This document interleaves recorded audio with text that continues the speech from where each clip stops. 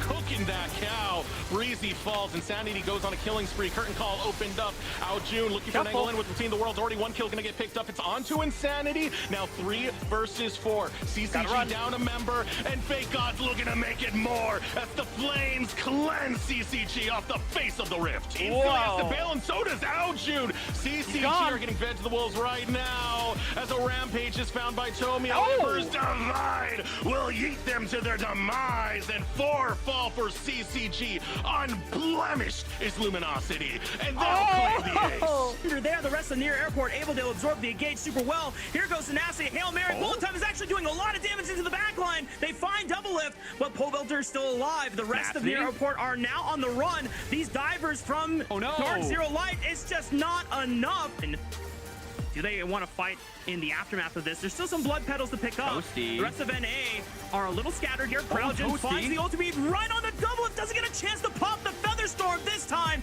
Dark Zero Light find the engage tools properly onto the back line, and there's just no chance for a response. One more rocket from Spawn could do it, but they have the reinforcements. Pole Belter arrives in time to save his favorite teammate, and Spica's there with the dunk, and now he's going to look for more in the Cryogen since Cryo was forced to flee from his support. But a good flash. Toasty, looking for the re-engage, had just teleported off of the grave, and now they're able to make the collapse in onto the overextended members of near airport.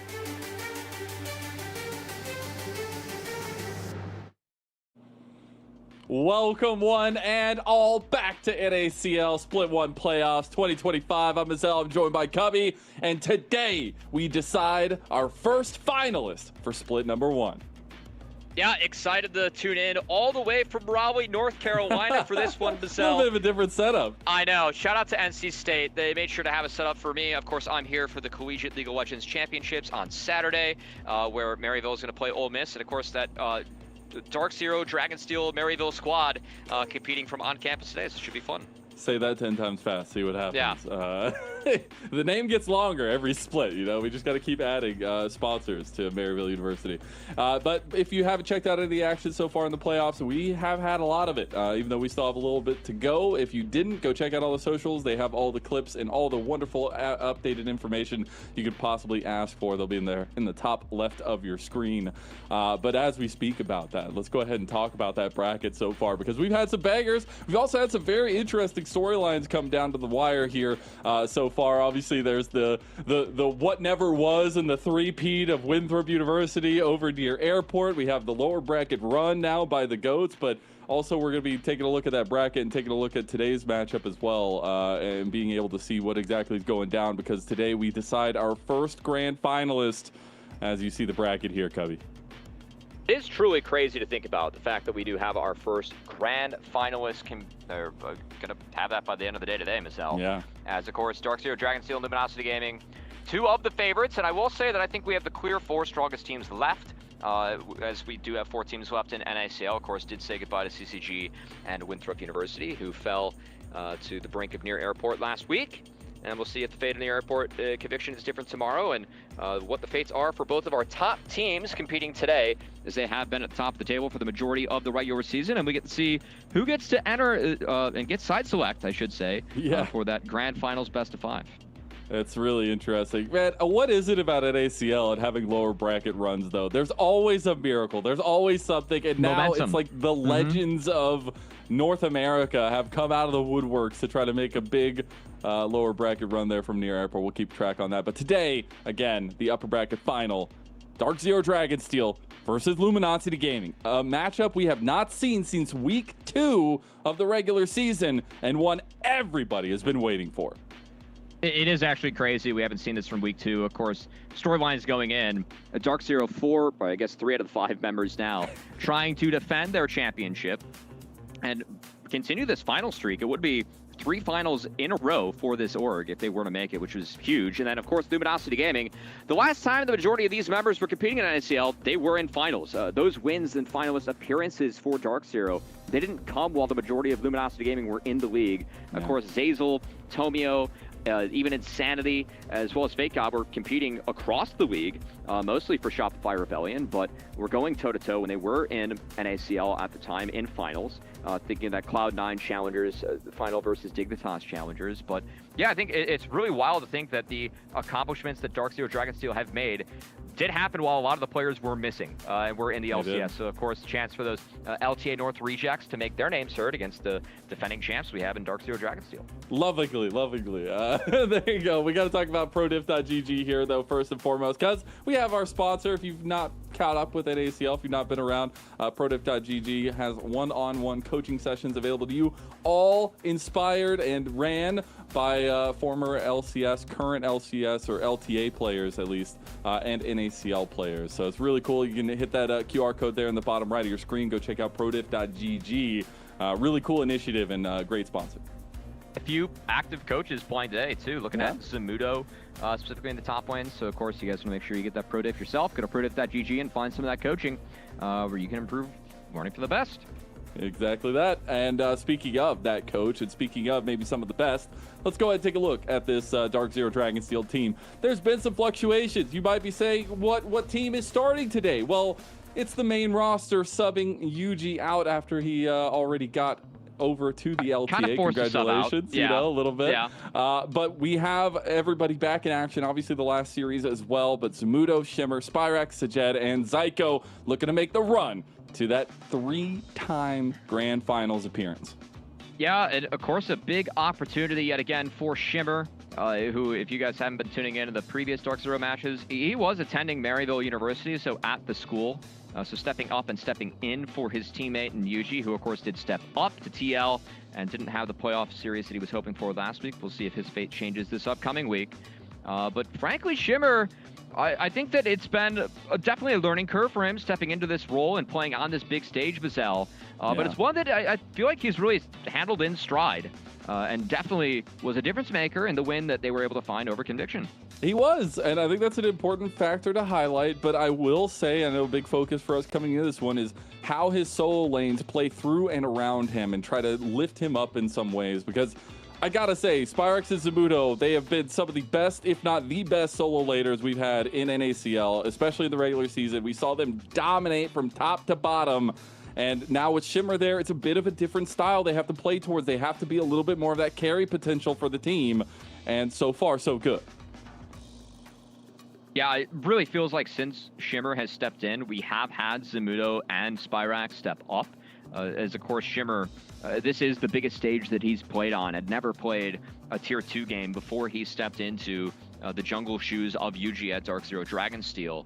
Not to mention CLAW, where, of course, he's competing in a final in a couple days. So it really has been Shimmer being thrown into the fire, and it has been great to see some of these teammates of his that we really laud for being potential next ups or opportunities to go compete at the higher level, and Zamudo and Spyrax really step up and make sure that not everything is on Shimmer's shoulders. Yeah, and I've been really appreciative that they were just, at least so far, really focusing on giving Shimmer things that, you know, you can have that direct engage, you can really set up for the rest of the team itself, and especially for those solo laners that I was talking about. I think it's really important to realize the factor he's going to have. I am a little bit interested at the jungle pool as we go into a best of 5 as well, and see what differences we're going to have in the fearless style of that. But that's where you really need to rely on these solo lanes as well to really prop you up. Obviously, I'm here at NC State. The Dark Zero Dragonsteel squad is too. They are. We're getting lunch together. There were some crazy game 4 and 5 picks being thrown around, all right? I don't want to spoil everything for the chat, but I do know, just one tidbit before we go in, Mazel. Both Shimmer and Zamudo do love Warwick, all right? They do love Warwick, yes. They do. Fake God does too, that's all I'm saying. But as you had alluded to, Maryville University / Dark Zero Dragonsteel, they are playing from North Carolina State. In Raleigh, North Carolina. You see them there. Nice little photo. Thank you, Cubby, for the update on the team. But nice to see them all getting ready to work. You know, you got Niles behind there ready to go, get them all coached up. But they aren't playing from their home setup here. Might be a little bit different for them. They've gone from like 8 ping to 35 ping, which, of course, everyone was joking about because you do have a little bit of ping advantage with the servers that they have over at Maryville. Yeah, the coaches were posing, the players were not. They were warming up, but definitely huge shout out to NC State here. They've done a great job at helping us get ready for the CLAW Championships. And just the fact that I'm able to broadcast this, don't have to drop a day, get to have an exciting match, and the fact that, of course, Maryville, of course, was traveling here to compete for CLAW, able to still compete for their NACL games. Yeah. I feel like that's a bare minimum requirement, but they look nice and comfy over there. A couple buildings across from me on campus. So I can't give the pregame chatters ins and outs. What I can tell you is that the inside info, man. I can't. What I can tell you is that the Supernova Ole Miss squad that faced them on Saturday, they did rent out a conference room, and we're gonna get pizza in, and they're going to have a close eye on this matchup, safe to say. Yeah, okay. Pizza party, indeed. Yeah, we'll do a pizza party, you know, like see what's going on. I got to say, though, on the other side of things, this team, Luminosity Gaming, they are no slouch. There has been so many questions of how good this team really can be. As you mentioned earlier, it's a narrative we're going to talk about all day long. The last time a majority of these players were here, they won the whole damn thing with Disguised, and it was an incredible run to watch. And they're here to do it again. They're back in place, and they're here to upset Dark Zero Dragonsteel and be the first ticket into Grand Finals. I mean, it capped off a back-to-back NACL year for Fake God, Tomio, and Zazel. Even Insanity was in the last final that he competed in NACL, did lose to that Cloud9 Challenger squad in spring before he went over to TSM and then SR. And a lot of the times when we have talked about this team, it's impossible to not talk about the pedigree that they bring to NACL. Again, lovingly have called them the LCS LTA rejects, because it really feels like that's the level that these guys are able to play at and have played at for the majority of their career. And even though in NACL, really has been no signs of slowing down. And I think that Deos talking about this team and just trying to find other ways to motivate them, other ways to push them, other ways to have fun has been interesting, because this is a team that has been very dominant. And sadly, I mean, the one rematch we were really hoping for and looking forward to was Luminosity Gaming going up against this Dark Zero Dragonsteel squad.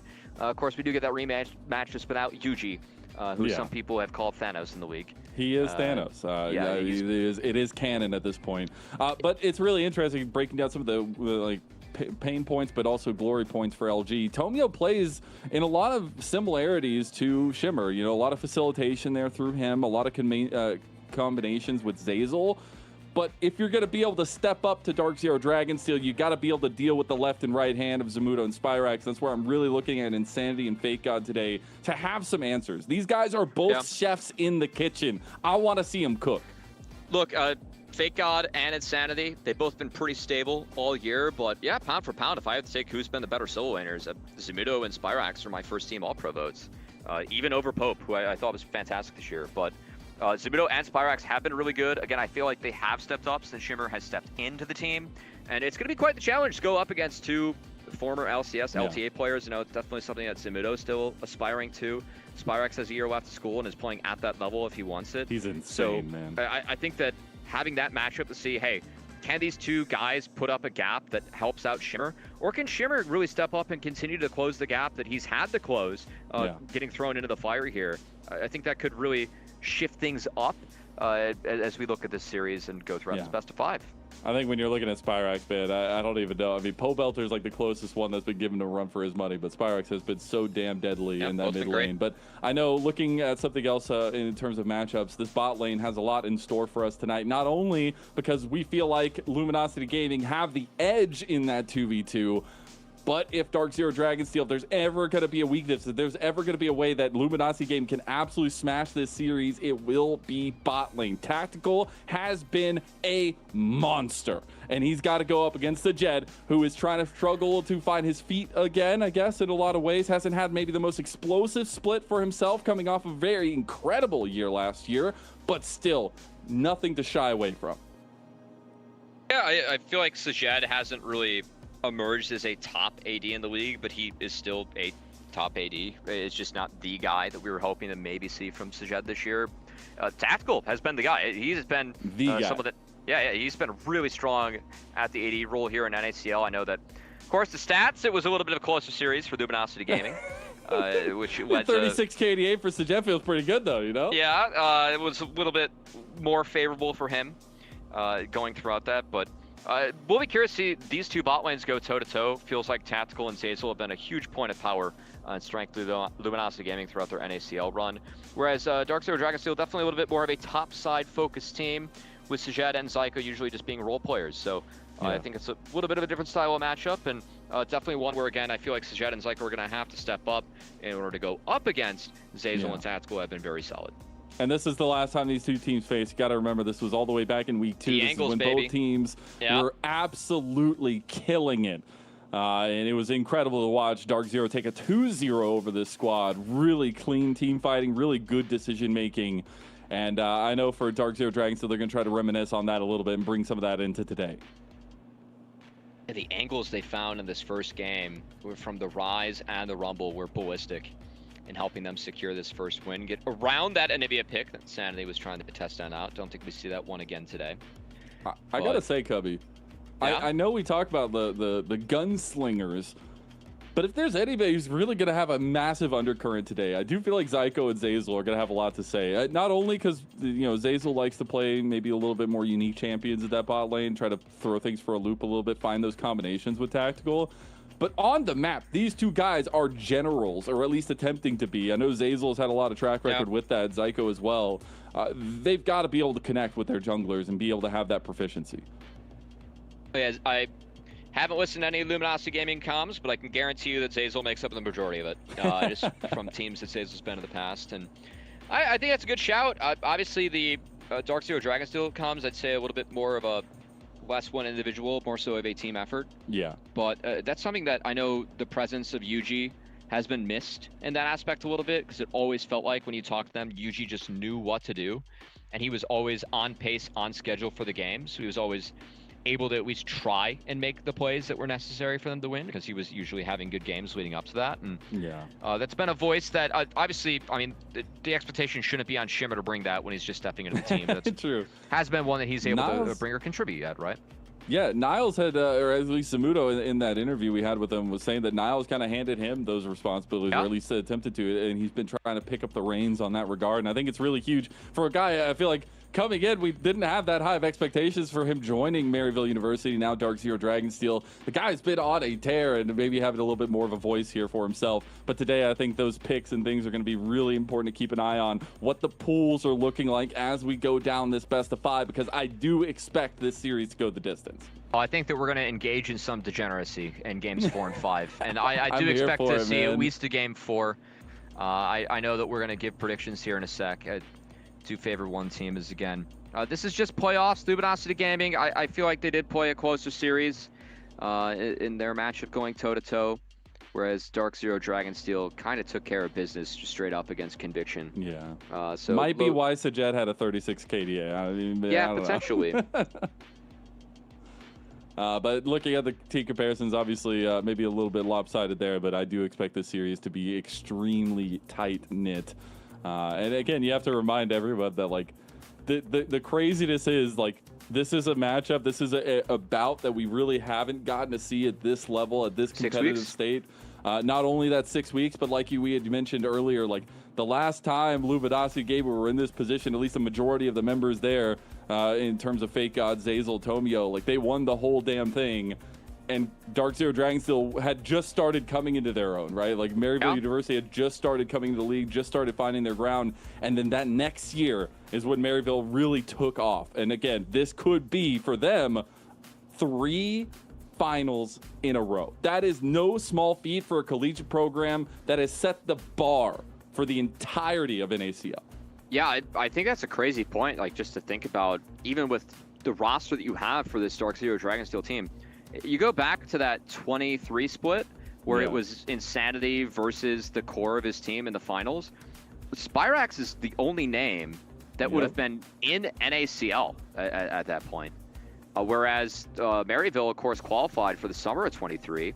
And that's where we started to, get to know the likes of Zyko being a solid player. Zamuto was still getting tossed around teams where he was middle of the pack and never really considered a top player in his role. Now he is the favorite in terms of being the next up to be promoted to LTA North. So I think it really does put into perspective, at least with that time that has passed, how much Dark Zero Dragonsteel have been able to level up. But isn't enough to beat the people that came before. And we're able to find the championships while they were still in the league. 33 or what? You know? I have not. Please do not spoil the game. That's actually my off-season plan. Okay. Nice. All right. I'm saving that for off-season. You just said like a main quote from the game. Did I really? Yeah, you did. It has been incepted into me. All right. Let's go ahead and take a look at the bans against here. We'll start with Dark Zero Dragonsteel. Exactly what they had kind of focused towards them here in split number 1. A lot of focus towards the solo lanes, as we expected there. Obviously, the nice little shout out to Sajed's Callista. Absolutely terrifying in that regard. But all those solo lanes are going to probably stay consistent tonight. Yeah, I don't want to see Sumudo get his hands on Gwen even in their state, where we have seen the Rumble Gwen handshake. But I think that's one that I like Sumudo a lot in. I know that we got bans up against Luminosity Gaming coming up as well, Marcel. As I will say, if anything speaks to this, I do think the Callista ban's a little bit unique. I'm surprised that Azir wasn't actually in that list, but of course, Look at the tactical bans. Yeah, he's always been someone that's been associated with Callista. Also, his Lucian, I think Tristana was a must-deny, as Luminosity Gaming were really ahead of the curve in terms of determining the strength of that champion in NACL and its ability to be played bot as a carry instead of just mid as a pairing. So I think that's been really telling for Luminosity Gaming, and at least showing a little bit of different signs of what the bot lane might mean for each team, with Lucian and Tristana really being carries that do require resources, whereas, of course, that Varus being taken away a lot. Definitely someone that, if he does get resources, can do big damage, but Sajad playing at poke, a little bit more supportive role, making sure that the carries are set up to find kills. I do think it speaks to at least a little bit of the stylistic difference, where very much picture Luminosity Gaming as a team that plays more so towards bot, whereas Dark Zero Dragonsteel wants to play away from bot and play for the top side. And again, like we see the Callista ban prior on both sides. Only one of them can play Callista, and maybe has to be banned the entire time. So who's going to get their hands on that?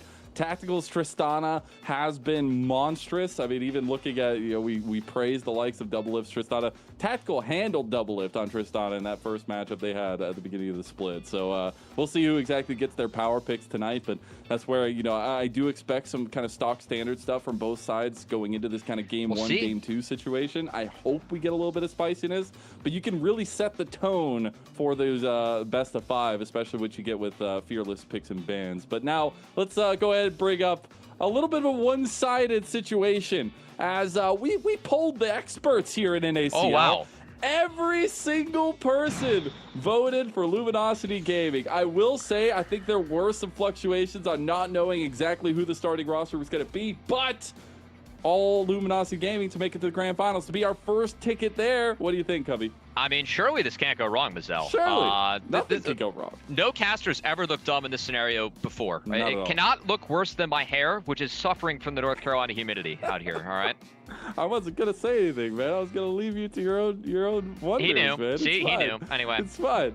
Just ignore it. We did unfortunately have this happen against Winthrop, where everybody voted for NA, and we all looked like clowns. Not Hawk.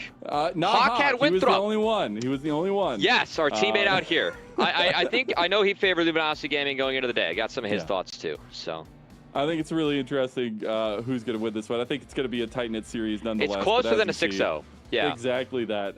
If we had series score, it might be a little bit different. Dark Zero Dragonsteel will select blue side for game number 1. So we have seen a little bit of fluctuation on who picks blue, who picks red. But to start the series off there from Raleigh, North Carolina, Dark Zero Dragonsteel will be getting on their blue side, getting this first pick. More than likely, probably for Zamudo, maybe getting some power picks for him, or at least for Spyrax too. Yeah, we'll see what the top lane trade's like. Obviously, some pretty high priority bot lane picks too. But with everything being on the board for game 1, I do think it's really important to get Shimmer a comfortable, good champion. I know that Shimmer, like from solo queue to pro, his champion pool in solo queue is very different than what we're used to seeing out of pro junglers.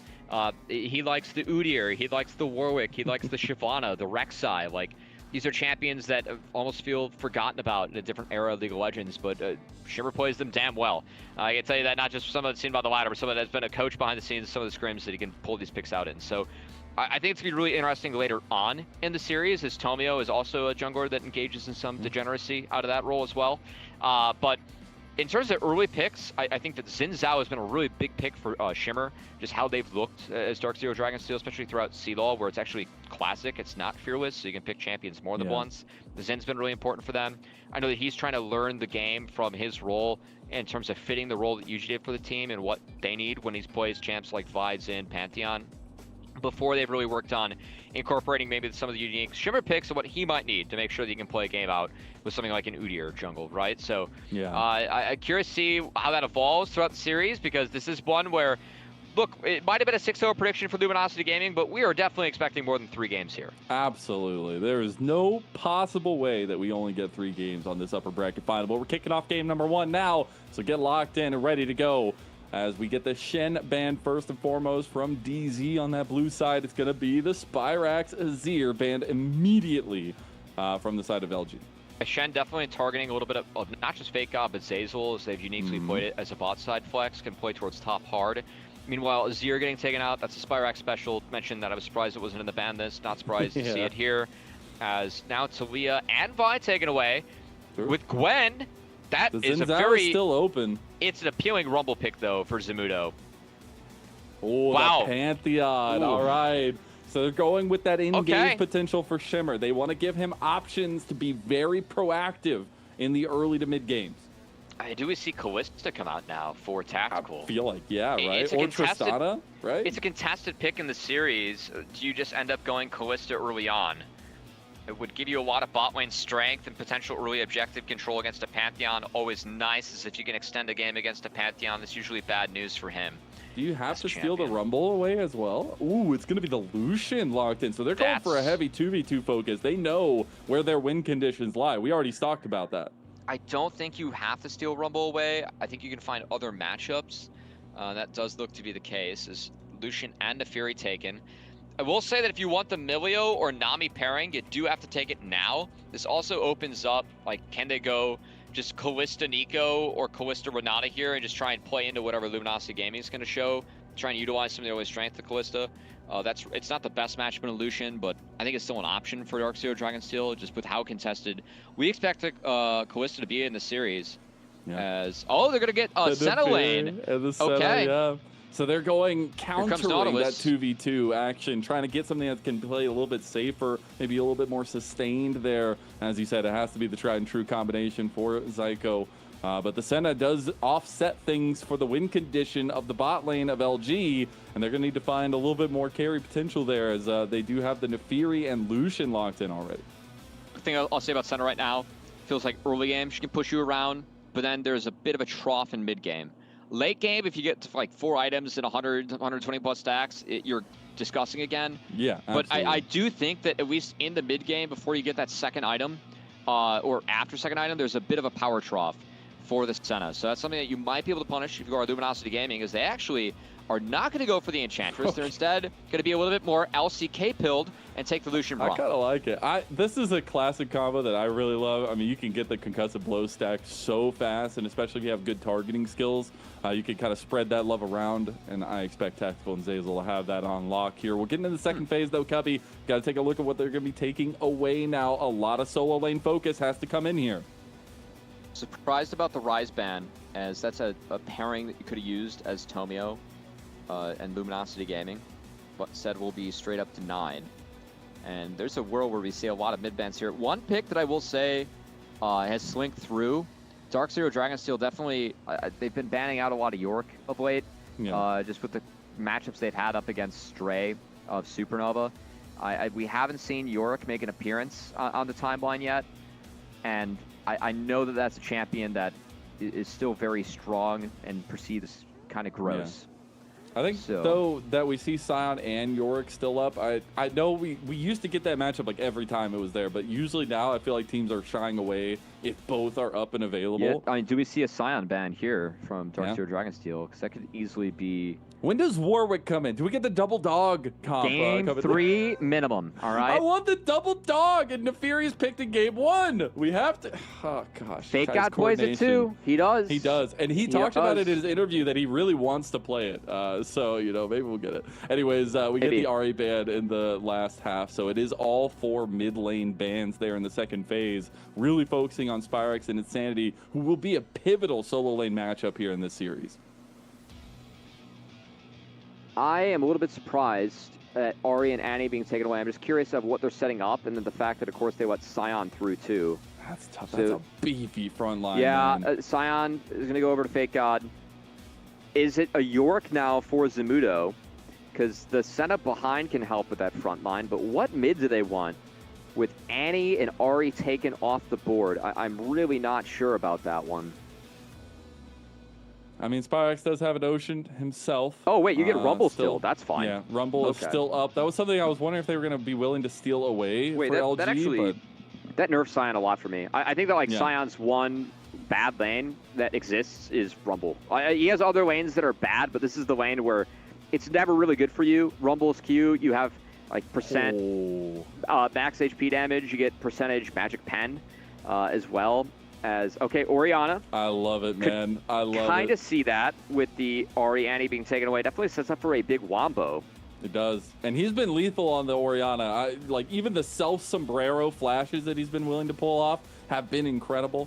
Spyrex taking a little bit more onus on himself with this Orianna as well, trying to play with the team, but have that big carry potential, big wombo combo that you're talking about. The way is locked in for Insanity.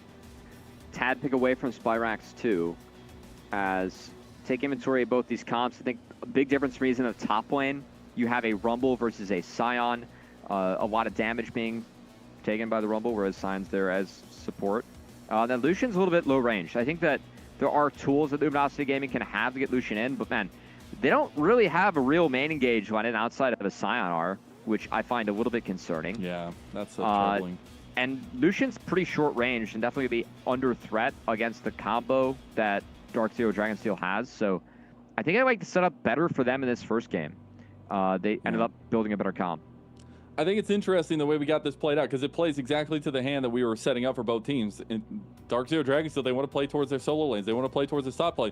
They're going to leave Sajet and Zyko down there and have a little bit of fun in that 2v2, but it's going to really be about how Shimmer plays between Spyrex and Zamudo with this Rumble and the Orianna. On the other side, a lot of eggs in the Tomio basket, but that bot lane, it's looking like a 2v2 surprise for LG to try to find an advantage there and take advantage of the one place that we said is the crux, is the place that LG can strike down the dragon. We're getting to game number 1 of this best of 5. The winner of this series goes on to the grand finals for NACL split number 1. Who will reach that glory?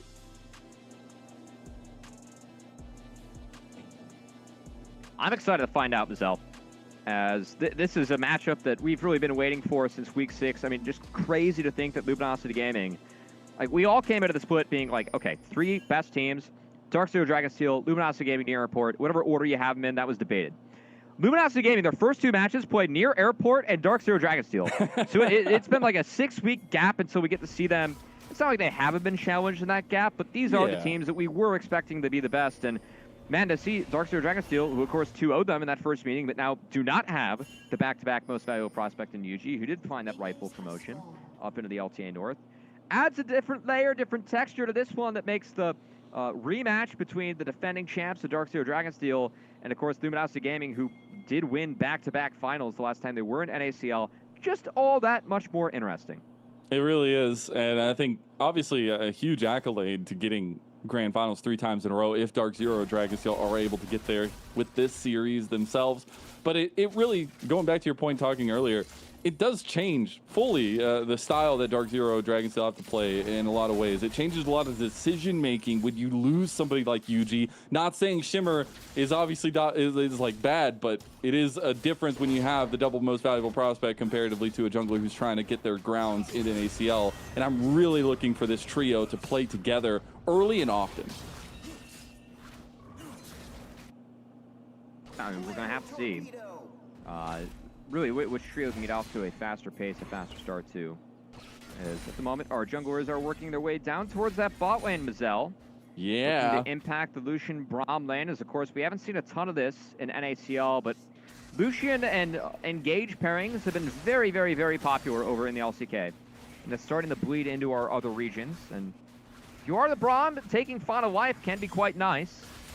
As, of course, you can proc Lucian's W passive off that, get that bonus damage, and as you highlighted in Draft, Mazel, the double tap and concussive blows combo, really nice for Lucian Braum, and getting a fast proc of that passive. It really is. You can get so much damage down during that as well. Tomio also a little bit of a change up for LG. Not on the facilitation. I know we see Tomio occasionally on carry champions, but Nefiri just seems too good to pass up here, giving him a little bit more carry potential from the jungle perspective for LG when we were really focusing on the solo lanes and the ADC position.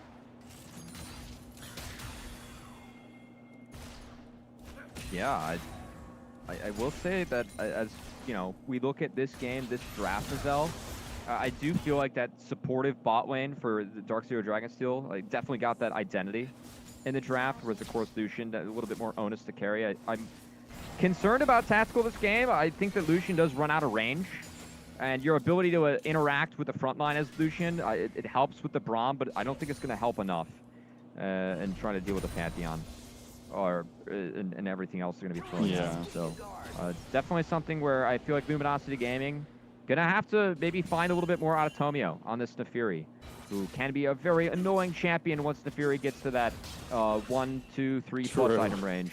Those items come in, that champ gets to be real strong. All right, let's take a look at the map states here, though, because we have LG playing with the map a little bit here. They're going to try to move out of that 2v2, feel like they can try and get a little bit more in the top side. They already bring Tactical at mid lane. Insanity's going to have to burn his flash down, dodging out of the spear. Zeyzal comes back around, and now Spyrax will have to burn his flash right back. Nice cue from Zeyzal as he got the Summoner spell on his Spyrax too. Attempted play from Shimmer. I feel like if things were... Oh, no way, You gotta be kidding me. You absolute beast! All right, good play, Zyko. Insanity, a little bit greedy. He's trying to step up on that wave. Zyko puts him in the grave. That's first blood for the series, Mazel. That's crazy, man. That supportive bot lane rotating around, making sure this mid gank didn't get too sour. Oh, no. Come on, man. Dropped the ward. It was a chicken ward. And you know what? I guess if we backed off there and didn't try and dodge the dredge line, then we would have been true chickens by not flipping it. True. I think that's definitely Insanity's thought process there. Absolutely. No ifs, ands, or buts around it, you know. No chicken butts either. Zeyzal going to get locked down pretty heftily down in this 2v2. Again, you had talked about it in draft, but the early pressure you can have as the Senna is really nice as well. A lot of CC lockdown between this composition, between Zyko and Sajed. But what does this map state do? I mean, obviously, LG were trying to swap out of this very early. I think they just wanted to get Sion out of the matchup. So less so for bot lane, more so for the top lane matchup. Sion loves to be in the 1v2s.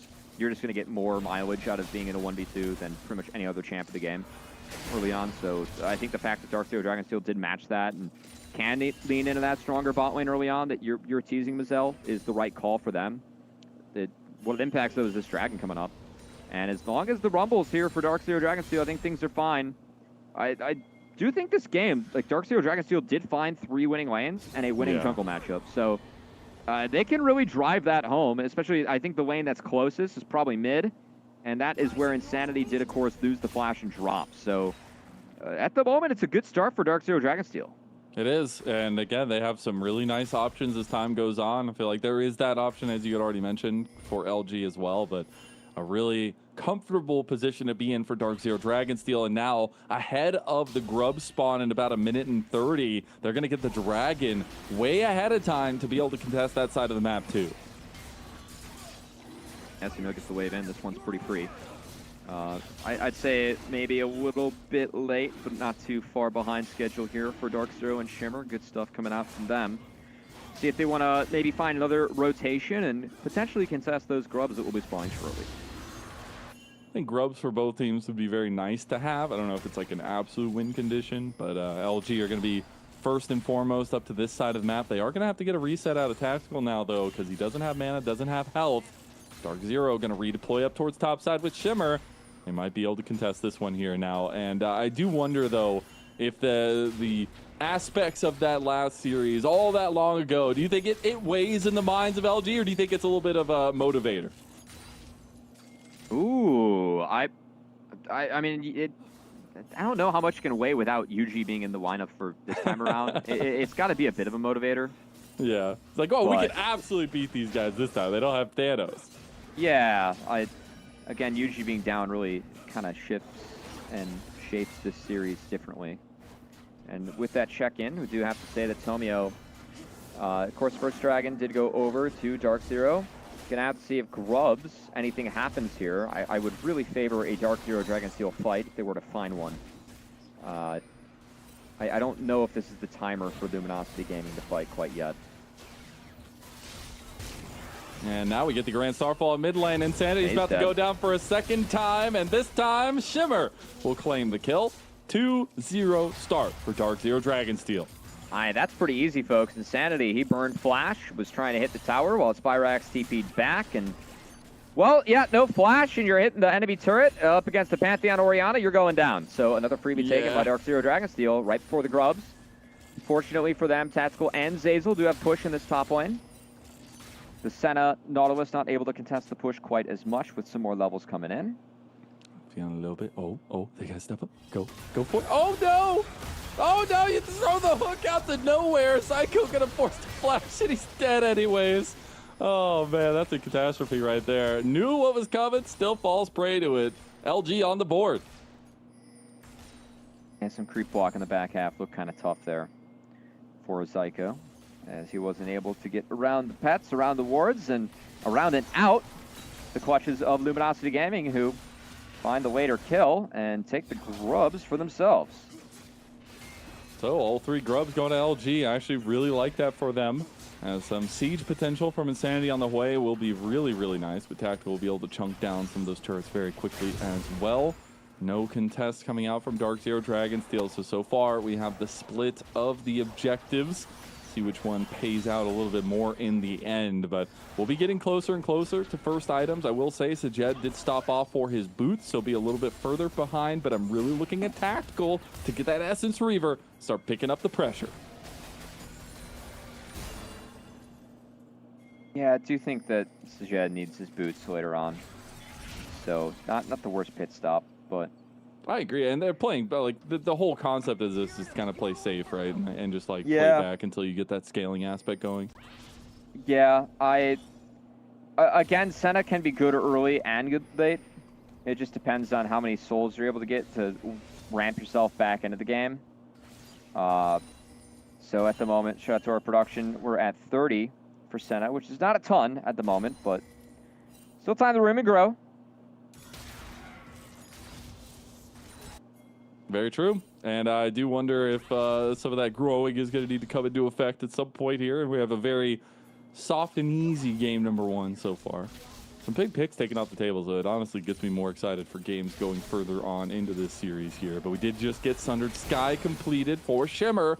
He's going to have a little bit more proactivity on the Pantheon. So far, so good for him. I got to say, we wanted to really have an introspective look on how these solo lanes will play with and around Shimmer. And Shimmer's had a really strong say in the game so far. Yeah, the first blood, first ult leading to another one, able to get a kill, right? I think the focus on mid's been appropriate. So definitely what we want to see out of Shimmer, as of course him going from being a solo queue jungler to a professional jungler, going to have to learn how to play the game in a 5-stack, what's required to win there, and not just picking Udyr and farming every camp that is in sight. So true. Has been the learning curve for Shimmer, but good to see him get off to a good start. What I am concerned about, though, is that Tomio has that early Spear of Shojin, done a really nice job of farming himself up. And once you get this item as the Fury, man, you go up in power a lot, and do you not look back. Oh, they got the gank in mid, and Insanity is going to go down. All of the feats of warfare completed off of his blood. As Dark Zero Dragonsteel going to move over to the Dragon potentially here. And the ult for Sajed didn't even touch down. Insanity taken care of before that ult could come through for Senna will be the reset coming out for Spyrax into the instant TP back, and that's likely going to be a look onto the Dragon afterwards. That Whoa! feels real bad. Okay, well, they're going to start it up and do it outright. Shimmer doesn't really have backup on this side of the map. He has Zyko on the other side. Steal it? No, it's not going to be taken. That will be Dragon secured by LG out from under the noses of Dark Zero Dragonsteel. Tomio was looking for an angle. Again, Insanity is coming out of base, but off the take, Dark Zero Dragonsteel, they try and play all the lanes. They don't want to drop anything. And by doing that, they end up just dropping the neutral. So good overtake by Luminosity Gaming. And that's a really needed response. I mean, the lead is starting to get out in front just a little bit here. About a 1.2K lead for Dark Zero Dragonsteel. And we said how good things go if they are in an advantageous position. At least so LG trying to fight back onto the map a little bit. And I do want to check in now that, you know, Insanity's going to get first item. We do have that Shojin's obviously complete for Tomio. How do we like their team fighting aspects now in these next objectives? I'm going to get more explosive now that we have ours in, right? I think at the moment, I favor Dark Zero's fight if they're able to line up their ultimates. The depth charge into the equalizer, into the shockwave, that's big. Whereas for Luminosity Gaming, I think that they need a little bit more time on the Scion to scale. Because that's a concern. Like, Senna cannot really deal with Scion later on. Senna's going to have to deal with other stuff. It's just, are those carries for Luminosity Gaming, like especially Tactical on the Lucian, going to be able to hit? I am not sure what's going to be the case there. That's going to be something to look out for, and definitely something that Dark Zero can try to play around. There's just so much CC that he has to deal with. Zamudo going to deal with a little bit of damage here up top, and he should just go down. Even Burst of Blast, Great Starfall coming in. Zamudo buys so much time. Zamudo! He gets the outplay. Is he alive? He is! Come at me, boy, and you better not miss. Zamudo outplays. Zamudo saw something that we did not, survives with 60 HP as the fast reaction from Shimmer keeps up his 100% kill participation, what's turning into an early game rout for Dark Zero Dragonsteel. The best top laner in the league shows up once again. Wow. This guy has been insane so far this split. He has been a monster for Dark Zero Dragonsteel, and his Rumble in a 4th pick situation too, gonna come in clutch. This is a champion that Zamudo has always played really well, but man, to see him turn that play again, like the way that you were casting it, Marcel, the way I was looking at it, I was like, okay, he's going down, he's too low. Can the Pantheon help out? Maybe. We're going to get a second look at this one. I mean, this is the... I wish I could hear the comms. It didn't connect from Fake God. He walks up on the equalizer. Tomio takes more damage from that. It's enough to actually find the execute there. And then, oh, it looks like a triumph almost, or a level up. Got Zamudo some extra HP. Yeah, he's running triumph with the Conqueror. So he got the 2 takedowns, got him that bonus HP, able to walk out with his life. I think the first takedown for sure the difference maker in the 60 HP that he ended up living with in order to make sure he could survive that Scion. What a great play by Zamudo and Shimmer. Who had the fast rotation up there to make that happen in tune with his new top laner. That's what I gotta shout out is like, I love these solo laners as much as anybody, but Shimmer, he's put on a hell of a performance here so far. He's got a little bit of a lead, he's got a little bit of a vibe, and he is looking to push that straight into LG here as Dark Zero Dragonsteel try to catch out Zazel. The spear goes a little bit wide. Cullen gonna be used by Tactical, but Dark Zero are hunting, and they have the Rift Herald in their sights. You could see Sajed with the lethal tempo on the Senna actually able to fire off a lot of autos. Same with the Ghost being rocked as well. Doesn't really need a cleanse for anything too specific this game, so like the fact that he's rocking the Ghost. I feel like that's been a little bit of a forgotten about Summoner spell. Well, Luminosity Gaming showing they have not forgotten about Shelly. Tomio going to try and sneak in. Oh, but unfortunately Tactical just gets almost 100 to 0. Shimmer's gonna flash for it, doesn't get the combination there. The Shockwave is not gonna be here because he's TPing just now. He has it now, but that's a big taunting shadow. Shockwave. Oh my god! Spyrax! You absolute crazy man! He comes in late with a TP and finds himself a triple kill. He'll even pick up the eye on the back end of it too. He missed it. And the he missed it. No, he did. But the solo laners still showing up big when they needed to for Dark Zero. Great TP from Spyrax. Great hold on the Shockwave, too, as he kept that ball in the choke and pulled the trigger when the time was right. So that Rift Herald not being picked up, that is going to hurt a little bit. We do have to start talking about this game. I think that Dark Zero have to snowball this one. So the fact that they have this kind of fight, a little bit surprising me. Shimmer goes in really deep to try and wrap this one up. Wasn't able to get the W off on the Tactical, was exhausted, so he goes down. The ult from Sajed is just a hair late. Making sure Shimmer gets out of there, but then... ball adjust. Yep. He switched it from Sajed to the fight. Oh my god. Yeah, that ball, he was just holding the choke, threatening Luminosity Gaming. They could not walk out of there. And then this is a little bit unfortunate timer. I can't blame him that one, Mazel. Looked like the animation was going into Spyrax, but didn't see it in his inventory.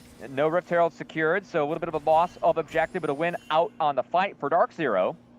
And now this third Dragon's important. I think if you give Luminosity Gaming this one too, that's pretty expensive for a comp that you have to really push the game forward they got on. Tactical? Okay, no, they're going to get the Unstoppable It's not Onslaught enough. out of Fake God. They might turn this around. Tactical is moving right now. He's got tons of damage on the Shimmer. That's going to be a big hit from Insanity on the back end, and Shimmer will fall in the end. The Spiraling Despair has hit, but Fake God should just go down in the end. He'll go zombie form, Dragon, but it though. is just that 1-for-1 ahead of this one, and Shimmer is down. Look at the Dragon. That was a 3v4. Or I should say a 4v5, because Tomio was the one on the objective the entire time. He's going to sneak it out from under Dark Zero. That's big. Oh, they want this fight. They want this fight. Tactical has to get out, though. Glacial Fisher used. Tomio looking for the resets now. There's the equalizer, but Tomio's all by himself now. He has been left to his own devices. The dog has been left out in the woods. That's Zazel getting knocked down, too, by Depth Charge. That's going to be a really big severing bolt to back them off, though. LG, they are being put through their paces here, and massive pressure from Dark Zero. Still, though, I don't think that Dark Zero is creating or snowballing the league big enough for this game.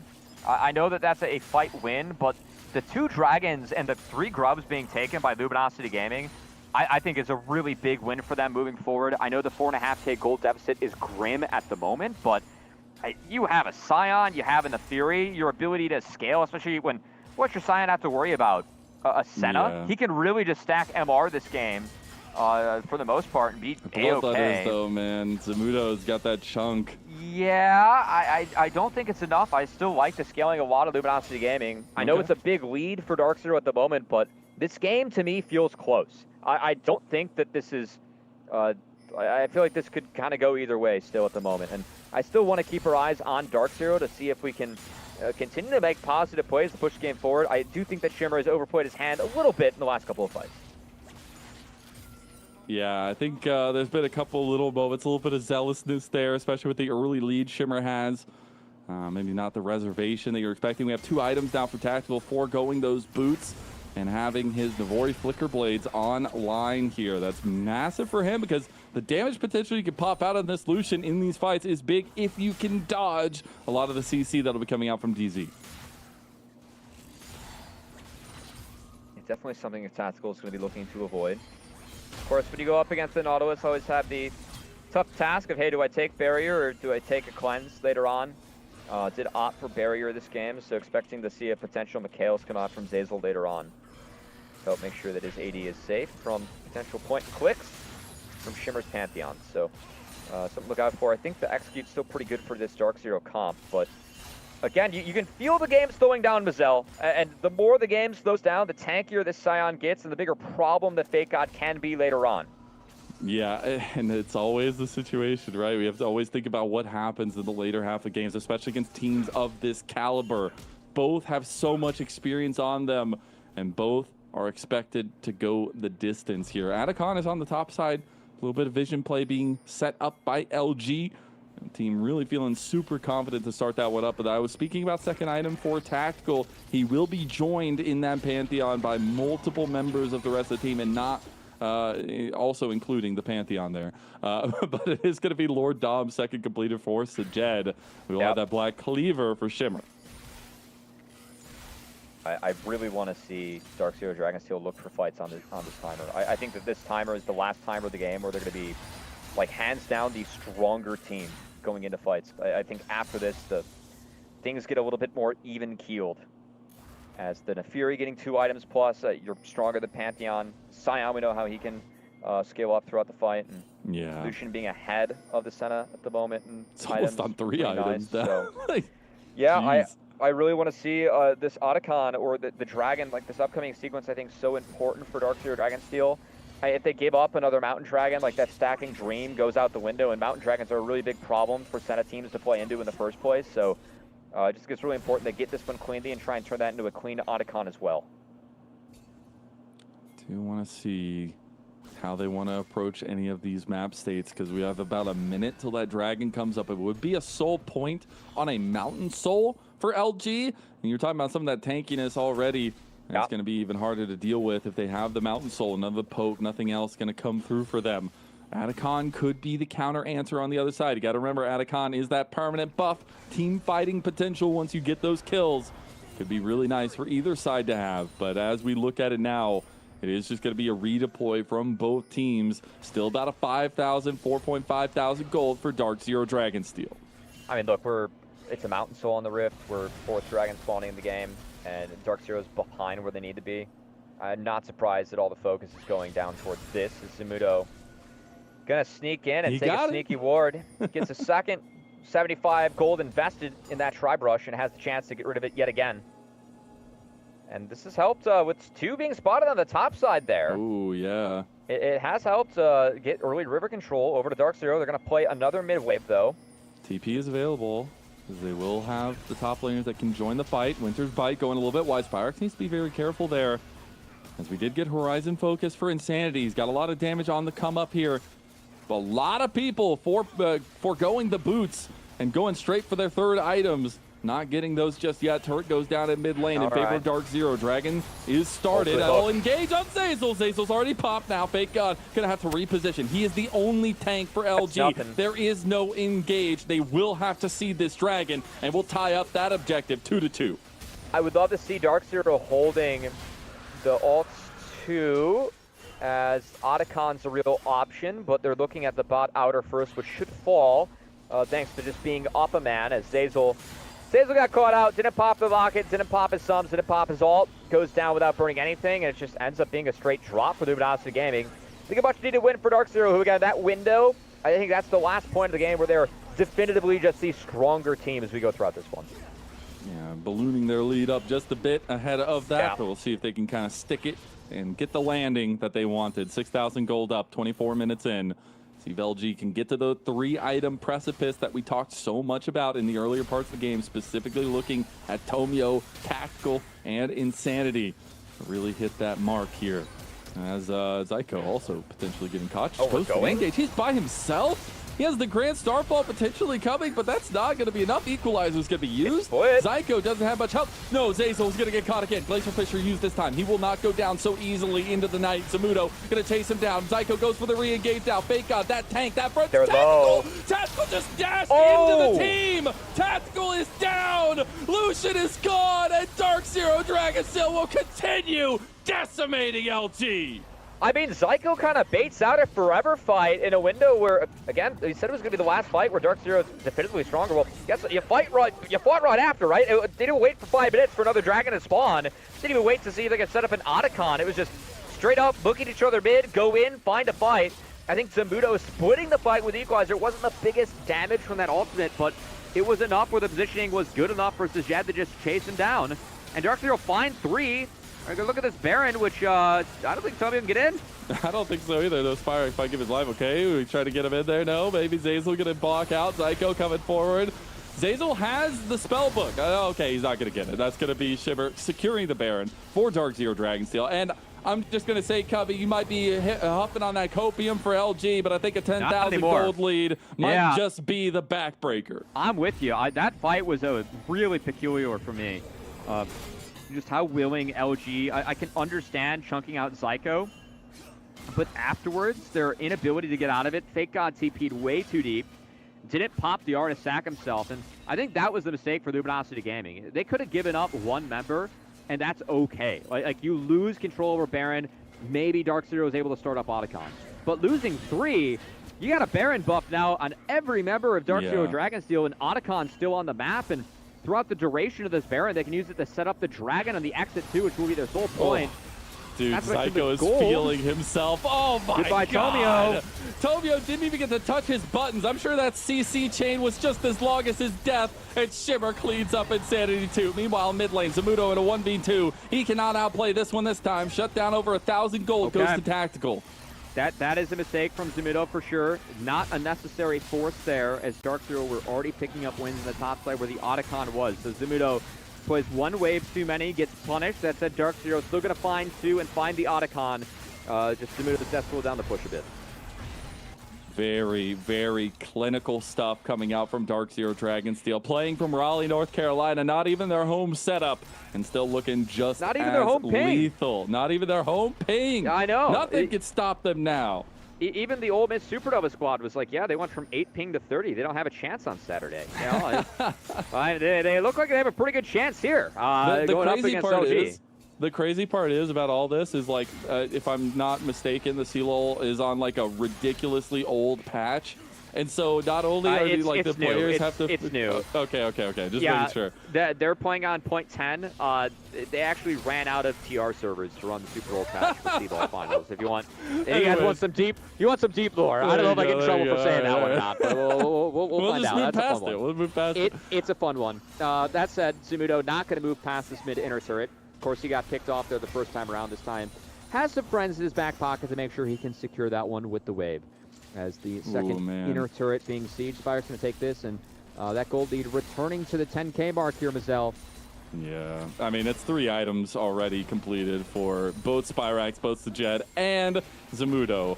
That's going to be really difficult to handle. You can see all that pressure coming to a fold up in top side. Equalizer going to be used. Unstoppable Onslaught as a taxi cab out for Fake God as he says, get me into the next one.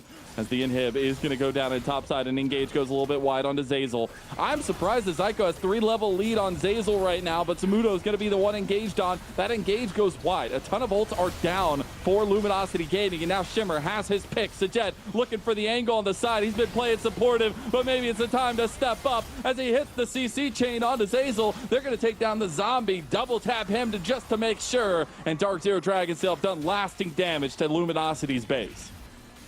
And you can see that with this Senna, they're still able to play fights slow enough where I feel like the lack of engage from Luminosity Gaming has really hurt them. Again, Braum into Nautilus, that's a good matchup on paper, but their main engage right now is a Scion ult or just Tomio going in. There's not really follow-up behind it, and I think that has really helped Dark Zero just be able to dictate the pace of this game. Is even if Luminosity Gaming, find an edge on the map or have numbers, it's tough for them to force. We have seen the few forces they made. I mean, even dealing with the semi-global of Shimmer, right? With that Grand Starfall, like that play top being turned, that was a positive look. Definitely been something that's had a big impact on this game. And we have to remember this. The setup we had in this one is like the last time that a majority of this LG team was here. Fake God, Tomio, and Zazel. They won the whole thing with the Skies, and then they went on to Greater Pastures. They went on to the LCS. After they left, that's when Maryville University, that's when Dark Zero Dragonsteel started their claim on NACL. And we see this culmination now. We see this matchup we've been waiting for. And so far in game number 1, Dark Zero have come up with every answer possible. That really hasn't been Luminosity Gaming getting off this a good, like, it really felt like they haven't even started the series yet. For being frank. They're still waking up, Yeah, like, they haven't really gotten into this one. They never got into the game. I think that Shimmer definitely deserves a lot of compliments for that.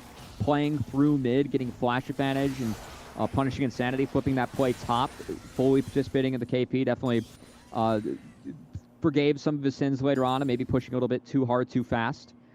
But yeah, I think this has been about all you can hope for in terms of a game 1 look for Shimmer, who again continues to look more and more comfortable the more reps that he gets with this team as he acclimates to what it's like to play at this level. And I love the adaptation. I love the draft styling, the strategizing that Dark Zero had. They know what their conditions are. We said it from the beginning. Like, you have to make sure you're playing around or stepping up to provide Shimmer with that extra room. And they played away from it from that bot lane. They had the Senna locked in for Sajed. He's played it wonderfully. But the supporting cast for Dark Zero Dragonsteel is really putting in some work here. And the two that we really wanted to step up, Spirax and Zumudo, have had game-stopping plays so far in this game. Game number 1 of a best of 5.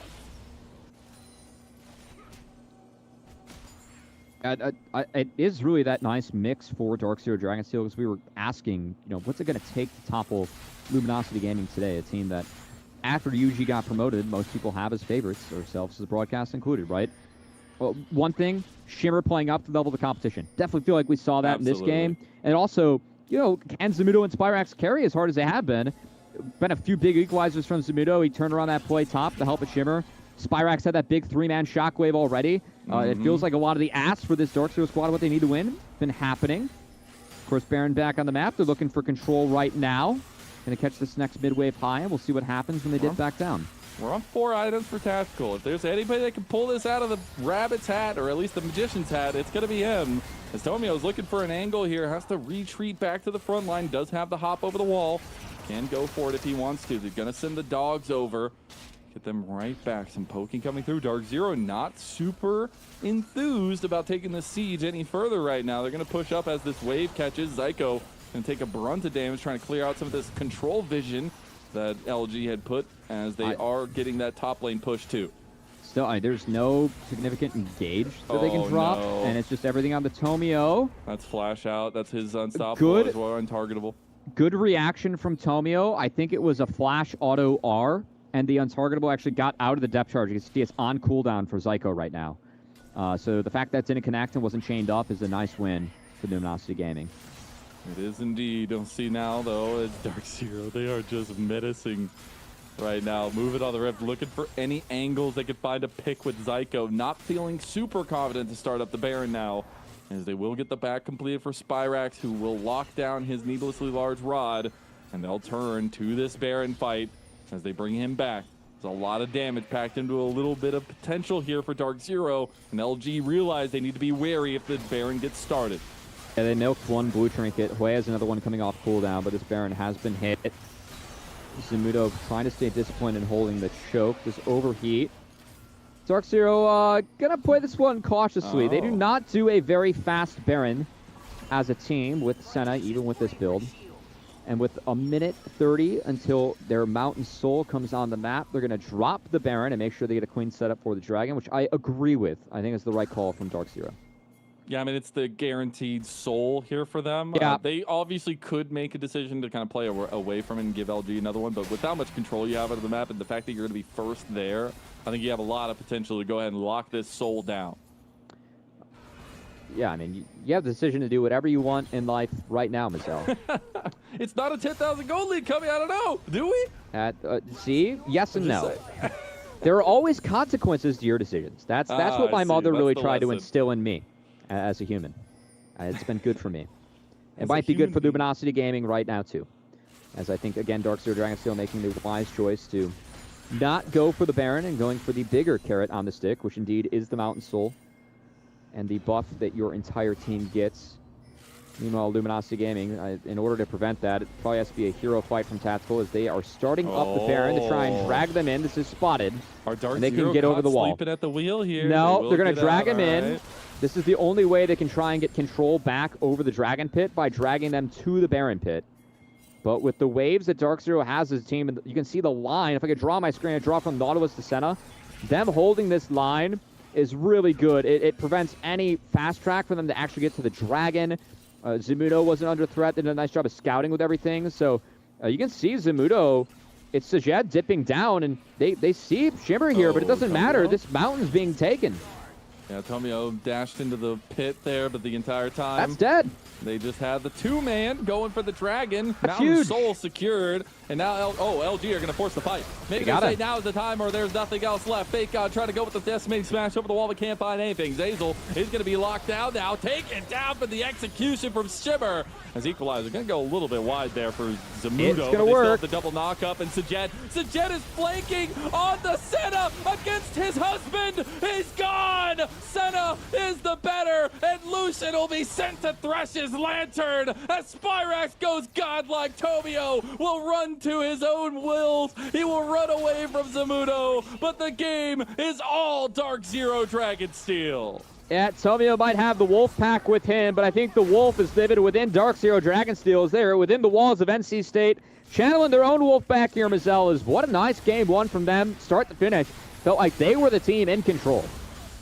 They got that dog in them, apparently. We'll see if the Warwick comes in later, but LG, they will fall in game number one at Dark Zero Dragonsteel. They make good on the conditions we set for them, and now we'll take that one game step forward in this best of 5. I like that draft much better looking back now for Dark Zero. Again, I think that Sion is such a power pick. One of the big picks that does nerf Sion a lot in the game is Rumble. You have that lane priority, and you can always get through that health bar later on. So even pairing up the Senna Nautilus, where even with the new build, you still kind of run out of damage dealing with the Sion, it didn't matter because you had the Rumble, the Senna being supportive over the top, and then, man, the game that Shimmer had, too, definitely deserves really a lot of praise. Felt like that's a great first look for Shimmer, really the best case scenario you can hope for if you are Dark Zero Dragonsteel coming into this week. As you got NACL, potential trip to finals on the line, and of course, CLOL finals on the line. To have Shimmer, the person that is stepping into the shoes of Yuji, step up like that in that first game, good look. It is a really good look, and if you want to be a good look like that and you had fun watching Zamudo style in that 2v1 that turned into a 2v2, well, go get some coaching from him on ProDiff.gg. Maybe he can teach you the ropes. Maybe he can figure out how he lived with 60 HP in that crazy situation. Go to that little QR code in the bottom right. Go catch some one-on-one coaching from LTA players, former LTA players, and NACL players. Ask Zamudo about Gragas, please. He will give you good advice when it comes to that He champion. will. I promise you. He will, absolutely. But what a masterclass from Dark Zero Dragonsteel. See if LG can use some of that tenacity we know they have, some of that experience we know they have to pull this series back. We'll see you on the other side of this break.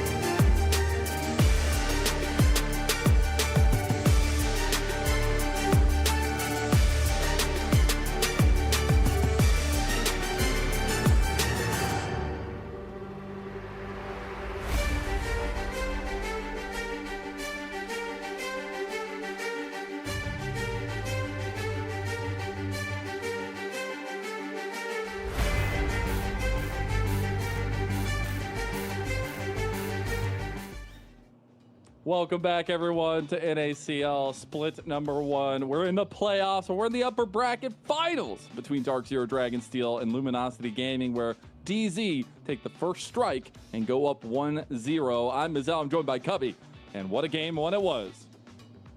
Yeah, it ended up being a pretty one-sided game, as I really felt like Luminosity Gaming's comp they had scaling, they lacked engage, and they lacked push in winning lanes. I think it's one where you do this against Dark Zero. I feel like this was the team that was really making their money, their bread and butter, by winning out games from minute 0 and playing from there.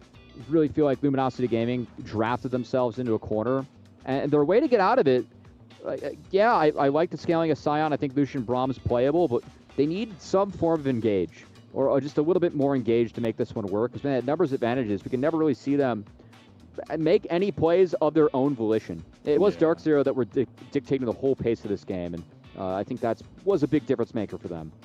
It was indeed, and I know we were kind of holding on to the LG hope there, hoping we're going to get a contested game, a back-and-forth one, or at least that scaling really coming online for them, but it did not. So you have to take stock. You have to remember, this is a squad of LCS veterans that have come and trying to restake their claim on NACL. How do you think they're pulling off of that game number 1? How do you think they're kind of resetting themselves to get into this game number 2? I think I'm looking at my coach and everyone on the team like, please give me a way to play this game. Because I really don't think they had a way to play this game out halfway through. Again, it was just waiting for Dark Zero to mess up, waiting to find some sort of angle. It just felt like the Scion Braum were absolute meatballs, and the Hwei Lucian was just not a combo that could really fire back. So I think that going back to the drawing board, for sure, just needed... I'm curious what kind of look we see out of Luminosity Gaming next, because this is a team that we feel like can hit us with any look, any strat in the book at this level, just looking at the players that passed. But to be fair, that first one was a little bit disjointed, which can sometimes happen when you're trying to cook with a lot of different ingredients. So I just want to see something more cohesive. Yeah. Just pick things out and go from there, man. Like, seriously.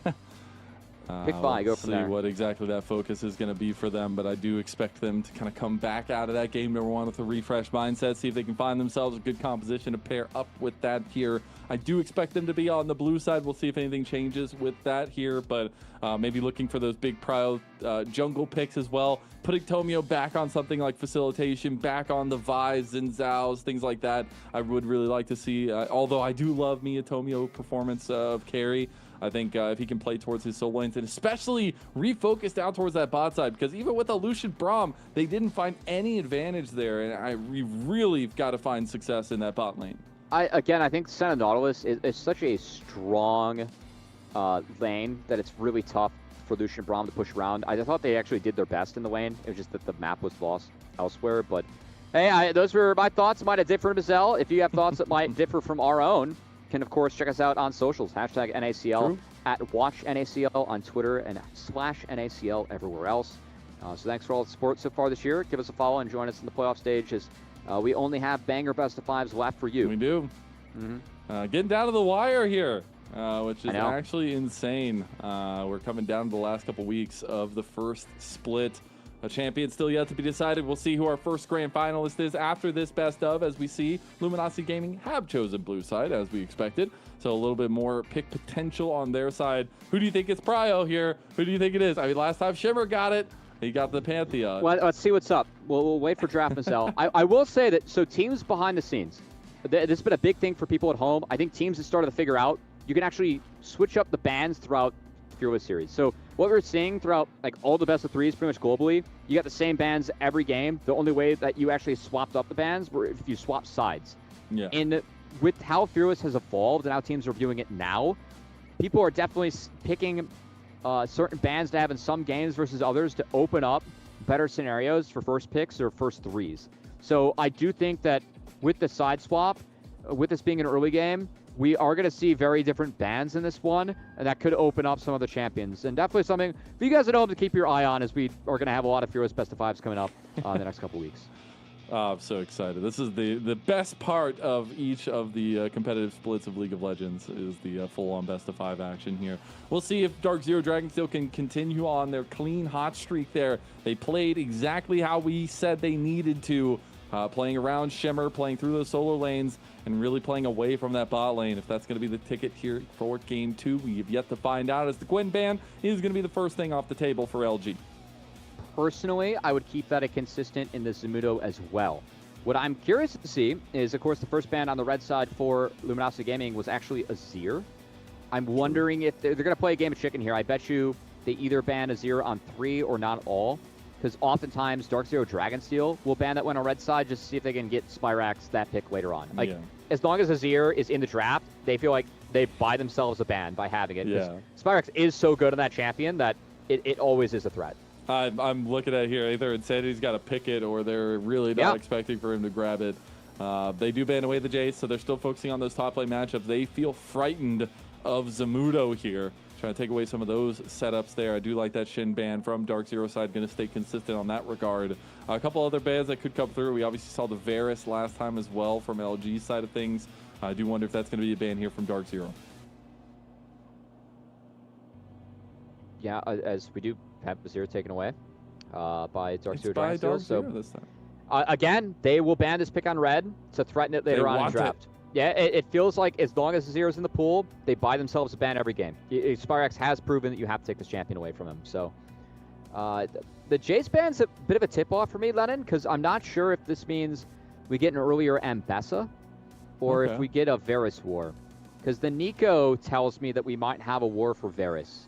I think so. I mean, we saw it as the ban last time around, but I still think Varus just provides so much versatility and utility as well in the bot lane. But he's also not a slouch in the 2v2.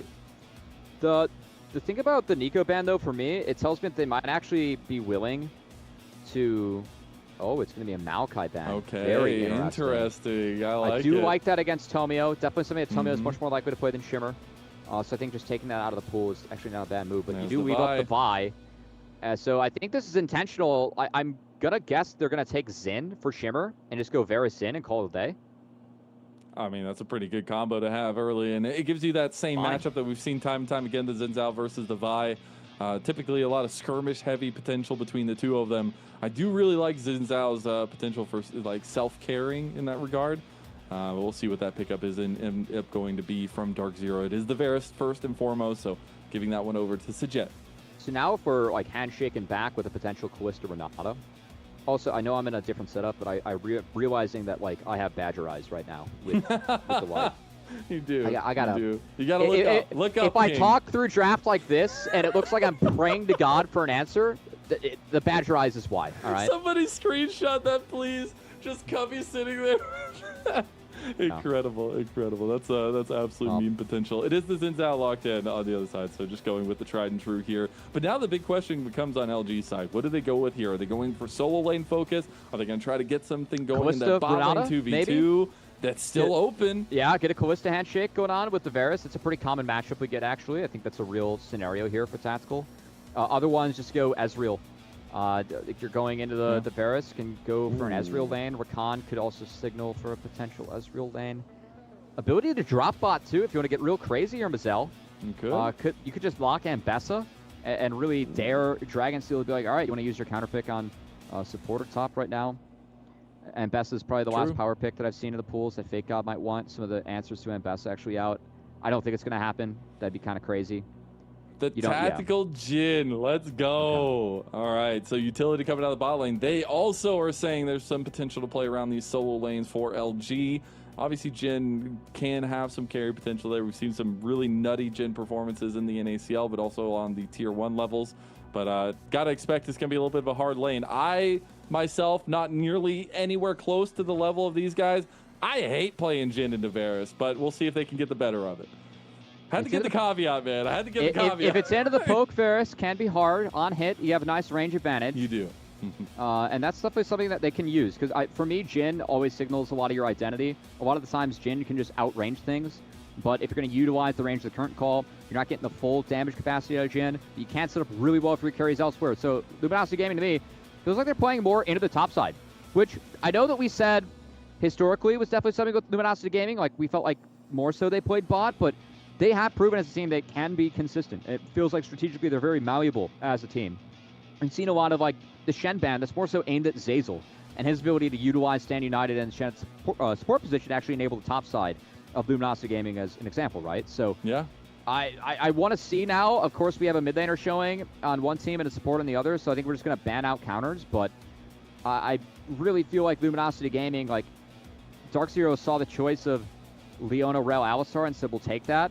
I am surprised that they banned out Alistar first. I know it's That's the what really I'm saying. OP support. Like, I'm a big Alistar fan right now. I think he's straight up OP.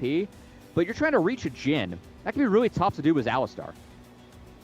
Yeah, it absolutely can be. I'm very curious at the bad prio there, but I have this looming factor, and it has something to do with Arcane, Cubby. I think there's a lot of champions that Spyrax is deadly on. I mean, we saw him have great stuff on the Orianna. We talked so much about his Azir. I think one of the undercurrents, one of the unsung heroes of his pool is the Victor. This guy is insane on this pick, especially in those later game team fights, using the utility, but as well as that AoE damage threshold.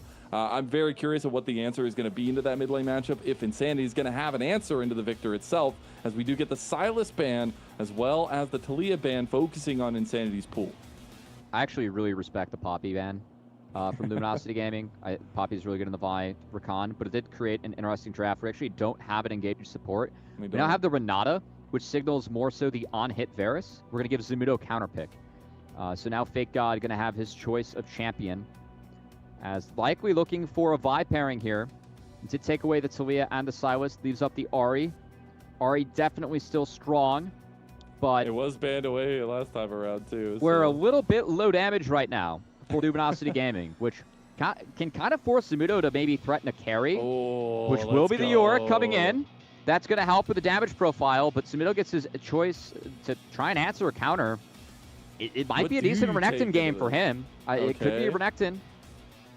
See what they end up wanting to go for here. Maybe looking for some kind of answer into the Yorick, because I think the Yorick side laning pressure is going to be so damn difficult to deal with here. And Zumudo, he can cook, he can find those advantages, but he is also a saving grace to this Dark Zero Dragonsteel team. He has been so monstrously good. He's going to lock in the Mbessa that we foreshadowed earlier. I mean, a bit of a deny from Fake God's pool, too. That's Fake God's most played. And I was setting it up earlier as an option just because it was his most played. And I think that's the interesting part about this draft. I feel like Dark Zero Dragonsteel actually are really hitting at some of the big champions for Luminosity Gaming.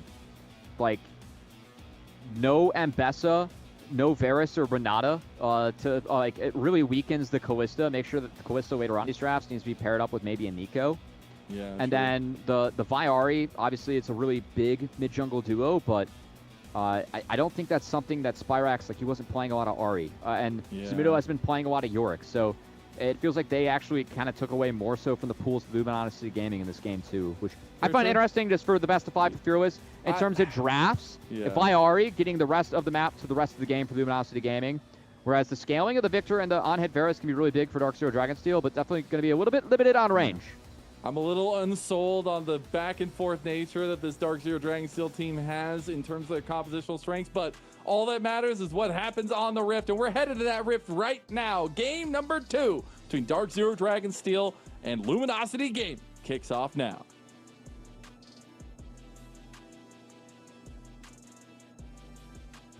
Definitely have a lot better direction for Luminosity Gaming with how they want to play this one out, Michelle.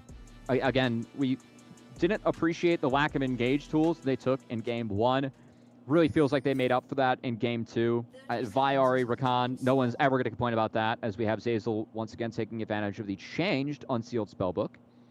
And Isn't that just the perfect Zeyzal ruin? Like, I like it's it. the perfect keystone for him. You can be impactful with it. We saw TP back as Zeyzal was trying to be impactful with it.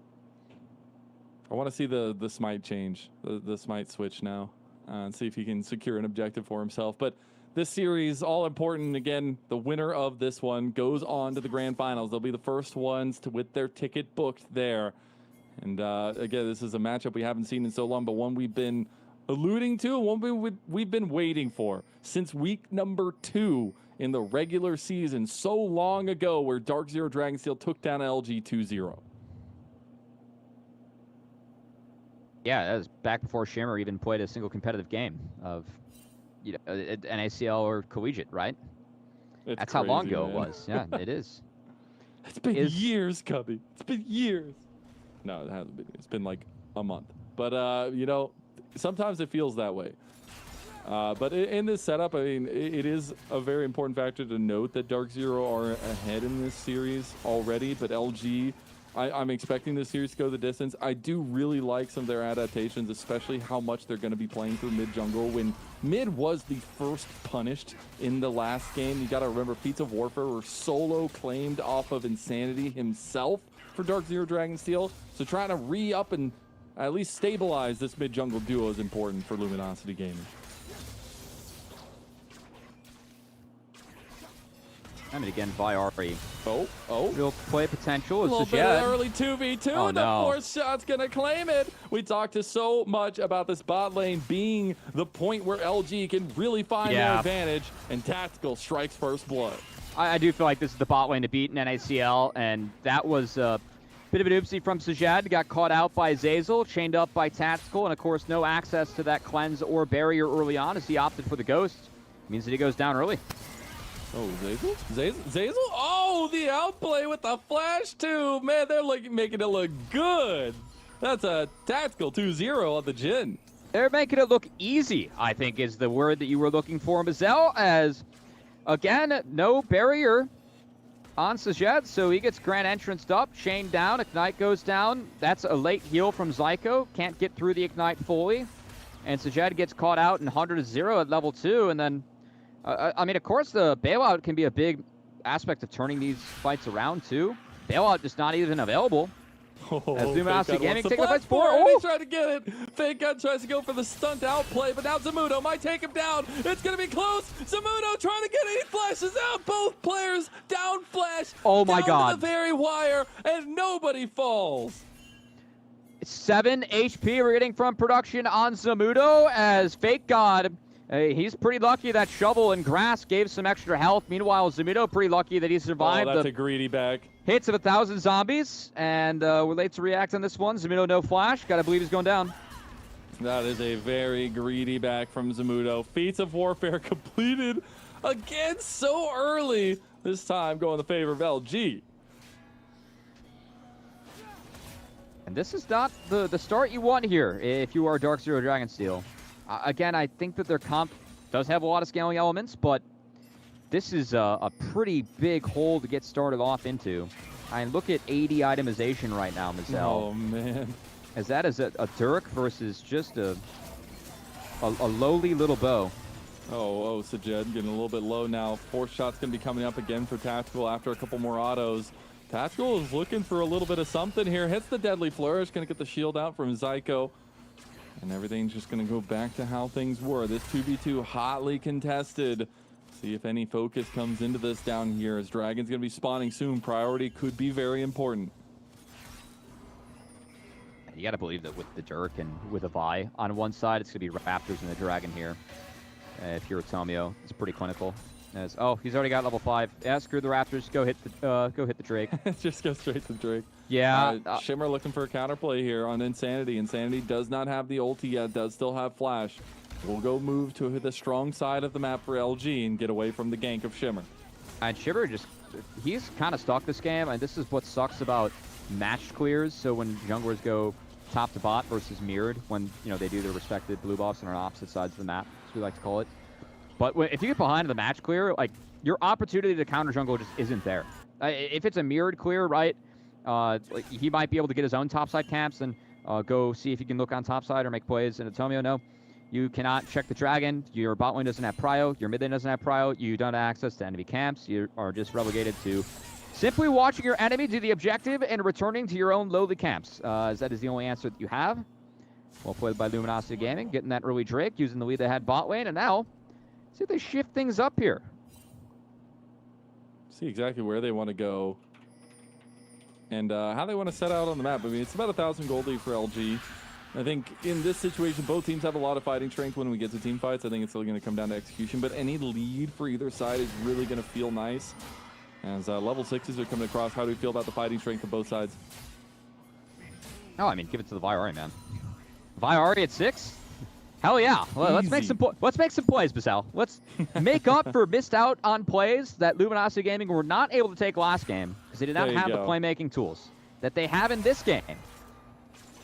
Yeah, make up for the game number 1 with a game number 2 banger and send us to a tied series in game number 2. That's the ultimate goal here, to get us to 5 games. Honestly, as a caster perspective, that's what I want. But Shimmer's going to run into the jungle. He thinks it's his own, but really it's Tomio's. And he's going to flash, but you can't flash away from a Viari. And Insanity will just run him down. Even that 3-talent strike will not be nearly enough. A 4th kill goes down, this one to Insanity. Good timer from Tomio and Insanity. They caught Shimmer before he hit 6, was 1 camp away from it, and straight up, that's the difference, right? And managed to burn their ults, take them out, take some camps away. Won't be able to stick around for the red buff, but still another win for Luminosity Gaming. Oh man, now Dark Zero pushed to the brink on the bot side as well. 4th shot and a couple more from Tactical. Everybody does have flashback up, everything available. He's going to try and both R. ADs, there you go, open up the curtains. Psycho's going to flash away, Sajed gets out as well. He's going to hold it. Force pressure, try to get some of these minions down. Try to get those last couple casters. Nope, he went for a shot onto Zyko just in case. The unexpecting. It's going to be back to normal state, but a healthy advantage for Tactical and Zazel down here as grubs are spawning. They should know that all of Tomio's topside camps are up. Just from, again, each of our junglers going top to bot this game, and Tomio sticking around on that top side. Grub's also going to be a focus. As you can see, both supports hitting a recall to try and support a potential play up here. I got to say, the one thing that's kind of emerged in the scoreboard for me was do have a lead for Spyrax in this Victor VRA matchup. Yeah. If Victor goes through this lane undeterred, he can build up a lead, but just given the roam that we had from Insanity, this lead's a little bit bigger than what we'd expect at this point of the game. If there is somebody that's going to do it, it will be Spyrax. But that's still a question that needs to be answered. A lot of boot starts for LG here. Just get that extra mobility going for themselves. It's going to feel pretty good, but they did end up giving over the 2 grubs to DZ. Is he not even going to take that one? Okay, he smites it away. But is going to go ahead and give that objective. And that does give them, or at least the objective of part of the feats of strength there. Yeah. And evens up a little bit. Still about 1,000 gold lead for LG, though. No, that's still a nice take. Tomio will have the ability to make plays here. He's going to take the top crab, and Tomio's going to be ahead of his counterpart in Shimmer, just off the kill, and off the fact that he's going to get more camps here, given that he took the crab and has his 3 camps clean up on the bot side. We'll see if he can make use of that once he gets in position to maybe cast another cease and assist. Dragon's coming up in about a minute. See if LG want to get that stacking going for themselves. It worked out so damn well for DZ in game number 1. And trying to match that on their own side of things. Really probably wanting that first item spike, but since the boots rush maybe a little bit delayed on that for the side of LG, we'll be getting closer and closer to that. I also like the Dark Seal stack for Insanity. Just go with the confidence play. Go for the stacking. Go for the kills. We'll see if it pays off for him as Luden's the first item matched with Sundered Sky for Spyrax and Tomio, respectively.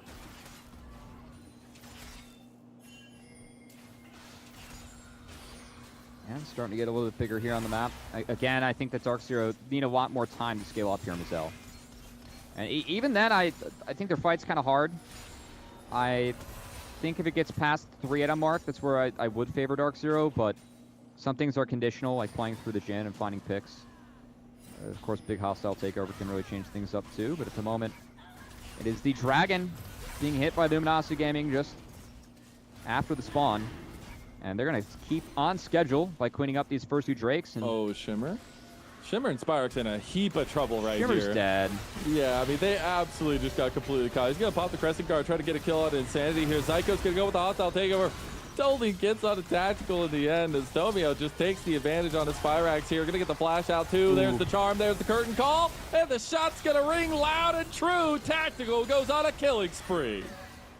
Yeah, bailout not going to be enough to actually pick up the Victor, and I'm not exactly sure what Dark Zero knew about that Dragon, because it looked kind of weird with Shimmer walking in almost post-mortem and kind of signing up for his own trip to the morgue by walking into the Dragon Pit when it was already being taken, and you were fighting Vi, Ahri, Rakan at this point of the game, which is very scary, and Luminosity Gaming showing us why it's so scary. Fight those champs now. And I gotta ask though, like, what is the biggest difference between LG and DZ in game number 2? Because This is a clean game. This is 6-0, almost a 3,000 gold lead in 12 minutes. They've literally switched places. It's the fact that they have play-making potential, Lennon. That's got to be it. They can actually sign up to make plays and assert themselves across the map. But of course, do have to say, while we have some downtime here, I do want to give a shout out to our sponsor in ProDiff, Lennon. We got some coaches on the website playing today. I know that we have highlighted Zumudo. Also, shout out to Tomio and Sajed, who you can book on the website. Of course, if you want to find that ProDiff, go to prodiff.gg. Only pros available for coaching to guarantee that you get the ProDiff at home. You can level up your play. Got to get all the inside knowledge on some of these matchups. We've seen some very banger ones go down so far, but we get back onto the map here. It is Collector first there for Tactical, so obviously right as rain for himself, although Chains of Corruption going to come down from Sajed, get a lot of combo on Tactical, but not going to have that tool available for any fights coming up. Luckily, there's no objectives on the map here for a little while, the next one being the Rift Herald. Yeah, that was a little bit of a missed opportunity. I think Sajed was going for the full combo. To be able to rotate out some autos, can rotate out Blight Stacks and get that Q cooldown back. Not the case, though. Just going to be a gold lead, again, continuing to amass here for Luminosity Gaming. As this does not look like a fun matchup with the top side, NACL. Very much different. Unfortunately, the Ambessa is not going to be the answer. Maybe, you're right. It's planning for the long con. LG, they wanted to take away some of the picks from DZ in that game number 1. They went with a wacky comp. They got some of the down. Now DZ go and take some picks away, knowing that this series is going to go the distance. See now the first item's completed for everybody, and now a little bit of a pressure put by LG onto DZ in their top side, and it'll be stolen away by Tomio, so he'll take the red buff as well. Oh, yeah, Zumudo. that hurts. That's a bit of an oopsie there from Shimmer. Smite not able to quite secure that one, and now Zumudo. Oh, man. Well, one more. The Maiden. Okay, Tactical. Right. Tactical gets him with the deadly flourish. My man is coming for heads. He said, Sajed got me in game number 1. I got everybody at game number 2. I mean, you'll take that. Why not? He's got a Collector, can sprint towards that. With how far ahead he is now, potentially an Infinity Edge, if you just want to go that second. Could be quite good here for the marksman of Luminosity Gaming. Of course, we did set up, felt like LG as a team, they had edge coming into this series today. And where they had that edge really felt like it was the experience gap between Tomio and his counterpart in Shimmer, but also just straight up the bot lane of Tactical and Zazel, who have been very good all year. And now Shimmer. Yeah, he's going to fall Shimmer's again. having a really rough game. But this is something that we said coming into the series. Like, this is also a very advantageous position that they can play from, right? Using some of that newness from Shimmer and taking that against them. We've seen some overextends now as well. It's a very hard game to play, obviously. But we have seen some bad positioning from Shimmer. And LG know to punish that. This is a team of veterans. This is a team of LTA, LCS veterans. And it's incredible to see them kind of take that absolute beating of a game number 1 and turn it into this in game 2. Well, it's looking like a secondary beating, Lennon. It's a boxing match. It is. I feel like round 1 went to Dark Zero. Round 2 looking like it's going to Luminosity Gaming. And it's those rounds where like the ref is like a split second away from calling it KO, like done. I mean, there's like absolute just batterings going down on both sides. No, we got blue side as the house in this boxing scenario. The house always wins, guys. Yes. Yeah. The blue side is looking pretty damn strong. I gotta say, it's such an interesting conversation too, because I know we've talked about it a lot on cast itself, but some of the fluctuations of what red side brings at the tier 2 level here, but both these teams, some of the best in the league, nay, the best in the league, and really utilizing that blue side to benefit. Able to play out those blinds well. Always it's not a perfect game, Cubby. It's not a perfect game. It's all that really matters. Zyko going to hold on to that fact as he flashes away. Sajed has been left out now himself. Gets the bailout, but the money doesn't come through. And that's an empty checking account for Sajed. Yeah, bot push secured for Dark Zero, but of course losing the member. It's going to be Insanity and Tactical fixing the next set of waves, and likely Tomio finding himself on that soul point that is available for Luminosity Gaming, as it is Ocean Soul for this map. Luminosity Gaming, no signs of showing down, Lennon. Looks like game 1 was more so a warm-up and a cause to lock in and guarantee the fact that NACL is going to have potentially not just 1, but 2 more series of best-of-5s that actually go to game 4 and or 5, unlike the LTA North. I was waiting for it. I was waiting for it. You know, just waiting to see if you're going to go for the full dig or not. Oh, we have a lot of time to kill. This game's not competitive, so I had plenty of time for the full dig. We absolutely do. Unlike the LTA North, which never has time for the full series. We need 3-0s only, you know? I hope that changes for the LTA's sake, they but also even, for the community's sake. They're so cursed, they even had the longest 3-game series in history, which was an embarrassment of Shopify Rebellion to the likes of FlyQuest not playing that well. Yeah. Was it, though? I mean, yes and no. All right, let's talk about the game at hand, though. The more important series of all of them, the one that's going to go to 5. But again, you got to remember, the ticket is booked for the grand finals for whoever wins this series. I know both teams gunning for that. And right now, LG is gunning for Spyrax as they're going to try to take him out in the side lane.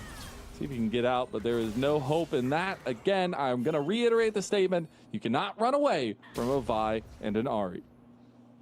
Not even going to press the R there as Tomio saves that one for another potential play. And this Victor in the side lane now wasn't really able to help Shimmer deal with the pressure that Tomio and Sanity were dishing out. And the lead that Spyrax tried to amass was not big enough to help him survive the side lane play when Tomio came back and revisited with all the gold he picked up from other kills and said, hi, thank you very much. I got to set say, you behind a second time. Oh, Smudo might just, okay, yes, like, oh, the flashes. He almost got him again. I got to say, I know that the 2 kills early for Tactical definitely set the tone, as Maiden might just kill Smudo. He's going to have this shield. Tactical definitely set the tone of the game, but I got to say the biggest difference, man, it's the solo lanes. Like, Insanity and Fake Up. Insanity was literally 0-3 to start the game last game early on, and Smudo was gapping Fake God on that top side. This is a much different attempt and a much better attempt for LG. And this is where that bot lane advantage we talked about becomes the big saving point for LG, because if you're on par or doing better than the solo lanes of DZ, you have the advantage. Oh, yeah. I mean, look at how the last game started. It was a couple attempted plays from Luminosity Gaming being turned heavily by Dark Zero Dragonsteel and them using that to really write out a pretty clean victory. This time around, it is the opposite side winning early. Luminosity Gaming found the early 2v2 kill. They got a free twofer. Really setting behind Shimmer and Spyrax with just proactivity and power of Ahri early on, and it's not been a formula that Dark Zero have studied up for. This seems to be a surprise test. Pop that, quiz. Yeah, sadly, it's not granting extra credit. It may or may not be to pass the class. Are the lovingly right entitled LTA rejects the professors? I guess at this level it would make sense, right? It's like the pro diff theory. If you played pro, you got to be able to play at a lower level strong enough where you can help, you know, teach and help the kids. Very true. Yeah. Very true. See how much teaching they're going to be doing today. The Rift Herald Charge will claim that outer turret in favor of LG. No Dragon for another 2 minutes. And Atacon is up, but neither team really putting a focus on that side of the map. We are getting on 2 items, though, for majority members of LG. That's going to feel really good as Spyrax is right there with them, but unfortunately not many else. That's the Yomos completed for Smudo, by the way.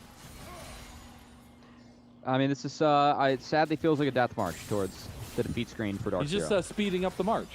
It is. Meanwhile, you know, if I were to be the optimist on the broadcast, I'd say glass half full. Good to be Luminosity Gaming, bouncing back from game 1. Done a nice job of securing yourself a soul on the table on time in this game, as that's an early soul spawning out of the Rift. It will be available for Luminosity Gaming if they secure it. With the importance of that, no setup on the top side early on for Dark Zero. They're dropping entirely, and it will just be Fake God picking up a free inner turret for himself. How far can he go? Let's see. He's like doing limbo, but it's taking turrets and taking structures of DZ. He's not going to go any further, so that's about as low as he can go. It is going to be Dragon starting at about 45 seconds now. Zazel keeping pressure on the rest of DZ. It will be full aggression on the bot side, taking all the jungle camps away and stopping the back of Zyko. I mean, absolutely nothing belongs to Dark Zero and their side of the jungle, and that is cause for concern, Mazel. You think so, huh? You think so? Yeah, But I I was thinking about it. I felt strong enough where I felt like I might as well put that one out onto the stratosphere and just kind of see how it takes. See how it marinates, you know? Yeah. They're surrounding DZ right now. They're going to go for straight up in-game. deep. Let's see if Dark Zero Dragonsteel can claim their first kill. Will they get a kill in this game? So far, the answer is no, and it might just continue being that way as Psycho goes down. It's going to be the follow-through with the curtain call onto Zamudo. Can't get the fourth shot there. We'll have to load up and pack away. Oh, they might get Insanity. He's going to flash away just to make sure they don't get the kill in the end. Now Spyrax is overextended. He's on the other side of the wall, but does have the gravity well. Able to buy a lot of time here, even though the Maiden is cooking. Will be the LG turning back over to the Dragon. Go for the pick, and Zamudo is caught. The Yumu is not giving you enough movement speed to get away from that one. Now, the cease and desist onto the back line, onto Spyrax. The minions, they aren't there. They are going to find him. They try to get the kill, and it's Fake God that gets him in the end. Is going to be the pullback onto Sajed, and that's it, too. I don't think DZ are getting a single kill here, Cubby. Well, yeah, it's been a quiet game for me, Mazel, as there has not been a whole lot to talk about. Again, it is the march towards the defeat screen if you're Dark Zero Dragonsteel. But Luminosity Gaming, again, queen win from them, frankly. Yeah. It really stems off that 2v2, Mazel, that we were setting up as that could be the lane that for us was the hardest winning for Luminosity Gaming. Tactical and Zazel really cashed that in the second game. And it's a payoff to what this LG team has represented so far this split. I think if you look at the last time these two teams met, these teams are very different from that time. Yes, I know for Dark Zero Dragonsteel, they've literally changed players, but for the side of LG, like, they've gone through the thick of things, right? They were one of the two best teams in the NACL during the regular season. They handled themselves well, even if it was a little bit more dicey than the matchup Dark Zero had in the playoff to make it to this upper bracket final. And this team is chock full of experience, and they know how to use it. Yeah, I mean, just the bounce back that Insanity's had in this game. I like the fact you highlighted it was real focus on him early on from Dark Zero. Insanity has been the one that has the onus as the RA to make plays across the map, and he looks undeterred. His ability to snowball this game forward. I'd say from top to bottom, when you're up 14-0 and 10K gold and have a Soul pre-24 minutes, Mazel, and an Otacon, you're doing some things right as a team. I just don't understand, like, and people are going to have a hard time grasping it too, how you go from that game one to this game number two. The biggest difference, like, you can't even say, like, it's one thing in particular. It's like a full breakdown, which is absolutely insane because that first game was clean from Dark Zero Dragonsteel. Yeah, it was. Fortunately, I think the game 2 draft was a lot cleaner for Luminosity Gaming than it was the first time around. Yeah, I mean, the coaches answered. They say you asked them to give the players a way to play. They did. Yeah, we actually have engage tools. It's great. And look at what Luminosity Gaming's doing with set engage tools that are making hella plays and making Dark Zero look silly at times. Let's go. See if they want to try to get an engage on here, but it's just slow and steady. They have the side lane press. Fake God unanswered there. Oh, and Zamudo misses his ultimate. He throws up the alpaca thumbs up there. Tactical having a little bit of fun with it now. That's Dark Baron Zero start. having no fun whatsoever in this one. TP going to come across from Fake God. He makes it out just in the nick of time. Right to the Baron and right to LG's pockets. Zamudo no TP. He's playing an extra wave, and Dark Zero is just giving this. So I feel like they're accepting defeat here myself, which going up against Yorick and Vi, I guess I can see why. You know, just off my hatred for those champions alone. I got to say, though, I mean, you got to think of what this means for the rest of the series. There's some big power picks taken off of both sides. There are. Oh, the blast code. Oh, there might have been some traitorous occasions happening on Dark Zero Dragonsteel's side of things. Will they get a kill? Can they do it? The answer remains no. LG will deny everything but 2 grubs to Dark Zero Dragonsteel as recompense for that game number 1. Yeah, I don't think 2 grubs is worth the beatdown that you got on the Rift either. Because, man, Luminosity Gaming. 2 what a bounce grubs, back. that's it. Yeah, what a bounce What back the for them. hell? A near perfect game coming out of Luminosity Gaming as these guys showing, yeah, you know, you definitely didn't win this league when we were around and leaving the entire top side at almost 404 not found status.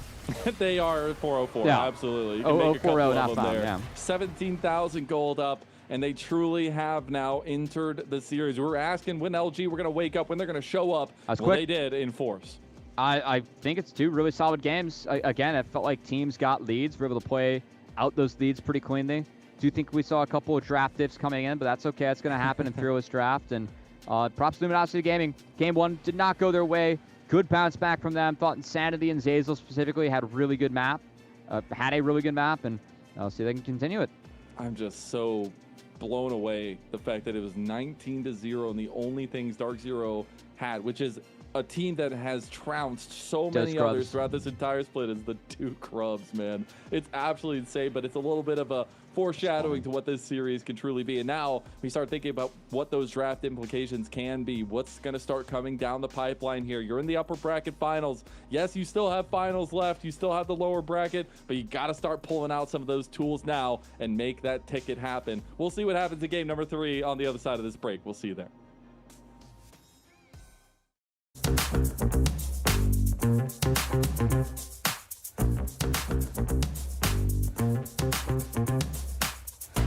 I believe my favorite season was season 10, because that's the first season I hit Challenger, and that's where I decided I wanted to go pro in the LoL history. I gotta say my twin brother, General Sniper. I think he's up there for sure. He's the best and the best looking and the best player, in my opinion. Good question. I'm not sure I have a favorite season. I really like the release of the new map, but like 2 seasons ago when they remade the walls and all, like I thought that was really nice, and I wish they'd do that more in the future. Like I think they're planning to, but I think that was really refreshing to have the map change like that. I really enjoyed it. It's hard for me not to pick the ones where I had the most success as a player, so I would probably say season 8 and 9. That was like peak League of Legends for me, but it could even go, as far back as like season 2. Pretty much any season where I think like 80 carries are really fun, that's gonna be my favorite. So season 8 and 9, I think it was a pretty fun time to play to carry. Oh, it was the Damon versus EDG finals. I don't know which season it was, Worlds final, and I think I liked the season a lot. Because I think it was season 10, season 9. I don't even know, but you could play different styles of champs on jungle. You could play the carry champs and tank junglers. For the most fun, it was for sure like season 8 or 9, because during that time there were a couple builds and champs that I really liked. For example, like Man Immune Kaisa with the old Nashor's Tooth, and Rageblade was so good and so broken. I also liked playing a lot of Kassadin and Vladimir, because those champs, when you get to the certain points back then, it was like you can't lose, So like there was a period in my time in season 9 where I was like a Vlad Kassadin 2-trick, just playing the mid lane and just trying to win every game through late game.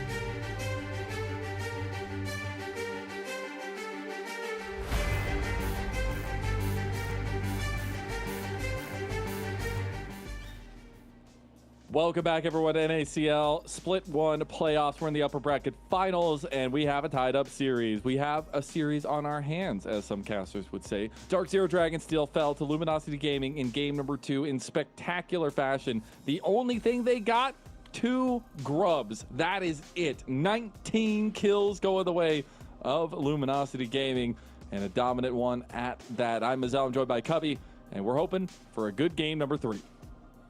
Yeah, if you like Queen League of Legends, then I think you've been pretty happy with what we've seen in the first 2 games. I do think that we had both of our teams show that they can snowball a lead and play well with the better early game comp. But now that we've seen that, both being done on the blue side, I'm curious what kind of adaptations that we have made, Lennon.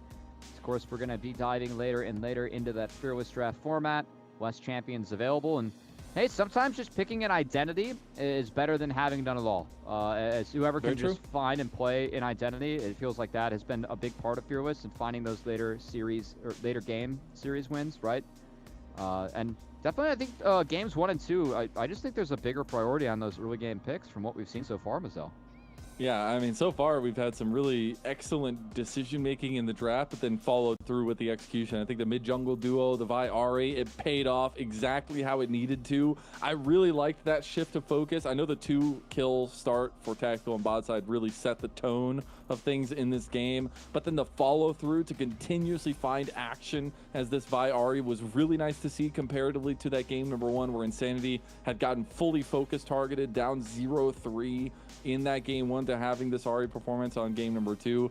It just builds to that expectation we have for this team, who right alongside Dark Zero Dragonsteel were one of 2 best teams in the NACL at the end of the regular season. Yep. And it really feels like they finally came into their own in this one.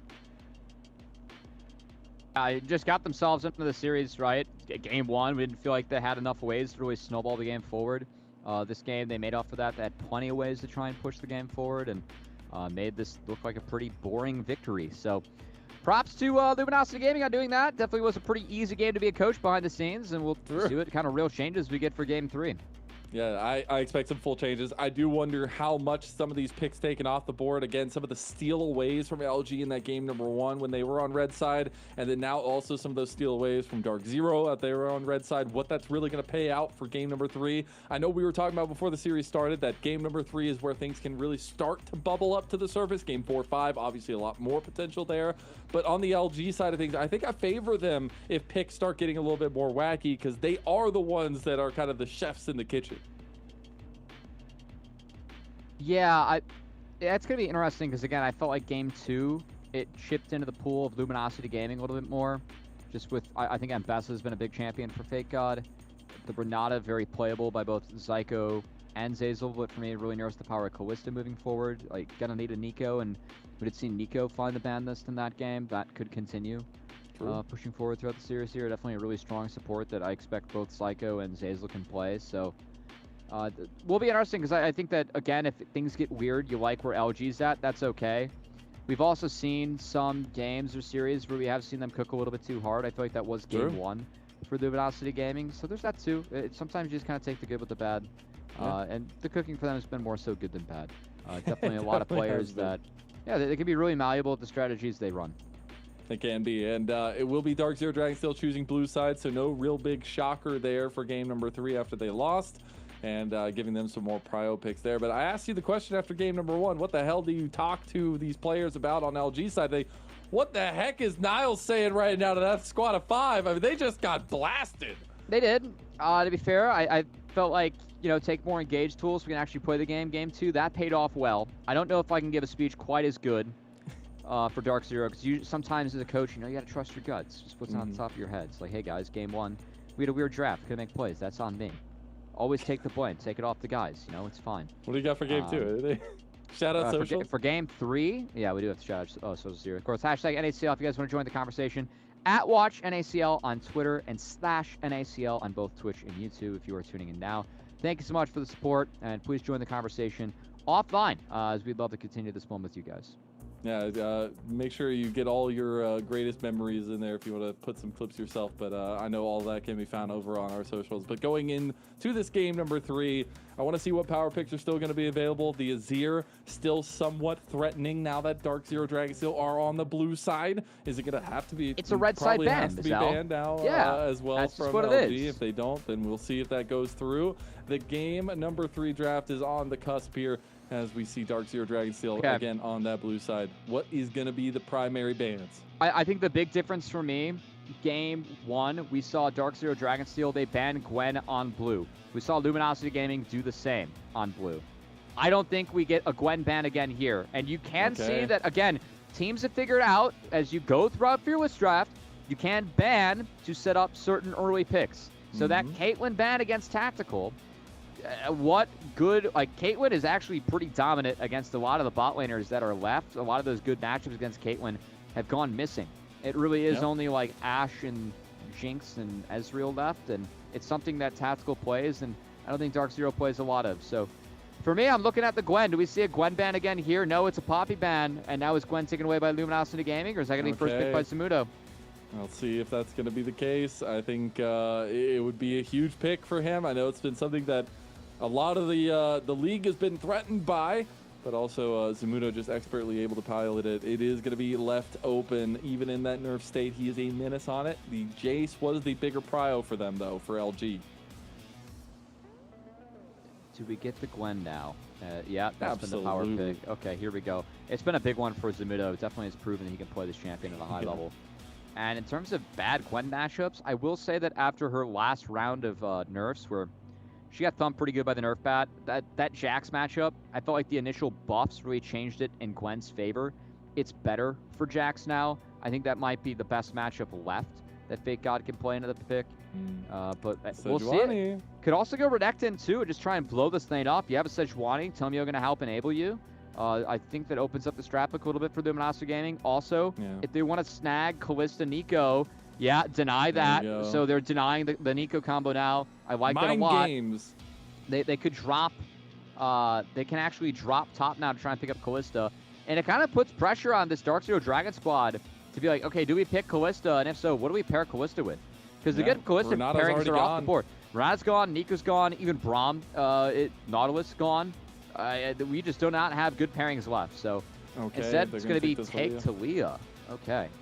Interesting setup here. You can obviously tell that both teams are really tackling this at the same time because you have some bans that are offsetting your own picks, like the Yone ban taking up the Sejuani. Now you got the Nocturne paired up with that Talia for Dark Zero Dragonsteel. So this is a new champion for Shimmer. Again, the first games, the 4 champions that Shimmer had played are already off the board. Now this is a more stock standard Shimmer pick, but I promise you he's got some weird ones for games 3 or 4 and 5 potentially. He's doing the counter cooking against. He does. Side, still top side locked in here for Dark Zero Dragonsteel. Potential it's the top side for Luminosity Gaming, but of course we're expecting that Nico to go in the support position for Zeyzal. Very likely Kalista ban to emerge here from Dark Zero Dragonsteel, even with the Nocturne Talia Gwen. I think that letting Kalista through is not the worst thing in the world, but man, it does add a ton of power to that Nico. So I think still valid to take off the board maybe. I'm really curious about this Jax into the Gwen, though. That side lane is going to be so important now, especially for LG's side of things. But then the combination with Sejuani becomes pretty powerful. Yeah, I think it's important. They can definitely get the ball rolling early on if they are able to find the Jax Sejuani out of sync with the Nocturne. Nocturne can turn some 2v2s around. She has a lot of strength early on, but that Marksman, got the ban and parade of Marksman continues. It does. Do we see Kalista take it away? No, we don't. Okay, they're going to give it. It's the Zed. They ban out the Zed. Okay, Insanity. Interesting. Always likes to cook. That's a. He does. I mean, there's a potential they go like Ziggs plus Zed. I think taking that away is not bad at all. As likely AD pick to at least preserve that Nico flex, which again we're expecting that to be in the hands of Zeyzal, but it is flexible. Yeah, I think with the Nico, I like the Misfortune better. I think standing alone, I don't necessarily like it in the Nocturne and things along those lines, but I really like the 2v2 that it can bring, and that is a point that we said is very important for LG to play towards, is the advantage they have in that matchup itself. We'll see if there's going to be more of a slow play setup from Dark Zero Dragonsteel. They're going to go back to kind of same setup in game number 1, play a very safe bot lane for the Ezreal and Sajet. This just makes sense to me. Do you want to go Karma or not's the answer? Karma can help you in the lane, but can still get blown up by Nico later on. Whereas Leona, you get kind of thumped in lane. You can actually tank a Nico combo later on. It's kind of the trade-off that you're making. So I think Leona appropriate. Definitely gives you some reach for the MF. And now, yeah. Oh, it's a Vladimir. Oh, my. Game number 3, baby. It's all starting to let loose now. Insanity. Lock it in the flag. I don't mind Vladimir this game. It gives you a way to kind of get out of the Talia combo. The fear, the tether sticks through the pool, so you get feared, but you're in the pool. It at least delays the flick. You also actually have a really good matchup into Gwen. Like, you don't get assassinated by Gwen later on. And Ezreal's not a marksman that can exactly like take you out of fights early on as Vlad. So I actually do like this 5 pick a lot coming out from Luminosity Gaming. Both teams really opting into that team fight setup, into those 3-item spikes as well. I mean, this is a game that both expecting to go pretty late. If it goes late, though, I'm always going to favor the Vlad team. I think it's really on Darkseer Dragonsteel. Yeah, I think they got to get things going early on in this mid game, so I think it puts a lot of importance on the first few paranoias we see from Shimmer. He was on point with the Grand Starfalls in game 1, so he can be on point in this game 3. We're going to find out real quick who's going to take that step forward, who's going to take that match point moment here in this best of 5 in the upper bracket finals. That ticket all waiting for the grand finals for one of these teams. It's game 3 between Darkseer Dragonsteel and Luminosity Gaming.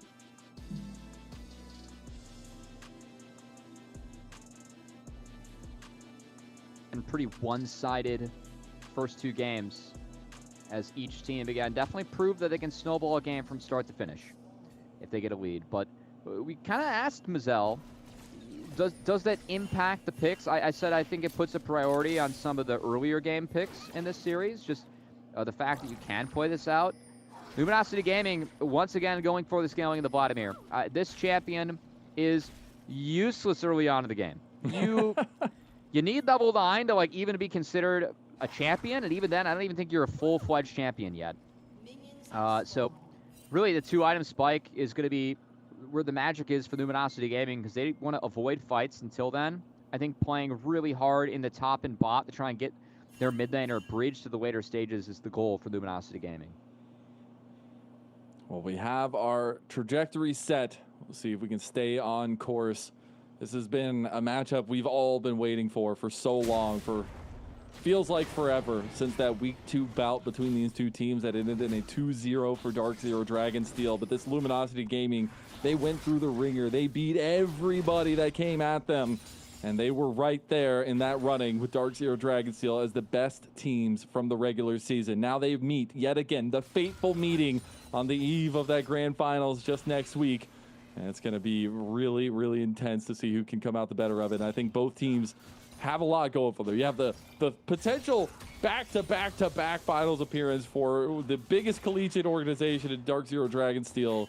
And then you have the comeback kings of our lovingly entitled LTA rejects coming back into NACL and looking to claim what was once theirs not long ago.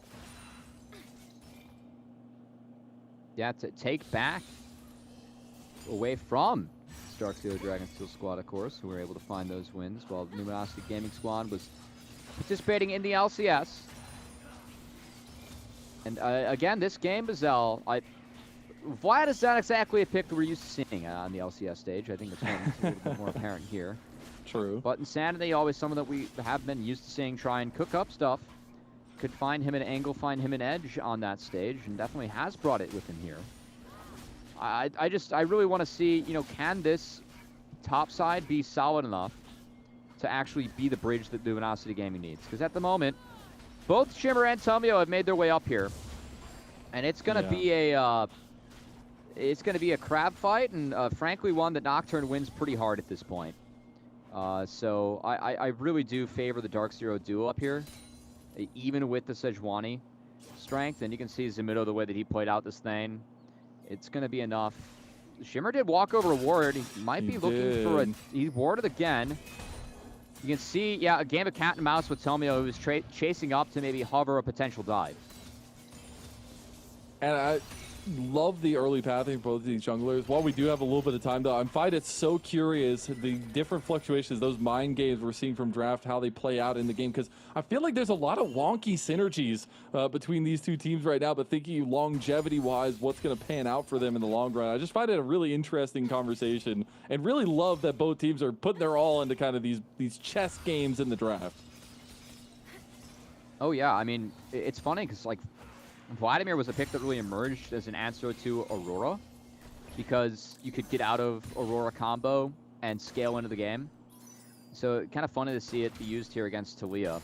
Yeah. And a same had, but like, different the scenario. take first with no, like, just the Yeah. Jax and then the Nocturne take. Like, it's just all so interesting to see how we play out early. The early game here, though, should get a little bit of pressure for this dragon take if LG want to try to start stacking early. Stacking early dragons has been the name of the game for both teams in both the previous games. I think that with the Vi, it made it really easy in the last game for Luminosity Gaming. And, of course, Bazell, you are highlighting a lot of different looks, potential angles that our pros are throwing at us. Of course, if you want to hear from the pros themselves, make sure you head on over to our sponsors website and prodiff.gg. As the only coaches available for you on that website are the pros themselves. You can make sure that you get the pro diff at home.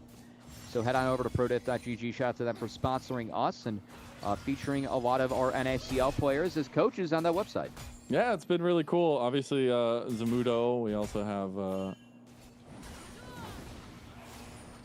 was it Zazel? We have Sajed and Tomio both on there. No, that's from who this it was. series, That's who it was. Sajed and Tomio.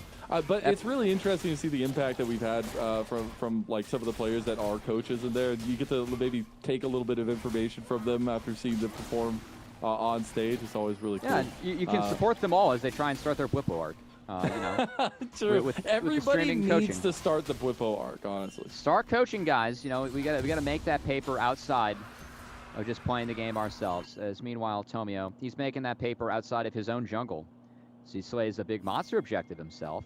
You can ignore the fact that Smite brought it to 1 HP. That's a Mountain Dragon secured. Been a couple of those so far. Yeah, Shimmer can only take the Krugs in response. See if he gets the top crab, and still see if they want to look for a dive here on the top side. As Zamudo's done a decent job with this lane matchup. I mean, a decent job. He's up like He's up 20 big. CS already. Yeah, he's ahead of schedule. Definitely going to get a little love up here from the side of Tomio and Zazel. There's two Poros running up there. But luckily, Dark Zero Dragon Seal had fully roamed their entire team except for Sajed up that way as well. So both teams playing really fluidly with this early game. That's a really nice base and hover from Zazel and a really nice walk from Tomio, just understanding that, hey, Zyko had a timer here. We both need to head up here to make sure that our top laner is defended. So Fake God continues to be a little bit behind, but he's not out of the game by any means, thanks to the movement and hovers from his teammates. Bit of moving around this mid lane. Both Spyrax and Sandy keep tabs on things going through here as we get the redeploy on the bot side from both duos. Should go back to easy farming, but we do have those grubs coming up in just under a minute. So he's going to try to take that as both junglers should be pathing up that way after they finish their bot side clears. Frankly, it's going to be advantage Nocturne early on, as Nocturne is the one that has, he's got the ability to duel, where Sejuani doesn't. She needs help. I'm curious if we actually have Tactical on this Misfortune, though. Watch this wave. This is a cannon wave. He has a BF sword. If he's able to get some push on this wave, you know, do we see a world where Luminosity Gaming actually base, try and find that early 2v1 swap, and take the dragon on that, or not the dragon, the grubs on that timer? Shimmer's looking. He is. I think it's because they thought they were going to play up a little bit. Props to Luminosity Gaming, though. They have some fantastic ward coverage. I have not seen Shimmer get spotted out yet on his Krugs. But I'm sure that they caught him crossing there with the angle that he took and see a red ward over the wall. Mm-hmm.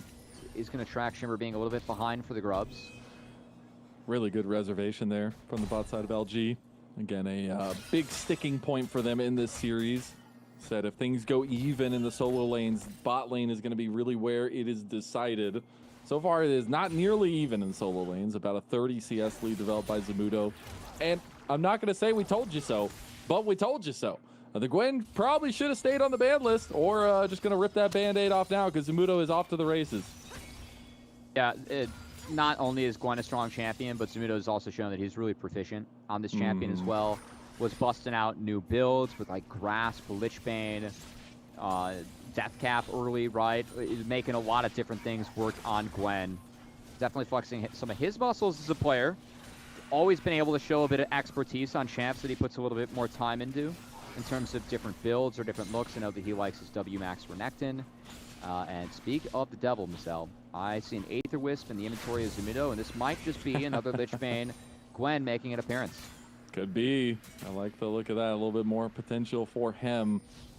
Honestly, I know Maryville University / Dark Zero Dragonsteel, they have obviously had some really big signings, a lot of big changes in the roster, but honestly, Zamudo, if I'm looking back with hindsight being 2020, he's the biggest signing of recent memory. You know, filling in for Niles and really taking the mantle. Yeah.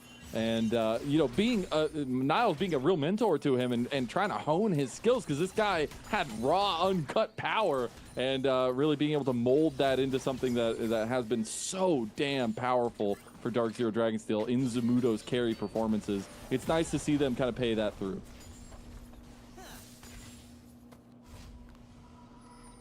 Well, have to see how big it can be in this one, Giselle. Because, again, like with Shimmer entering the lineup, we got to have solo lane step up. Hopefully, definitely saw that in game 1, and Zamudo set up to do so again here in game 3. See if the alternate build can work. It's going to be something that they absolutely have to deal with. Yeah, I do wonder what the side lane pressure is going to look like. Also, like how a Stride Breaker Nocturne changes that, right? Because Shimmer almost has that item wrapped up, and we've yet to see a Paranoia, which, as we kind of talk about this game, Azelle, have to bring up, because Insanity has level 9 and access to some ability haste. He's been farming up rather well. Yeah. Again, there's no way that you're going to force that Vlad out in the 1v1. You need to have extra resources be involved, and if they aren't, then Vlad's going to get that time to start scaling on up, and Insanity doing a nice job of being in position for that this game, respectively, too. Just the fact that there's an inevitability on the map right now that has not been touched, not been dealt with, is a troubling factor for Dark Zero Dragonsteel. See if they can get the momentum going here. They really need to be in the proactive position. They have all of their tools available to them now. We wanted to see them take plays. They have not felt confident to do so just yet. They're going to move around to see this dragon already down to half health by LG. Insanity just TP back with Rocket Belt, and Zazel's got a sick angle. This is not bad at all for LG as Zazel gets flushed out. He will get flushed out, but again, Insanity is untouchable here. Look at that damage onto Shimmer. That was 1 Q and an auto as he does get through here. Insanity still being pretty tanky, and Dragon does go to LG. Whoa, that's... I'm really interested in the fact they didn't take a fight there. Again, I think that they are strong at the moment. If they are stronger, is an interesting question. I guess MF could really warp that. Like, there's not a Stride Breaker finish on Nocturne, so now that Shimmer has a base, maybe they just want a more guaranteed Paranoia being ripped off. But, man, post-Dragon, to have Dark Zero not even really be able to contest and give that over, it definitely feels bad. It definitely does. And you should be winning this mid jungle duo. That's what I was going to say. Yeah. Like, literally the game where we wanted it to be so proactive. You're already down 2 dragons 12 minutes into the game. That hurts. And that does definitely hurt, as we'll be getting the rift coming through here soon. And now you have to take stock of how things are working out, right? We have first items coming through. I know you already talked about the Stride Breaker, the belt also complete for Insanity. But when does this bot lane get involved? As the first item is going to be closer than later here for them. Hopefully soon. I'm hoping something happens. We got Rift Herald and Dragon coming on up, man. I don't know what to tell you. Oh, hopefully at one of those points. It's the guaranteed play I was thinking about. Okay. Yeah, we're going top. Fake God's pretty safe here, though. Okay, they're just going to go all in now. Tanking the turret. Shimmer is going to be tanking it. Zamudo going to get that kill, and Shimmer gets away. So all that side lane pressure, now a vacuum for Zamudo to scoop up all the resources. All right, I mean, it didn't look the cleanest, but it's going to work on out. Zamudo able to pick up the wave, and Insanity will push on back. Fake God's going to lose something as his TP's on cooldown for the respawn, but it's not a neutral, Lennon. This is kind of a nothing burger, if I'm going to be honest. It's about what Zamudo can do with this for the rest of the game. As this looked a little bit funky from Shimmer, I think that allowing for this dragon to reset, I guess it did hit a creep. Okay, it's fine. Looks a little bit funky though, for It sure. did. Yeah. It worked out. But hey, they burn the flash. Yep. They get the kill. They get out safely. And Zamuda gets more resources, which I think is the biggest payoff of all this. And that Lich Bane is completed now. I know that some of Zamudo's arguments about this build was that the DPS numbers were similar, but the pattern with the E and the changes fits in well. Definitely something where he is always cooking, and as we said before, if he it's a lot of games in on Champions, definitely has ways to show proficiency and show flair when it comes to some of the builds and tech that he brings down to the Rift. So this is one of them. Can he get out of it? How immune is Gwen? Ulti not up and available. They're going to immediately get the TP and pull away. LG realize that's not what the fight they wanted to take. And they will try to move back, though. I will say they lose a lot of pressure around this pit here. Could be the Rift Herald now taking prio for DZ. As they're actually, LG are trying to move towards mid lane now. Yeah, they're okay with it. I think that Dark Zero can handle this. The scary part is, yeah, when you have the Gwen TPing down here, Zamudo feels like he doesn't want to drop those resources to make sure that this Rift Herald goes over relatively uncontested if he were to stay up. He will get priority over this next bot wave, and if Fake God does TP down here, it will ensure that there's a 5v4 at the next Rift Herald. So because of that, Fake God going to sit on his TP and not start that chain of events that would have certainly led to a Rift Herald going over to Dark Zero Dragonsteel. A lot of reservation or maybe unsuredness here in this game number 3 with the way that games have gone, with how much is on the line to get a finals ticket right there waiting for the winner of this series. And it's a tied ball game right now. I mean, guess too, if you get in the finals now, you planned your travel early. Sure, moms would appreciate that. They want to get out there. Taking a look at this Rift Herald setup now as Dark Zero are going to move over there. Plenty vision, but not going to find too much fighting coming through. And I think that's a really big pickup for Dark Zero Dragonsteel. Yeah, we have less than a minute until the dragon spawns, and we're going to have TPs coming in. Insanity looking for an angle. Spyrax is found. Has he hit the spike? Is it the moment as Spyrax's life maybe just drained from him? It's Insanity that comes up with a kill. Shimmer. Meanwhile, mid lane, tactical guns down Shimmer with a double tap. And that's going to be LG regaining confidence in this game 3. Oh, man, that's a huge turn. As really, getting a kill onto the Vlad like that, really nice. To get Fake out into a side lane, and Zed has to flash out. Got him. Yeah, they might actually. Okay. Well, so Zed blinked out, but that's priority now for the Dragon. This is a sole point for Luminosity Gaming. And now you get to threaten this just sitting on the back of a Vlad. Again, just felt like the early Paranoia and Weaver's Walls combos they've been missing. That was the first cast of Paranoia. The second one we saw from Shimmer. And it didn't connect. Is now Zamudo. Zamudo. He gets the Gwen immune, but is it going to be enough? And there he goes. Hazel claims the feat of warfare off the back of a really solid start for Dark Zero Dragonsteel. They lose everything. That's like a 2,000 gold swing in favor of LG. Just massive, and then you have the scaling of the Vlad behind this too. In a game where I don't really feel like Dark Zero's comp can deal with Vladimir at all. So this is going to be a tricky one. As I'm not sure how Dark Zero can play their way out of this. Great find on the Spyrax, who was split before that Rift Herald fight by both Insanity and Fake God. I think not being able to set up with Talia is definitely going to be a significant difference maker in this one, as Tactical gets sidestepped. Okay, well, they get him down. That's a big shutdown going to Sajed, though, in the end. So they get a little bit of that gold back, and actually they take the lead.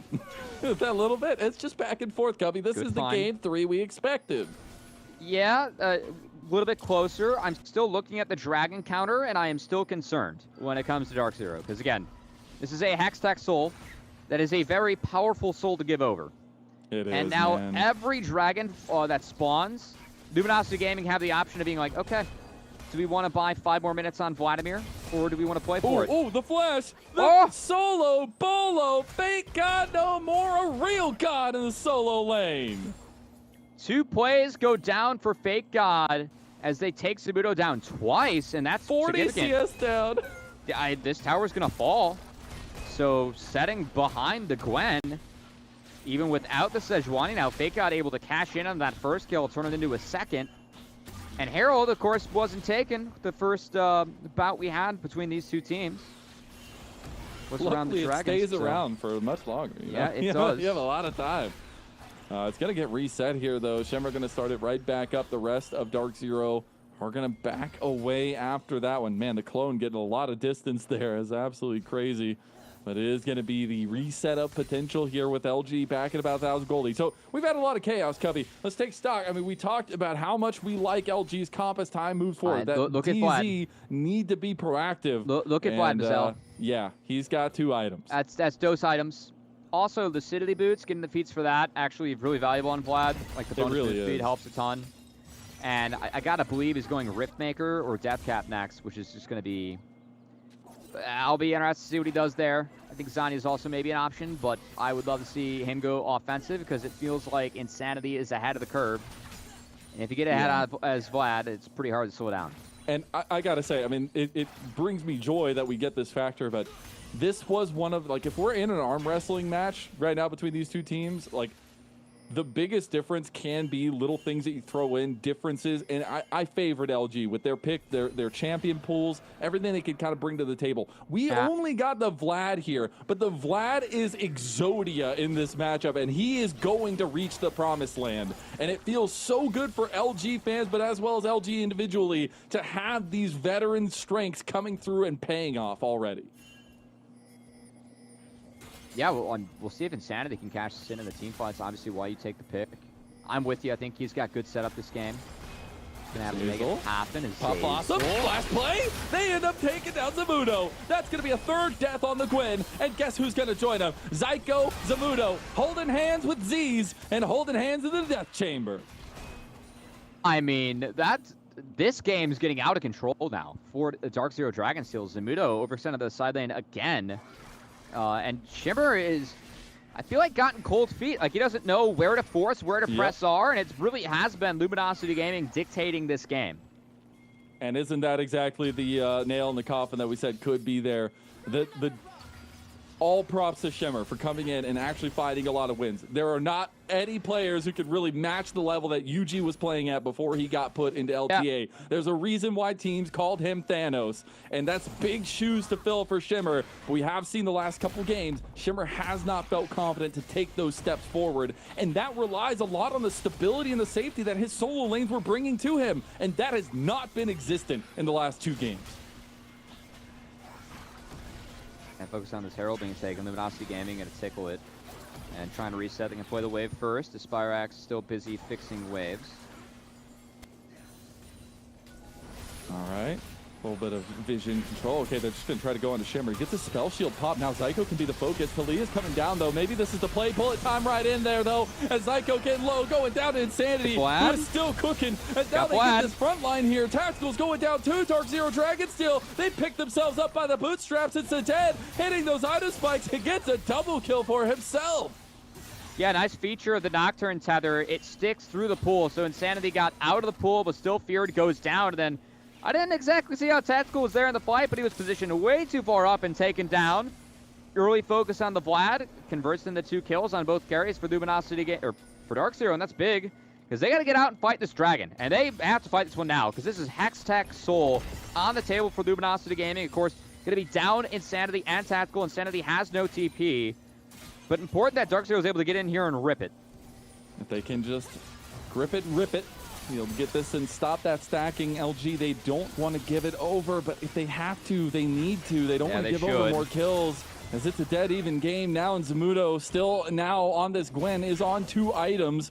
Does have the Malignance here, as Tomio's going to be locked down now as well. The Fake God looking for a little bit of an angle onto Zyko. Tactical has an angle too. No bullet time available. Big Pop Blossom going to be dodged out of by the most of DZ. Now Zazel's going to go down there as multiple picks come down onto LG. Now Zamudo is cooking a solar flare from the sky. Insanity has to go into his pool. Get out. Tomio's burning, but not going to go down. No true shot barrage there, but multiple members of LG go down. And Dark Zero Dragonsteel, they carve. Yay, they rip 1,000 gold lead away from LG. Where Luminosity Gaming are taking these fights is not good for Vladimir. We're playing in the middle of mid lane with the enemy mid-outer still up.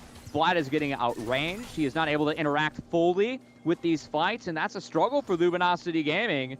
Because them, pushing, committing, trying to get anything off Dark Zero, it's been Sajad that's just been free firing and peppering them down.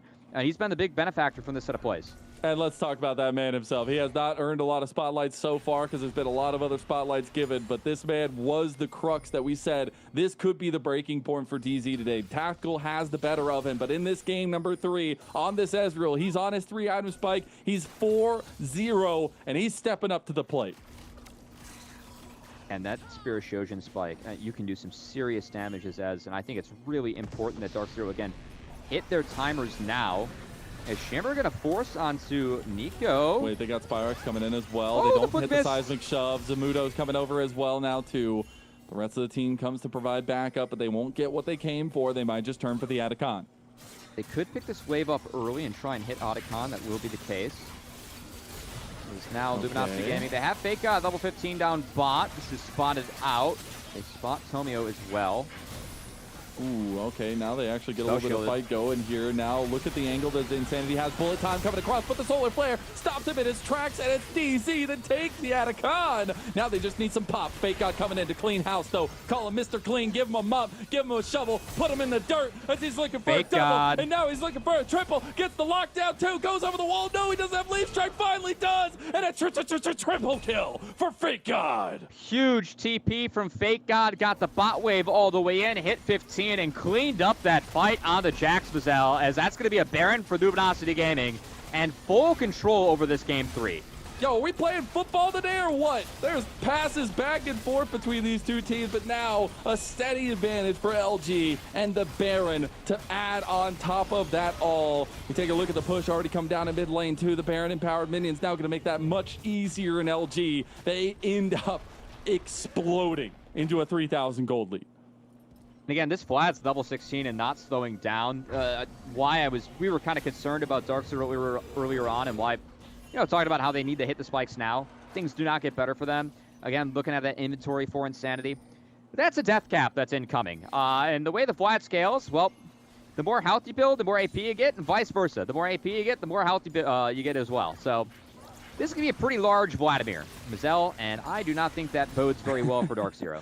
It's funny because the story went away for a little bit when we saw Insanity, not have as much influence, and now the story's back, and we're just changing up a little bit. We're making everybody stay on their toes here in this ultimate best of 5 to get that finals ticket for one of these teams. Got to remember that fact that DZ, Dark Zero Dragonsteel, as Maryville University as well, would be 3 finals in a row. An incredible feat for anybody, but also for this collegiate organization. They try to get themselves back into this game. They're looking at mid lane. They're trying to get this pull down, but the bullet time comes through. Glacial Prison out too. Pop, awesome. And Pop, you're awesome! As he's already down. That's going to be everybody now faltering as Tomio is getting low, and now they're turning that focus onto him. It's been the side lane the entire time that LG have been working down, and it's a tier 2 tower that falls in favor of Fake God. Is it worth it here for DZ? That's a really big play by Zazel. I'm with you, Mazel. They didn't really get enough. As we're tracking Tomio, could be looking at Sajed. I need to see the Dragon timers. Is this kill on the Zyko? This is going to be late. Yeah, this is going to be late. Inhibitor turret secured by Jax. Leona dies late. And keep in mind, guys, this is a Hextech Soul spawning shortly. You can see that gray hourglass in the pit.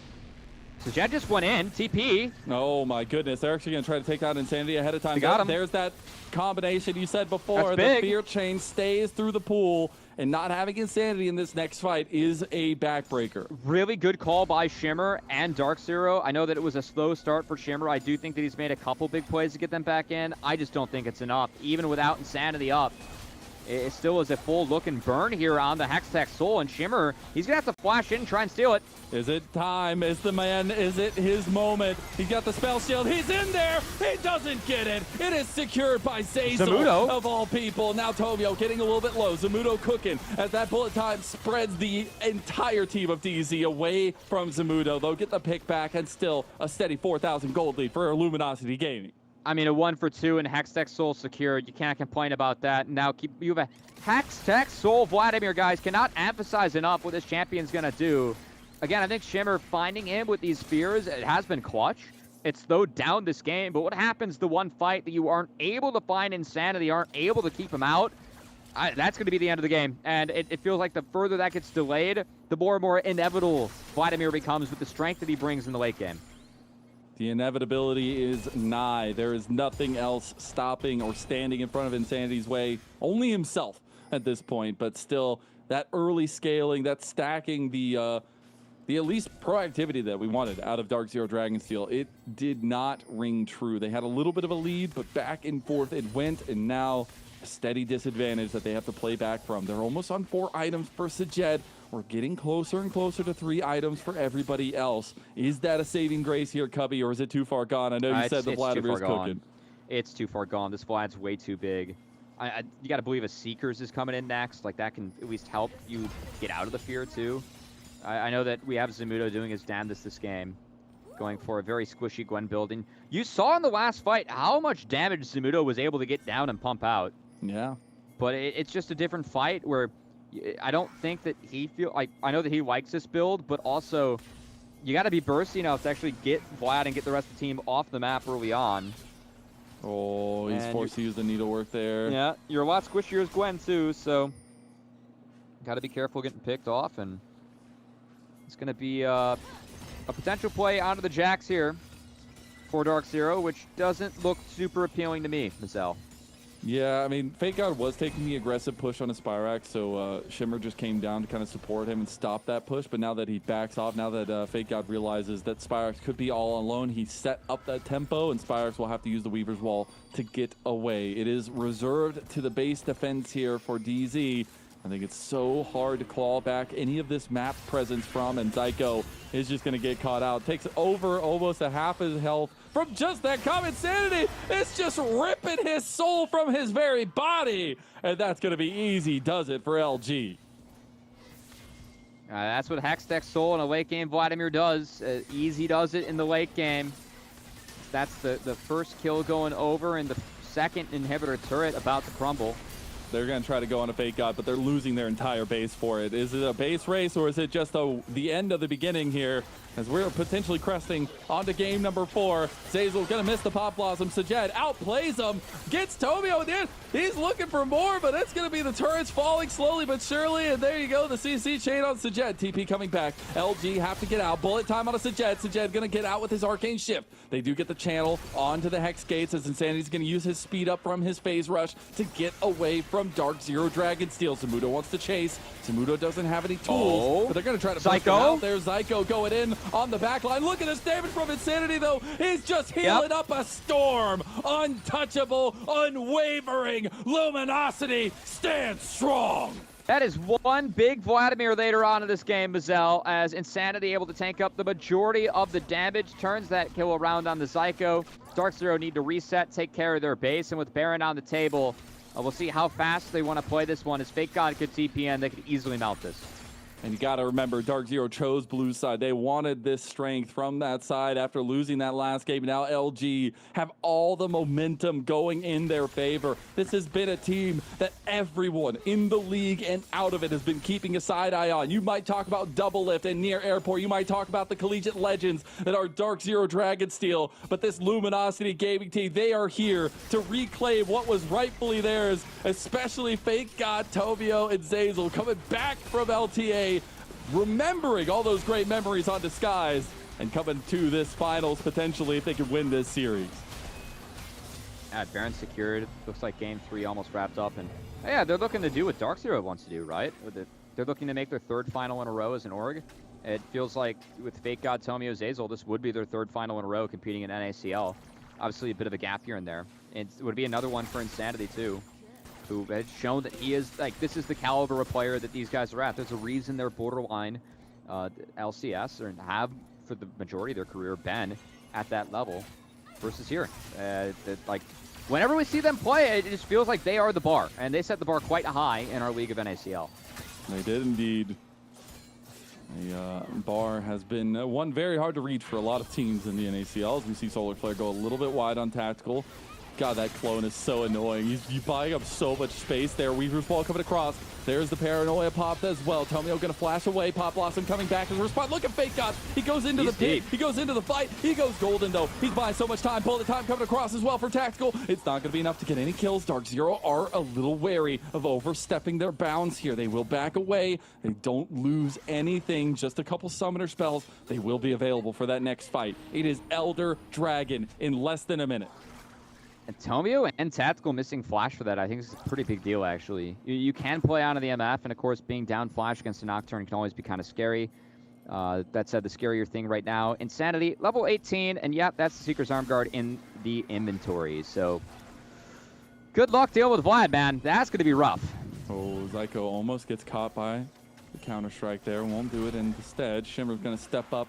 Does have the GA. They have their fresh third items completed. There's the Oblivion Orb on the side of Spyrax too. Zamudo going for a flank, but needs to be careful. Oh, goodness. Zamudo will dash away. Now he's reset the lines from LG, and LG are feeling worried. They're feeling scared. And Tomio, he's waiting for his teammates to find anything to back him up. And Psycho, it will be found immediately by Fate God. Shimmer is getting low too, but he has the GA. He can buy a little bit of time here, but Zamudo is finding the angle with the Needleworks, but he's all by himself. Let's look at the healing coming out here as the GA was popped. Zazel waiting for an angle here. He's got the Pop Blossom. He wants to make the big difference. Seismic Shove goes through. Zamudo gets one of the kills. Zazel still waiting for his time as the double kill goes back to Fake God. And Zazel, he's got that front line access. TP coming in from Insanity now too. The Dragon could still be started. Both junglers down. There's the Pop Blossom. The bullet time on top of it. And Tactical and Zazel, they're taking names.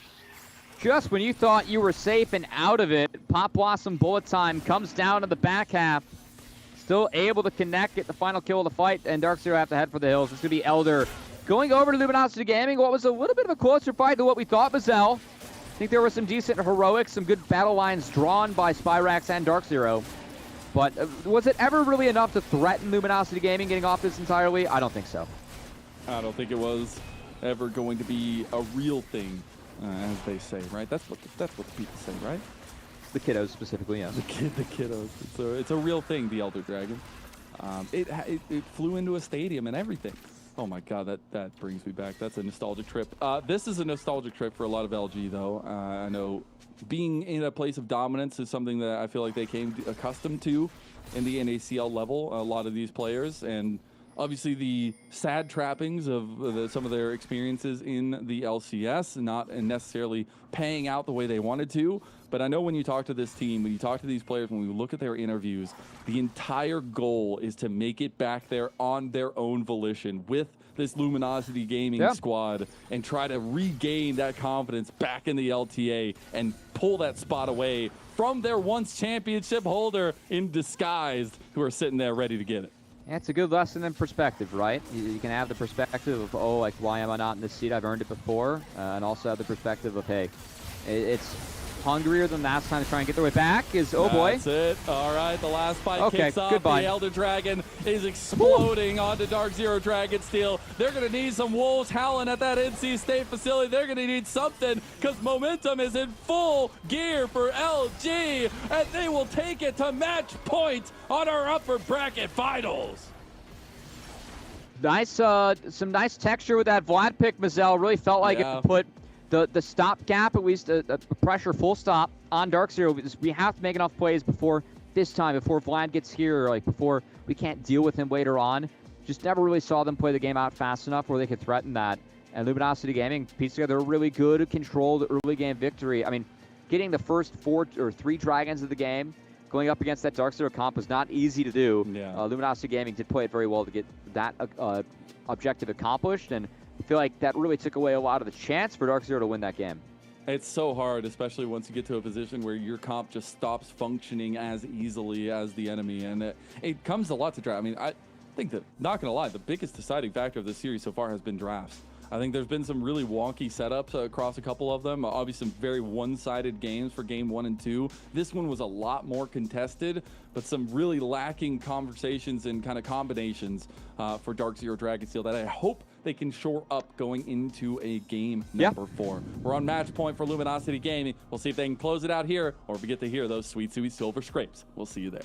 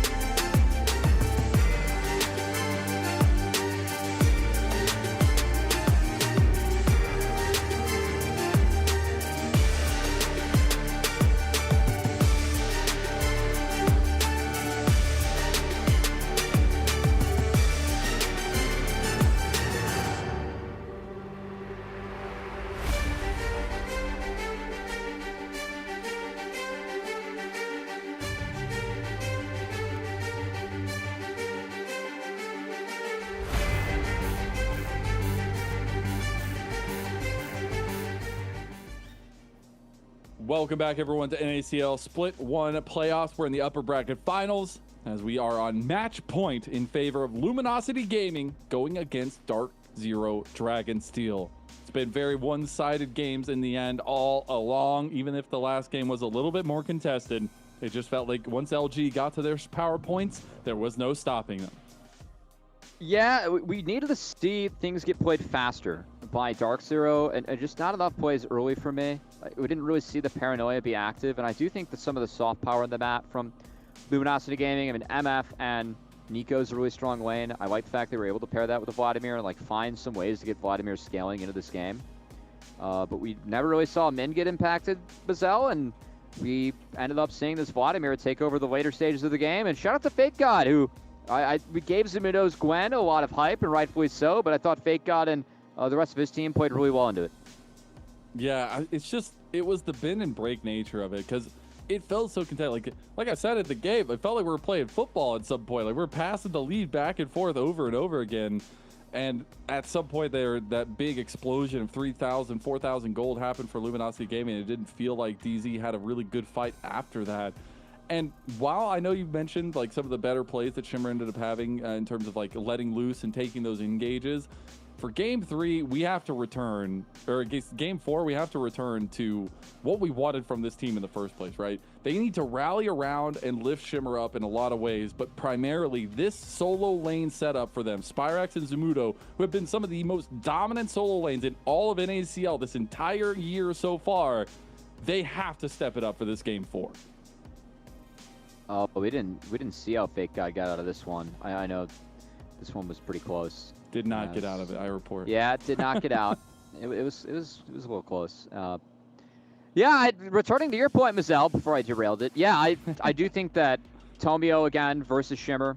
This is Shimmer's 3rd series playing ever for NACL, going up against Tomio, who is playing to get into his 3rd final, and coming off as sitting on the bench for LCS for the most part, but still was there for a reason. Shimmer has a long way to go if he wants to get there, and yeah, I feel like game 1, it really was the Dark Zero squad stepping up and showing out around him. We didn't see that in this last game. With both the solo winners, I'd say kind of getting outplayed / beat by their opponents, and Shimmer for sure not playing a game fast enough to coincide with that. And I gotta say, there's one thing on the list right now that if LG give it over, they fumbled the bag and we're going to game 5. It's the Azir.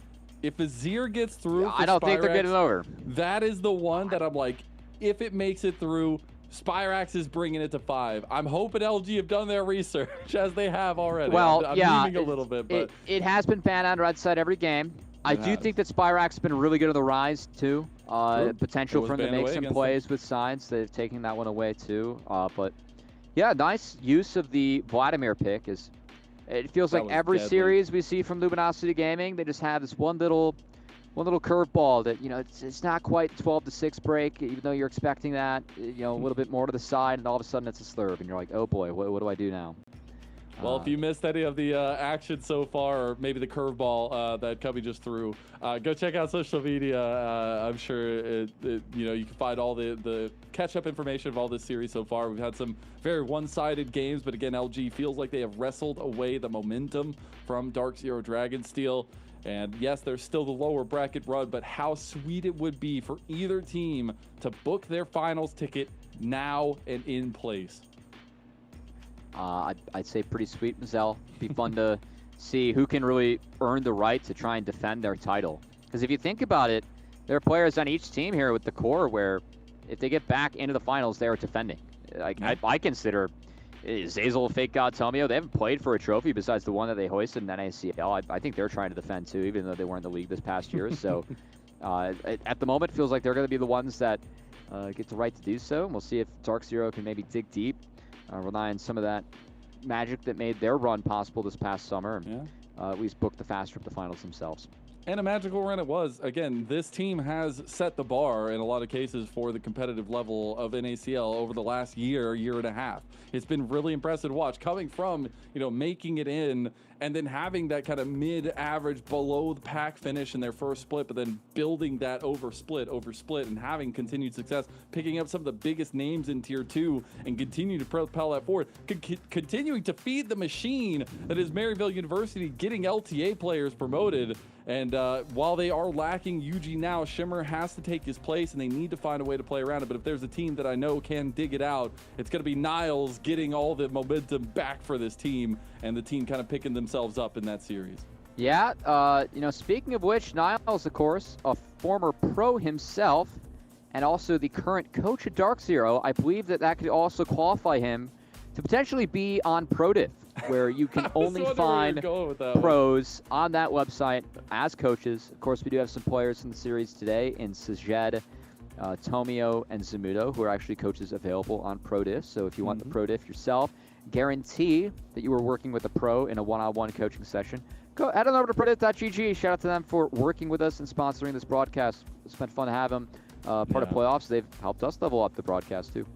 Yeah, it's been really cool. I just appreciate that kind of sponsorship, but also the motivation and the kind of intent behind it in getting some of these pro players back on the wheel and back in the coaching situation, which I feel like opens up the minds in so many different ways and different approaches to the game. But go get some coaching now at ProDiff.gg. And now we got to maybe coach a little bit of the audience on how this game number 4 draft is going to go. A lot of power picks are taken off the board. I am very much expecting Dark Zero Dragonsteel to be on blue side unless they feel like the counter pick is that much more viable. Yeah, I'm going to assume blue. I will say the game 3 wins big, because guess what? If it goes to 5, you get choice aside now if you're Luminosity Gaming. So that does matter. And hey, we did see blue side actually fall. So, well, the house sometimes can lose is what we lost. So. That's what we found out last game. Very, very hard. We'll see if the house is going 3-1 here or not. But anyway, we did just get confirmation. Yeah, it is going to be blue side. Yeah. Okay. Of course, this would be for game 4. I'm interested to see what we first pick, and also what ends up happening with the jungle pool. Because I think that a lot of the junglers we have seen so far been pretty expected, pretty meta. Let me tell you, folks, we can get out there in games 4 and 5. We teased Warwick being flexible between Zamudo and Shimmer. Yeah. I don't want to spoil everything until after Game 5. We still have more playoffs to run. See, my rule for playoffs is that when we get to finals, any and all leaks I heard about scrims or anything, it's a fair game. It's fair game. Like, we don't play afterwards. You know, if we're talking about crazy picks in the jungle, I was trying to pitch Trundle to Shimmer, and he's like, "Why would I play that champ?" So I may not see any Trundle. Fail. But there are some other champs that we've seen. I feel like are quite good. Might be hidden, but these teams might be willing to bust out. Yeah, and again, I go back to the conversation I've said in like almost every game is like I really prefer those champ pulls, those pocket picks from LG's point of view as well. They have cookers across the table. Even Fake Out. I know you talked about Insanity as well as Zazel down there, but we get the draft already started. Bans already there. You see the kind of 30 champions already banned away. The Smolder is now prio as ADC pools getting benched. Smolder being taken away in the first phase, that's new. Again, teams have started to figure out you can change up your bans to open up certain picks that you want to start with. So we don't see Dark Zero Dragonsteel actually switching anything up on their end. Of the course, that Azir. We're good. Check gonna remain banned. We're good. But it's Nidalee time. That's Nidalee top. That's gonna be Nidalee top. Yeah. Let's go. Shimmer can play it. Yeah, he can. I know Fake God was one that was boosting this champion here, saying that he can find some ins and outs. A lot of the matchups are gone because like the matchups that you want to or can play into it. One of them still up though. One of them is Jace. Sion, no, Sion's gone. Jace was banned. Bessa. You don't really love that matchup, but I'm really interested to see what Fake God goes with because Jax is actually one that you can't play the counter pick into. But Jax is already gone. Exactly. So the Nidalee definitely freed up a lot. Interested to just see. So good though. Yeah, interested to just see a Renekton from him. Just be like, I'm just gonna be a big front line. I'll be strong early, and then we can make sure we have enough health for Tristana later on. Yeah. Because of course this Tristana Alistar being picked up this late. Man. I mean, it's just a row angle now for Zyko. But what do you pick up if you're Dark Zero to go along with that in the Trist? Yeah. I mean, also we cannot laud enough tackles Tristana. Like, his Tristana is insane. So much carry potential, and he knows how to navigate team fights so well on it. You have to have answers. You have to have CC. You have to be able to burst him down. And as we get in the second part for Dark Zero Dragonsteel, that Rel is immediately going to come through. But what do you go here? Do you go with something a little bit fun? Do you go with like a little bit of setup for Shimmer? Do you go with something for Spyrax? Try to get that one going early? I think you Kaisa, but I don't love Kaisa. Okay. Well, like, my logic for Kaisa is that you can play it in the trips, but I think you're setting up for a very bursty team fight. If you do play the Kaisa, Silas, man. Corki is at least flexible. As I know you're looking at Alistar and thinking that that's enough for Silas. It's unfortunately not. But Spyrax's Silas is nuts, though. it is. I mean, I feel like we say that about a lot of champions for him, but he's really good. So, you know, it makes it pay out. This has been something that has kind of let through, and just pick Annie. Okay, the Vigar is locked. Wow, in. we're gonna Okay. blind Vigar. That's wild. Is it gonna be the tank build? We'll see what Insanity wants to go for, but that's really early to be taken as a blind. Also, I know it's Spyrax's Azir, but historically Vigar has been a counter to Azir. Curious if we have any Yone bans now that get thrown out on top of the Rise. I like the Rise ban, though. I think Yone is much deserved as well. It's something that LG have banned away from Spyrax earlier in the series as well. The Wukong is the focus right now for DZ. I mean, look, I'm going to be honest. If I'm Dark Zero, I think I'm just putting the Corki mid. Yeah. I'm wondering if that's what Insanity kind of bet on. Yeah, I think so, too. I don't know like how many good or better matchups you can find into Vigar than what's showing at the moment, as they take away the Maokai again as well. Okay, I actually really appreciate that. I was going to say, put Shimmer on something that facilitates, man. But at this point with the Nidalee, I think it's going to be a little bit more difficult to do. You definitely need frontline. You need something to kind of pair up with Zyko on the Rel. Yeah, we'll see what Shimmer's up to with his pick. I kind of looking at the next ban, because, yeah, taking away Wukong and Skarner. He hovered the Shaco. I mean, he's just going through all of Shimmer's champion pool. Rek'Sai is definitely a Shaco champ right now. I've actually heard the Shaco, might be making appearances in places. I'm just throwing that one out there. Zed jungle? It was banned away last time. I mean, I do like Zed jungle a lot. All right, Tomio! Okay, there is no, all the CC for Zed at the moment is pretty conditional. It's only really Rel-Q that's a snap and instant. I'm wondering where we go from here. As Shimmer does love his Bel'Vev.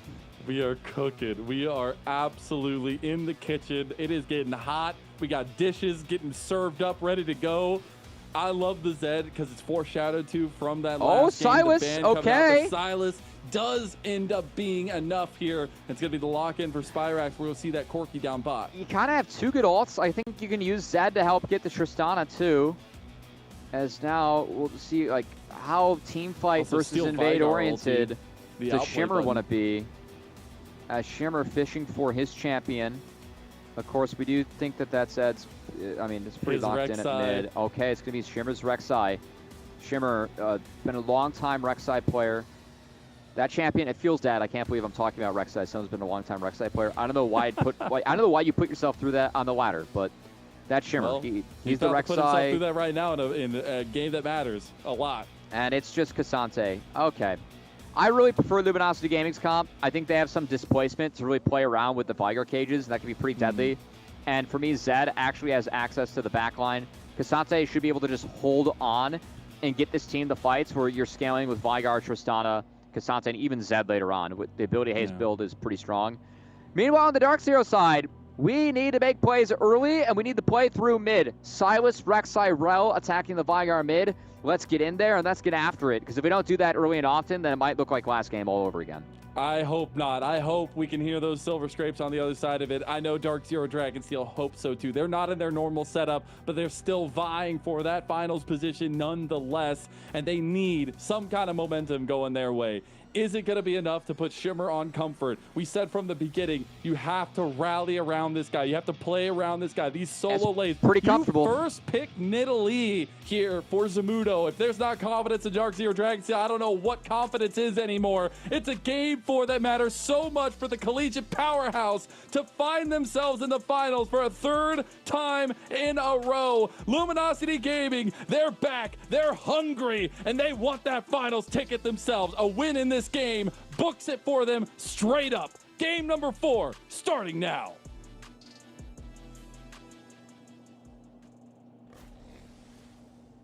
Excited to see what Dark Zero has cooked up early on for this one, Mazel.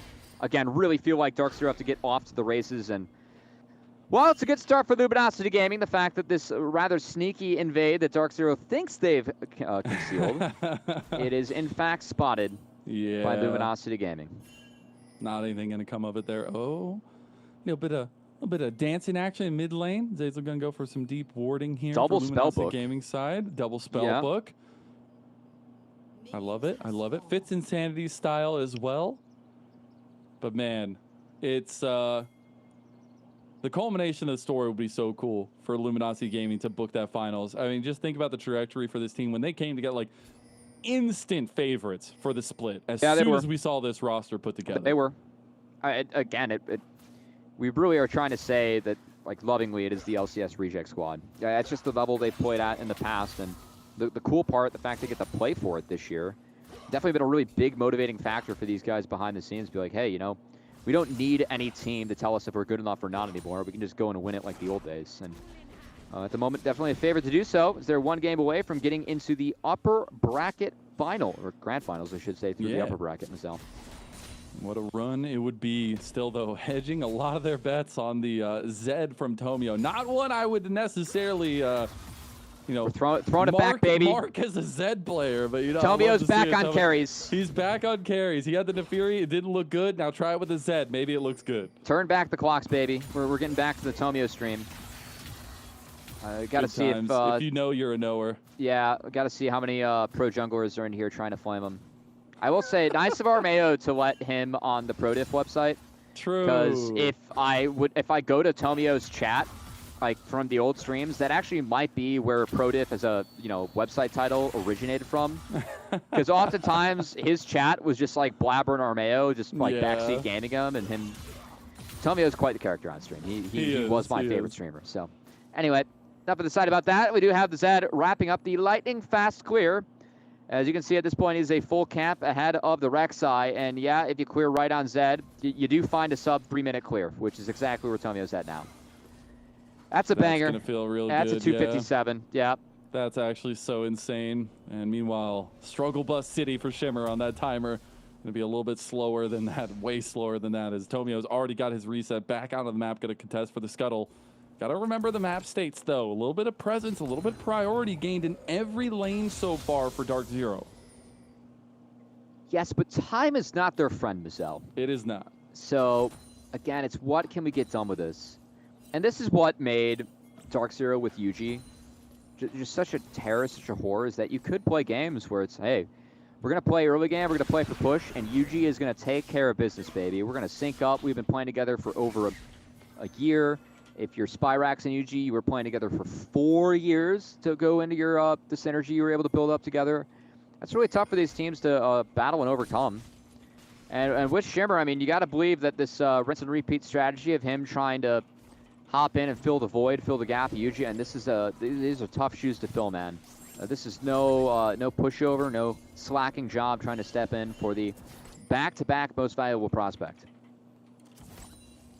And again, that's why I try every time we talk about it. It's so hard not to compare because obviously you're coming in filling the shoes, but there is a vast different level of experience between UG and Shimmer. And that's why we said the solo lanes for DZ really need to play around him, play through him, find ways to make this synergy work and have that stable strength that we knew these two guys, the left and right hand of Dark Zero Dragonsteel, to be some of the most dominant solo laners in the entire league.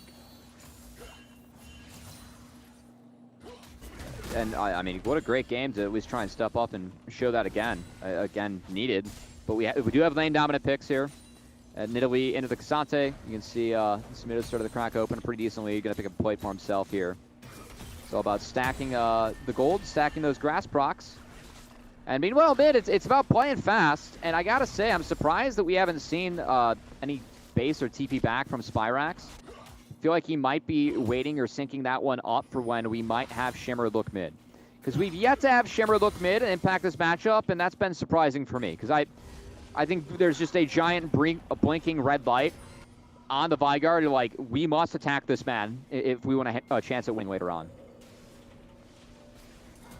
We're going to see a little bit of redeploy from LG up towards top side. This has been a little bit of a saving grace for them. Something they've gone to a lot in this series so far is moving out of those lane states, trying to change things up a little bit. And now that we have Dragon on the bot side, Vision really nicely placed by DZ. Don't feel like we're going to have necessarily early Dragon stacking like we have in the other games so far. It's still early. I think that, honestly, yeah, with the junglers being down here, we have another swap. And this is Luminosity Gaming looking for the Dragon off this, whereas, okay. Insanity going to be forced to burn the flash, but with the second swap that's hit the Rift here, Mazel, I think this is how Luminosity Gaming are actually finding a way to manipulate that Drake timer for themselves. You can see Zyko walking down to try and counter it, but they don't get Drake in the 1v1. They don't get it in the 2v2. Or at least prio for it, but they might get it if they find a 2v1, Mazel. And with a second swap back, they've done that. That's just numbers. I know numbers, I think. I like this a lot from Luminosity Gaming. I think that their focus around the Dragon has been very appropriate. It's been very well played, and I think they're really outplaying Dark Zero in this area of the game. This has been really, really well done. Yeah, I mean, you're just relying on all that experience, all that pent-up aggression, honestly, that this team knows they have. And you get to see the interviews with them. You see kind of what the community is like around them. Like, these guys are hungry to make sure that they prove to everyone they deserve to be at that LTA level, that they deserve to have that spot at the end of the year. And it's been a hell of a come up. I mean, the fact that we're getting wonder star plays from multiple members in every game, I mean, it's been a team effort. We've had individual performances that have been great, but as a whole, this team is just functioning so cleanly on, early, mid-game, late-game decision-making. The kind of map states, the macro decisions have been so clean. Yeah, I feel like that's part of the expectation, right? Just given where they came from. But you got to give credit in execution, right? That has been clean today. And for me, I think Dragon Control is actually, like, looking back throughout these 4 games, has definitely been something where I can look at it, for sure, point the finger at Luminosity Gaming has been better at this, and it's been pretty impactful in the series. Now, a little bit of finickiness in the bot side as Zyko and Zazel waiting to hit that level 6 mark, but Grubs are spawning on the other side. We won't have the duos up there, and Tomio not going to be in position to contest anywhere. So it should be Dark Zero Dragonsteel claiming these objectives. That trade for that earlier Dragon going to pay out in 3 Grubs potentially. All right, Samuto, what can you do? You've got the Nidalee and you got some Grubs. How fast can we take turrets and get some gold injections going on? I feel like that's kind of the game plan / what we're answering here for Dark Zero, but be a clean take here by Shimmer, and man, it's gonna have to see how fast Nidalee can start to get to work across the map. And I guess I just want to talk a little bit more. I don't know how much you necessarily know about the Rek'Sai Zed matchup in particular, but I know we were saying we wanted to see proactivity from Dark Zero Dragonsteel, and especially from Shimmer on this Rek'Sai. When's that fighting strength really come to a fold? When does it feel good to actually be aggressive as Shimmer? Oh, I mean, you have no flash on Insanity mid, man. I can't believe we haven't punished this as Rek'Sai yet. I think, again, it's just the earlier the better. And when you flash on Rek'Sai, and you guarantee that knockup, right? So I think making sure that you're making good use out of that Summoner spell, and again, trying to set Insanity behind, who has really not been set back yet in this game. That's a big deal, because, well, this guy infinitely scales, Mazel. Yeah, I'd say so. Yeah, he does. That's a key factor. Right. He also has a massive outplay button, and it's only one button. Well, you at least have to aim the button, right? I guess, we're giving the technicalities. Skill shot or point and click? The funny part is Spyrax will also have the outplay button. Oh, if yeah. he wants it. Yes, which is The when AP scaling. he's gonna press R on Zazel. And They're gonna press R at the same time. It's gonna be wild. yeah, he's gonna outplay the pressing or the CC that can come down. I actually think that's something that Luminosity Gaming can actually play around with rather nicely. Think of the cage and the displacement they have to actually like put people into the cage. You got headbutts, Cassante between his R and W, Tristana R as well. There's like a real creative potential there to actually set up a cage and knock someone into it. That I'm really curious to see if Luminosity Gaming is looking for, because I know Insanity, this has been a pick that he's played forever. Even going back to the days when he was on 100 Thieves Next himself as the mid laner playing from 100 ping. Viger was one of the champs he was playing a lot of, and he is pretty damn good at it. God, it brings me back. Brings me back. It's so crazy to see these guys trying to stake their claim yet again in NACL. And honestly, it should be a force to be reckoned with for everybody trying to make that end of the year push to LTA. This team is not taking any prisoners. And so far, very dead even game. Still that scaling leaning in the favor of Luminosity Gaming. About 1,000 gold lead for Dark Zero. Yeah, most of the Swede going to be on Nidalee, and frankly, I don't think the Swede at the moment's big enough. Like, Nidalee can definitely snowball her lead inside lanes, but she can't do so in team fights, not the same way. And I really like what Luminosity Gaming is doing yet again with the shift. 20 seconds before this dragon spawns, Mazel. I'm curious if Wait, they're after going all in on top side. they can't get to middle, let's be Okay. real. He's got flash. As Insanity also has flash back up. That's a big deal. Samino not going to flash, and instead going to walk out and heal himself all the way back up. But let's watch Tactical and Zazel. Let's see if they swap back. I think that Darkseer almost got wiser to it this time around. Like, hey, we're not going to fall for the 2v2 this time, because Nidalee, we can just keep her up there. She's got more levels now. Yeah, she's low on mana, but she's surviving. Let's keep the 2v2 Dragon side, make sure we get this one clean. So I feel like Darkseer learned something from that last do-si-do that Luminosity Gaming pulled on them, and this will even up the Dragon score. I really like this, and it's a big reservation moment from Dark Zero Dragonsteel, but it's also a really good know-how of how to play the map at this state. And just trying to play through the strength that is Nidalee in the side lane. Untouchable for the most part. Very hard to punish. And probably one of the most annoying champions to play against now. Because I just feel like it's the epitome, or the maybe at least personalization of ADHD as a champion. Because you're literally just doing things all the time. And you're just constantly pressuring in the side lane. Yeah, that's, I mean, it definitely is a pest. It's just that you beat this champion in the 5v5, not the 1v1, right? It's a mosquito. Yeah, it's an unkillable mosquito. It's the biggest damn mosquito you've ever seen in your life. In It's a cat-shaped mosquito. I mean, that's terrifying. It's from the Nile River itself. Whoa, I don't know if you wanted that one. And He's fine. He's got a phage, and yeah, they were trying to bait in Zazel too. Of course, Zamudo, his health bar is about as big as his mana bar is. So don't let the health bar fool you here. But we'll see if now who wants to take that step forward. Obviously, that 1-to-1 Dragon score, not going to be anything on the map for a while as well. We stated from the beginning, this is not necessarily benefiting Dark Zero Dragonsteel. They are going to play Zyko towards this top side. They're going to bring Shimmer over as well. The turret down close to only one turret plate left. It will be falling in about 25 seconds now. See if they want to pick this big turret up and get first turret of the game. Yeah, don't think they have the firepower too, but more keen on just keeping the lane matchup that we have. This is going to allow Fakeout to get a little bit more experience, get back into the game. Zamudo getting starved out a bit, but of course giving more experience on a Corki is never a bad thing. As Corki does scale with, well, abilities to put points into levels, right? It's quite the caster, so. That's really good analysis there, Cubby. Yeah, everywhere, you know, more than doubles are more important on him than other 80 carries. We'll put it that way. They are actually. It's really important. He's gonna be focused now. Sajed gonna be in the eyesight of Tomio and Fake God. They have a really easily executable dive here as Fake God just gonna ram him into the wall. Sajed getting lower and lower. The death mark has been popped, and then Fake God will get out in the end anyways. Hopefully Fake God is able to buffer that last tower shot with an unstoppable of his own, and that's a pretty easy setup to get the dive. Meanwhile, though, was first brick secured by this Dark Zero Dragonsteel squad, and they're looking at the inner as that bomb did not end up going onto a creep. And so the siege will not continue. So, going to try we'll and die off a little bit. He's going to head back. They with still his got the teammates. first turret, though.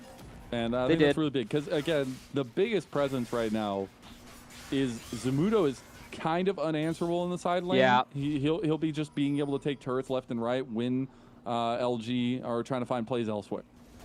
Also, you know, like, conspiracy brain League of Legends theory, I actually like the fact that it didn't brute force that inner tower down, because if you take the inners too fast, then Italy has nowhere to go. You're really, like, you can't take inhibitor turrets until, like, past the 20-minute mark of the game. There's just no way you're touching those early on, no matter how far ahead you are. So I actually think that resetting and making sure that Italy can still play to 2 lanes is A-okay. As she'll likely work on taking that one down by herself later on, as that champion is still very strong. As long as there are only, you know, 2 or 3 champions on her screen, she can be A-okay. First items are coming up.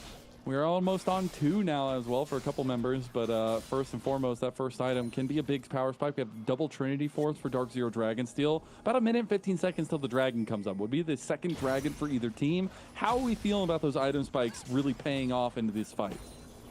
I'm still concerned. I mean, I'm looking at Shimmer being down 2 levels right now. I Tough, really feel like this 1K gold deficit for Luminosity Gaming, being even on the Drakes, like even down 3 grubs and likely this Rift Herald, I still feel like they're ahead of schedule in this game and where they should be. We're seeing, though, that, you know, the solo lanes are performing for Dark Zero Dragonsteel. They're up CS right now. They're finding a lot of pressure, but still Shimmer falling a little bit behind. So the Rift Herald will assuage that deficit just a little bit longer and give them some standing gold on the map once they use it and try to take down this mid turret as well. Stop any of that standing defense that LG can play off of. Next dragon could be quite big too. Of course, would be the second Drake for one of our teams. This Tomio going fishing there on Zyko. Doesn't want to pop the R because he will get full comboed from the Rel. Magnet Storm. Pretty nice way for dealing with ZR. Can at least make sure that he can't land on solid footing.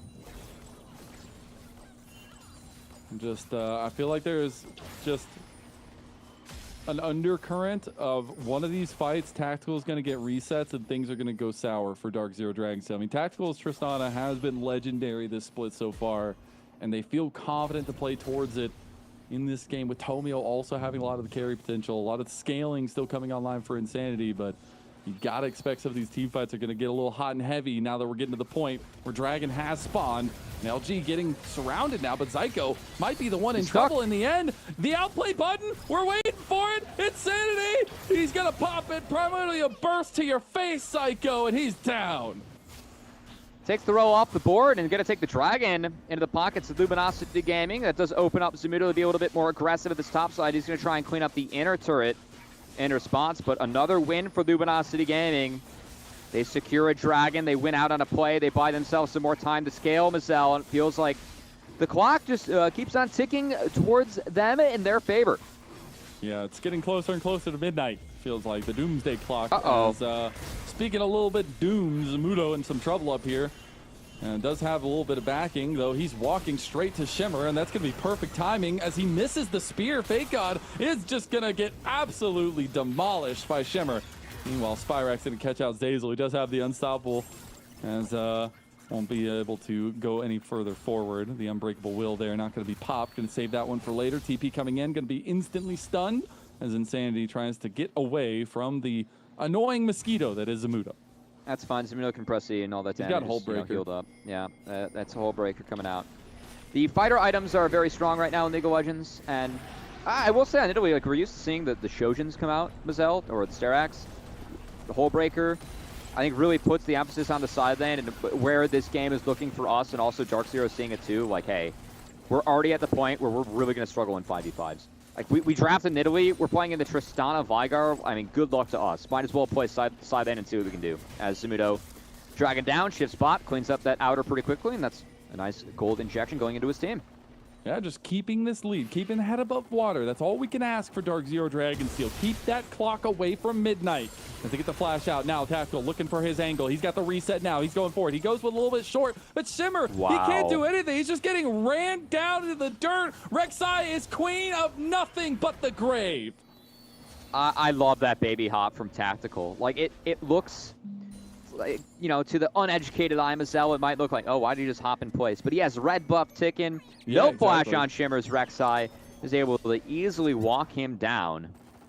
Shimmer falls. That's going to be one step closer to Infinity Edge for Tactical. And again, just feels like Dark Zero Dragonsteel, when they used to draft comps like this, they play with such an urgency and velocity in the early to mid game that it's like, oh my god, like it almost tells you that they can pull this off every game. Yeah. That sometimes isn't how it goes. And playing up against this Luminosity Gaming squad, that LTA, LCS experience, have been able to really effectively slow things down, shut Shimmer out of these early games, and create really positive mid to late game scenarios to make the game easy for Luminosity Gaming. Like this game state for them, you could not ask to draw a better game state from minute 0 in this draft. Like if someone walks up to me and tells me, hey, 20 minutes, 30 seconds in, this is your game state, take it or leave it, I'm like, take it, no questions asked.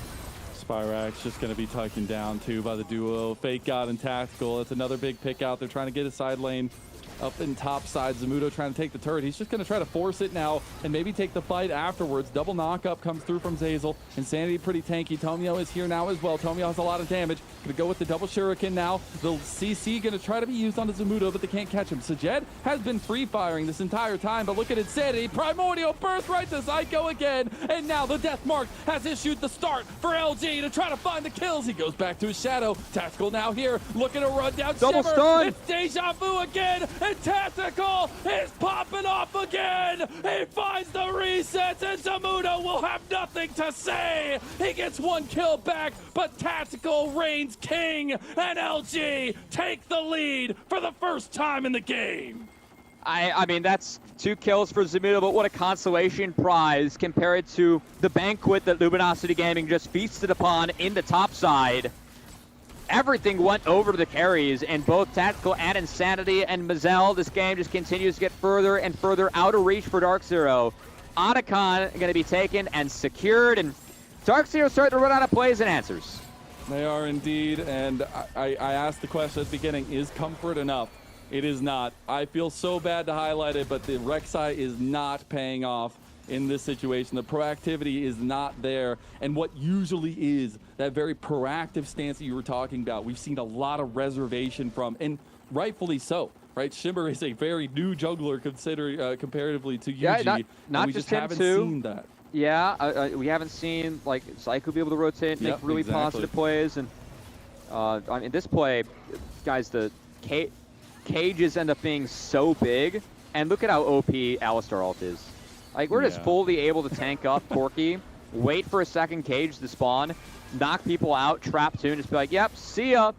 It's okay, right? And that really helped enable this long fight where, again, Insanity, this flash cage, this is great vision and placement from him. And just no chance to team fight, and that's the struggle of the Dark Zero comp. They can't opt into a 5v5. There was no chance in draft that you're going to have that once you first picked Nidalee. I just don't think they were able to play around that. And you're going to have to 5v5 at some point. So if you don't have advantages coming into that stage of the game, like, good luck. Yeah, and the fact that Insanity obviously has the mana regeneration, but just playing within, like, literally 0 mana that entire fight is just actually incredible. You know, cycling the abilities, calculated. As unfortunately, we do have a pause going into this one, but... He had Catalyst. He went for the Catalyst-only tech, so, you know, you sack your health to get mana. He's like, oh, no mana? Just got to step up, flash in. Step up. Oh, I have enough for Cage? Great. It works. And then I have enough for Q, and then I have enough for W. It all works out in the end. It worked very well. I can't stop praising the approach that Luminosity Gaming has had this series, right? They definitely had the harder end of it in the last round, right? They did not easily, I mean, it was still 2-0s, but it wasn't as clean as I would say the Dark Zero Dragonsteel side of things were. And maybe that helps them, but today it's been all about draft. It's all about execution. It feels like have barely started to reach into their giant ocean of champion pools, and already you saw the difference made in game number 3, and now game number 4 is just execution based. I mean, that's the nice part about the pools for Luminosity Gaming is that Insanity could very easily not play Vladimir or Vigar in future series and probably be okay. And that's just how it's going to go with this team. I really feel like this is the most malleable team that we have. I think it's somewhat expected given the experience and pedigree that we have across the entire lineup of Luminosity Gaming when you're looking at it at an NACL level. And yeah, we've really seen these guys step up, and it's looked one-sided at the end of the day today, Mazel. It's really unfortunate. Yeah, I know that we all had Luminosity Gaming as a broadcast, but we did not feel like that was representative of how close things could have been. And I was saying LG 3-2 earlier today over to You know, that was to the Dark Zero boys, too. I might have been trying to ease up a little bit by saying 3-2. But the gentleman, predicting a 3-1 is boring, man. That's the cop-out. It is boring. Yeah, you can't predict that as a caster. You got to go hard to go home. 3-0s to 3-2s only. But it just shines so much more light on the goal that all these Luminosity Gaming players have, right? Like, this is a team that was built for one thing and one thing only, and it's reaching back to that LTA spot, ripping it away from Disguise, who 3 of the members literally won Disguise, that championship in NACL, not that long ago. What a story it would be, but this is the first step towards that, showing dominance, showing consistency, and showing that Disguise have a lot to worry about going into summer. I don't think that any of these teams have to show anything else to show that Disguise is going to have issues going into the summer. They're making more roster moves than our top teams, and that's with Dark Zero not even really wanting to make roster moves, but of course having to, because you usually got promoted. That's a pretty good excuse and reason to make a move. So yeah, I mean, I really feel like at times during the splits, we actually had 3 NACL teams that could have beaten the bottom 4 LTA North squads, and I feel like on paper, if you watch this series and think that Disguise is going to beat Luminosity Gaming when you don't even know who the mid laner Disguise is yet, I don't know what to tell you, but we'll see if they can turn things around. That's going to be its own story in the LTA North. Definitely absolutely. Have to see if the swaps they're making work out. But yeah, at the moment, it really feels like Luminosity Gaming just straight up the team to beat.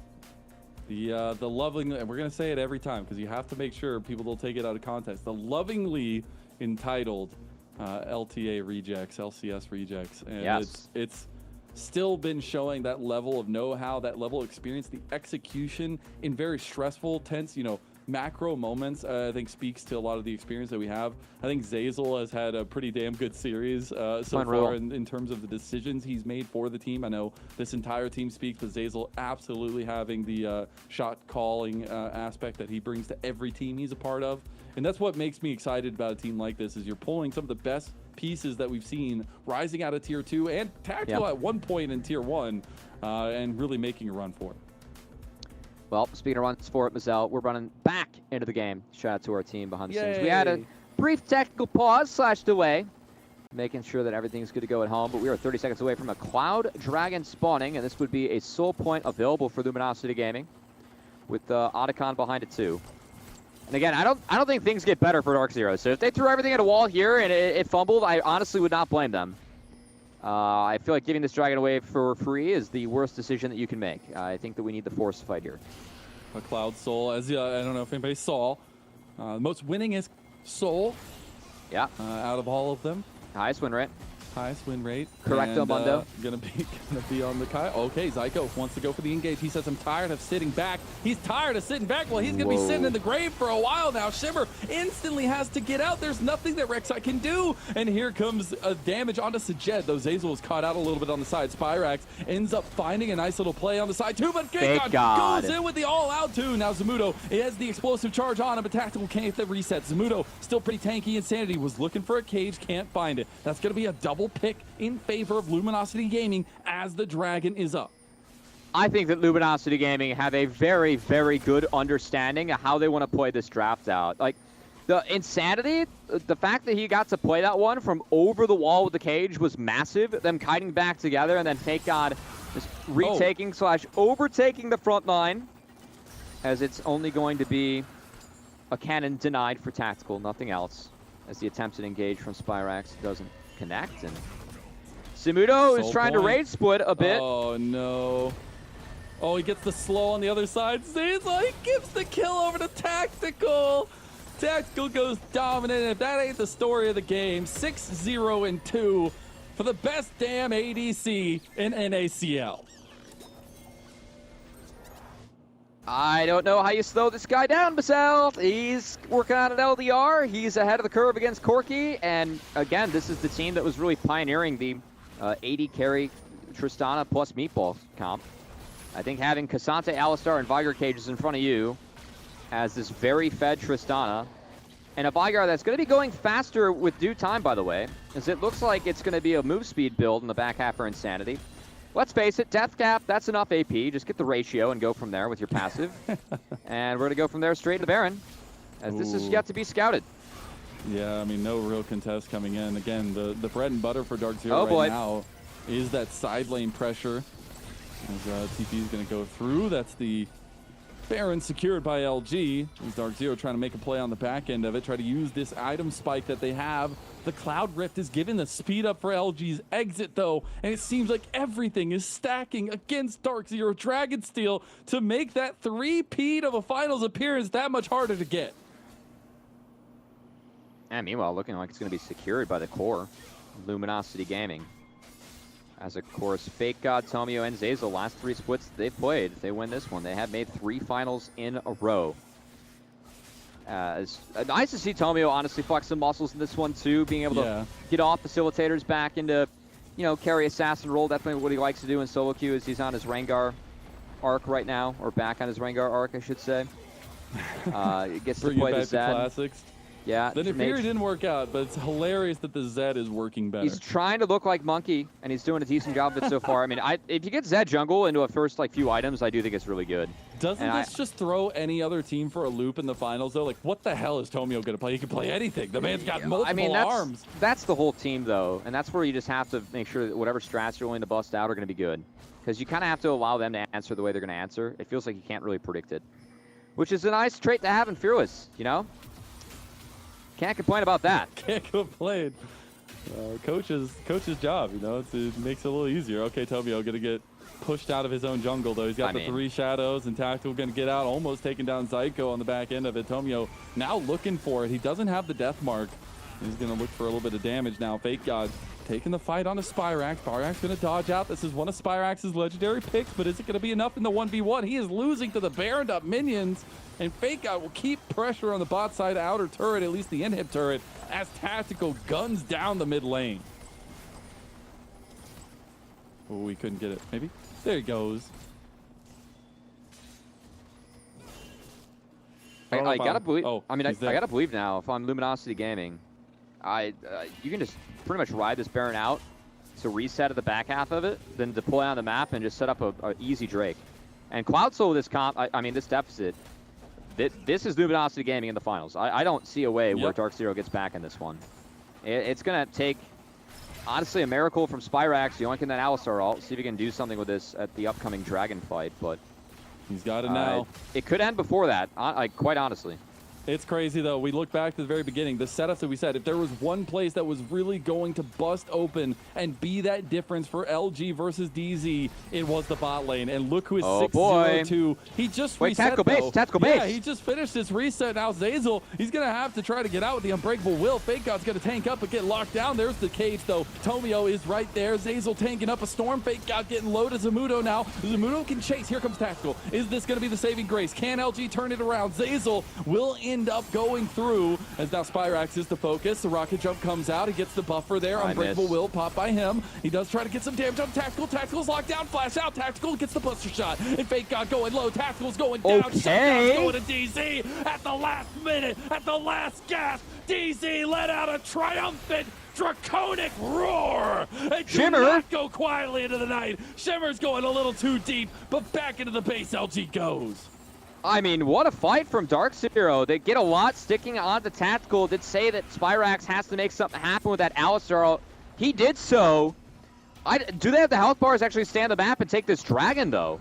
Because I think that timer's a little bit too long for LG. Yeah, they got to retake everything. All right, good call from Dark Zero. I think this is enough to make sure they get this one in time before they're able to answer.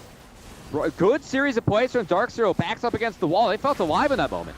They really did. That felt like the proactive setup they needed, the kind of play they need to be making more consistently. I know Zyko has been trying to make these plays happen over the last little bit. Finally, the team comes together, and that is what we needed from the beginning. Is it too little, too late? That is still to be decided, but about 2.5 thousand gold lead for LG. I think for them, it's just refocusing on the Baron. Difference. Yeah, just refocus on this Baron. Make sure it's a clean one when it spawns up. You're okay losing that Dragon. That's not the end of the world. And you still have the scaling team comp where we really shouldn't be concerned about LG at this point. But hey, bounties are a hell of a drug, though. They are. Again, that was about 3K plus gold they lost in terms of their lead, right? Nice deficit shipped into by Dark Zero, but I see Tactical with no flash. I think that's the only scary part of the moment I have. And frankly, there's no one on Dark Zero that has flash that can scare me. I'm really scared of the Rek'Sai, Silas, and the Rel flashes if I'm Tactical. Everything else I feel like I can deal with pretty well. So, of course, those not being available at the moment, going to make sure that Tactical should be able to get away with not having flash for this upcoming fight. We are getting to those full build moments, at least getting closer and closer. 4th items coming through from multiple members. Tactical now He's got a Flicker Blades. That Lord Doms with the Flicker Blades combo. Yep. The damage is going to be nuts. The resets are going to be nuts. Randuin's. You have to be thinking about that. I like the Randuin's for Zamudo. I would like to see another one potentially on Shimmer's Rek'Sai. Oh, they want to try to make a play. Sajet gets caught. He instantly flashes. Valkyrie out, but the rest of the team gets caught in transition too. Can Sajet back them off? Unbreakable Will has been popped, or at least stolen by Spyrex. Zazel is going to pop his, and now they have to fight. Maybe Shimmer going in, tries to get the Stride Breaker there. Spyrex wanting an angle with the Abscon on Duck. Fake God has overextended. We'll try to fight back as he is the tank. He is the front line right now as a reset's coming through from Zazel.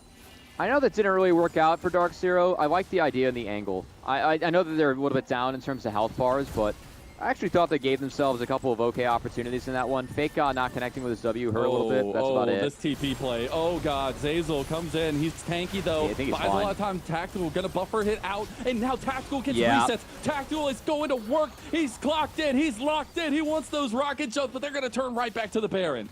I think best thing they can do is bleed out Spyrax's Zamudo. Alistar ultimate. Here we go. Oh, they Headbutt. caught Zamudo. They Yeah. almost get him in the end. They're trying to take down Spyrax. Spyrax still having the Unbreakable Will. This is a tense moment. You're down, Shimmer. You can't fool anybody else. No! Zamudo goes down. Tactical finds the kill at Luminosity Gaming. They're ripping Dark Zero Dragon Steel apart. Seam by seam, wing by wing. The Dragon Slayers have arrived. Barrier barely saves Ajad. Tomio not able to find the flash finish, but that doesn't matter. The base being pressured by Tactical as the slow fight from Luminosity Gaming, and now the delayed recalls just might spell the game. No, they might just do it. It's all That's the it. might of LG. From the beginning, Luminosity Gaming were favorites to contend for the title, and through this explosion of light, through that primordial burst, they are the first to the mountaintop as they claim their grand finals berth. Who will stand against their luminous might? Luminosity Gaming 3-1 over DZ. That's a win you can take to the bank as LG, as, Insanity playing the might of the little one now gets to be the mighty one at the top of the hill. We'll see if it ends up being Dark Zero to face them, or potentially near Airport or Conviction, because the winner of that best of 5 tomorrow does have a date with Dark Zero for our championship weekend next week. Oh, God, it writes itself, man. It literally writes itself. The fact that Dark Zero Dragon Steel are now in the lower bracket awaiting either Conviction or near Airport, the beggar itself, the potential for the rematch, everything that falls into that. But right now, we have to put the spotlight on LG. We have to put the spotlight on this team that we knew from the beginning could contest for a title. And they're back in the league. The LTA rejects, lovingly called. They want that stake of claim back on the title that they knew not that long ago. I mean, look, you take away the first 10 minutes of Game 1, and this was a LG series start to finish. I think Game 1, I didn't like their draft. They weren't capable of making enough plays. They fumbled in the laning phase. It was a clean win for Dark Zero, but man, you take away that time, and it felt like from start to finish, Luminosity Gaming were the ones that were in control of this series, which I think we all expected them to be favorites, but again, not to this degree. What we saw against Dark Zero. I think that was a little bit surprising for me. So that's the crazy part, man. That's our final boss. Gonna have to see what the rest of our 3 teams have in the tank to try and beat it. It feels so bad for Dark Zero Dragon Steel. I don't feel like this was the showing that they expected of themselves. I know things are obviously a little bit in flux. They're not playing from their home setup, but there just felt like something was a little bit off in this setup. A lot of the combinations definitely weren't there, and that proactivity that we saw in that little moment, that big comeback, the like almost 5,000 gold swing, that was what we needed more often in this series. Yeah, again, that was last breath, backs up against the wall. We're all going to burn flashes eventually on the Tactical and find them.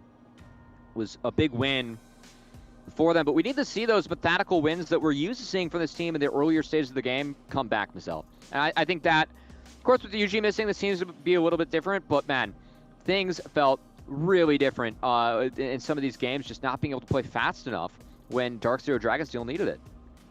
And that's the hardest thing about it all is like the speed of play and the fact that it was LG who took out these comps in the last 2 games. The Vladimir mid, the Tomio nostalgic trip of a Zed going back to the carries. And that's how they took down Dark Zero Dragons. It wasn't some meta comp. It was a lot of the things that worked for them throughout the season, but it was just cold, hard facts of a diff from LG versus DZ.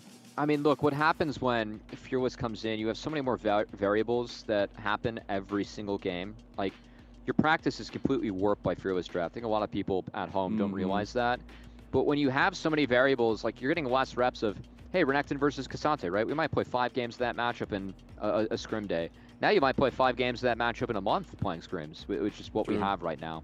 I really feel like sometimes it just comes down to fundamentals. Like, who has the best read in the game? Where are your advantages in draft, and how can you use them? And fundamentally, Luminosity Gaming were just a cut above Dark Zero today. Yeah, and I think that was a big difference in some of these later fights, the later setups. Even in this setup, like, Spyrex gets in the backline, I think the big difference maker here is that Insanity is pretty low on mana. Yeah. And of course, that second rocket jump from Tactical did end up getting canceled. I didn't catch that live. This was the fight, man. This was it. It's just so crazy that we had 2 dualities in this series, right? The double, triple threat, right? Like, this team who spent time, all of them, in LTA, LCS at the time, you know, but the last time we saw these guys in NACL, they were champions. They were constant threats. They were constantly in the finals. And the fact they make it there, even with that break of going to Tier 1 for a 3rd time in a row, speaks volumes to what this experience, what these players, the level they execute on can be at. I was getting into it earlier in the cast, but like, this team deserves a lot of props. Of course, being, I mean, we have just straight up been calling them the LCS reject squad, right? I feel like that's very true when you look at the pedigree of this team, but it can be pretty easy to be disheartened by that. Like, why wasn't I included? What's missing from me when I'm out? Especially when you return to a level where, well, the last 2 times that you were here, you were in finals and winning. So it kind of sucks to go back. But hey, to be able to keep the mental up, whatever it requires to make sure that you are capable of performing and doing what you did before when you were at this level, that's important for the team that's, I mean, straight up just playing for their spot now, playing for their Oregon. Yeah, we've only seen that from Luminosity Gaming. Again, you put this team up against Disguise today, I think everyone at home is going to tell you how this series is going to go. It's going to be Luminosity Gaming. So we'll see if they can really level up throughout our last split and what else LG can do in the second split of NACL, right, where push really comes to shove. But it's pretty clear with a UG list Dark Zero, Luminosity Gaming is the team to beat. Yeah, and you know, we don't have pie on our face from all voting for Luminosity Gaming in the end for the predictions. So it all works out, all according to plan, baby. But it definitely feels good for Luminosity Gaming to reach that precipice, to reach that mountaintop, and the way they did it was through sheer dominance, right? The only loss they had was a devastating one, obviously, against Dark Zero Dragonsteel, but being able to kind of pull that one back in the playoffs to book that up, that finals, absolutely incredible. Yeah, of course, if you guys want to play like these guys at home, or maybe get some advice from the folks that you see on your screen at home, head on over to prodiff.gg. Book your coaching sessions. It's pros only at ProDiff to guarantee that you are getting that ProDiff at home. So head on over there, check out the list of coaches. Shout out to Zamudo, Tomio, and Sajed, 3 players that are coaches on the website that were competing on the Rift today. Definitely congrats to Tomio, who played well and found the win. Yeah, and on his Zed. Going to bring that one out, and I think that's just so incredible the way they did it. It wasn't a singular player for Luminosity Gaming. It was a team effort across the board. The drafts, the execution, it all looked so damn good. I know we're going to be getting to talk to somebody from the team here very shortly, but it just feels like this team is at the point where they are unstoppable, and I'm really, really looking forward to what those lower bracket runs pay off for us to see who can contest this team. As we do have our MVP to give, I gotta wonder who it could possibly be. I have my vote on Tactical.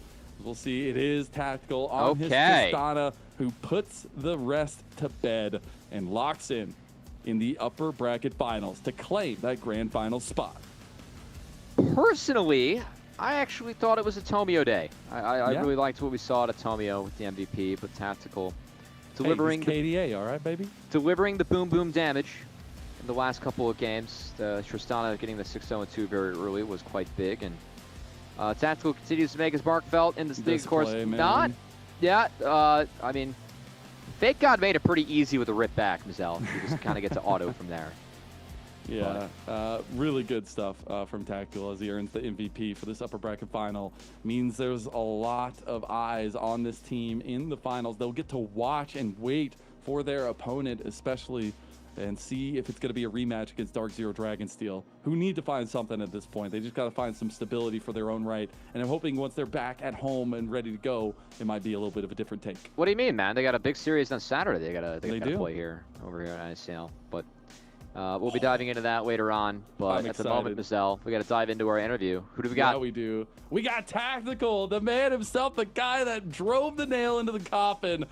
We have Luminosity Gaming's ADC Tactical joining us. It is so good to see you again. Feels like forever ago that I got to talk to you. It's nice to talk to you again, but man, you guys are back in full force. I know for a lot of this team, you know, Tomio, Zazel, Fake God, they make it back to another NACL finals. Technically, they're third in a row, but man, it was all about you. You're Tristana in game number 4. How does it feel to make good on the promises you set yourself at the beginning of the split and make it to that finals? Definitely feels great to see that our goal is heavily achievable, because that's the goal of this team, right? To win it all. And we made it to the finals, so that's a good first step to have. Yeah, the last game, we kind of outscored them pretty hard at the end, so it was really hard for them at the end, but yeah, we took over, and we're feeling good. I think one of the scariest parts about your team is I see you guys as so strategically malleable just across the board. Like, picking up the Vlad and the Vigar later on in that series, I know Vigar is a champion Insanity's always really liked, but was it something where you guys said, okay, guys, like, let's just play scaling? If they don't get anything going early, we feel like that's the move? Or was this more stuff that you were able to draw up beforehand, just knowing that, hey, we have a whole wealth of champions that are options that just so happen to be the right scenario for that one? Was it that, or like more of like you guys being like, hey, we can't play scaling and we feel like that's good for this series? We definitely kept the scaling in mind. I guess that's kind of what we picture Tristana, but at this point in Fearless, a lot of stuff was out to actually punish it like consistently in a really easy way. Baker was kind of something where you just look at that champs and be like, it looks kind of good here. That's not something we planned in the draft meeting. Like, all right, in game 4 Fearless, we're gonna pick Vagar on this scenario. It was good. Yeah, it was great. We kind of let Insanity just play what he wants to play in the moment, so we trust him with that, and yeah, that's what happened. I gotta ask then, who's the one right now? Because with all you guys, I know you all got some spicy picks, all of you, and so like, who's the one keeping everything into? Who's like, okay, we can only have like one spicy pick per draft. Like, is there somebody that's just trying to keep everybody together in draft? I mean, definitely it's a team effort. Also, thanks to our coach, Deos. He's always looking at the big picture, and I think the thing is, like, later on in Fearless, we are always talking about, like, yeah, there's not a lot of damage available always, and we're always looking at what we can pick, and like we're always like, David's like, I guess I could just pick Vagar here. We're like, all right, then we're down. Like, why not? So, I'd say it's just a team effort, and thanks to our coach. Love that. Yeah, speaking of team effort tactical, I know this split, obviously, being remote and NACL, different for you. Past splits, you've been in team houses in the past. What's it been like for you trying to keep yourself motivated and incorporate yourself in this team when you aren't all together? As I know that specifically for you, it's been a while since you've been playing, on a team remotely like this. Probably would have had to have been COVID era, right? It was, yeah, honestly. Or it was before, like, yeah. Even before that. Yeah. So, honestly, going into the display, I was a little concerned about, because I haven't been fully online in a while, I was a little bit concerned about it, but honestly, it wasn't as different as it had turned out to be. So I'm glad that's the case. It's still exciting. Like, it's still like a split. I mean, Yeah. It's kind of sad I don't get to see my teammates all the time like I usually would. But it's still fine. We have good vibes. I feel like we're all like homies. We like to mess, we like to joke around and stuff still. So I love like that, fine. man. I love that. Hey, the vibes are high. You and the guys winning definitely have a is memer good. team. Any team with Insanity and Zazel in it, you guys are going to be throwing out some memes. Yeah. Yeah. Absolutely. Everybody needs to grow a beard by finals. That's all we need. Yes. I got to ask you, though, Tactical, you have one of either two opponents. You have a rematch with Dark Zero Dragonsteel, or one of three opponents. Near Airport could make the run, or Conviction can make the run. Out of those three, who would you rather face and why, real quick? Oh, can I get a second to think about this one? Yeah. I mean, like, I guess it'd be fun to play versus Nearoport just because it's, like, funny, because they're a streamer team, I guess. But, honestly, I think the most important thing is we focus on ourselves. Like, for example, you saw in the game 1 today, we had, like, a very uncharacteristic kind of comp and gameplay wise.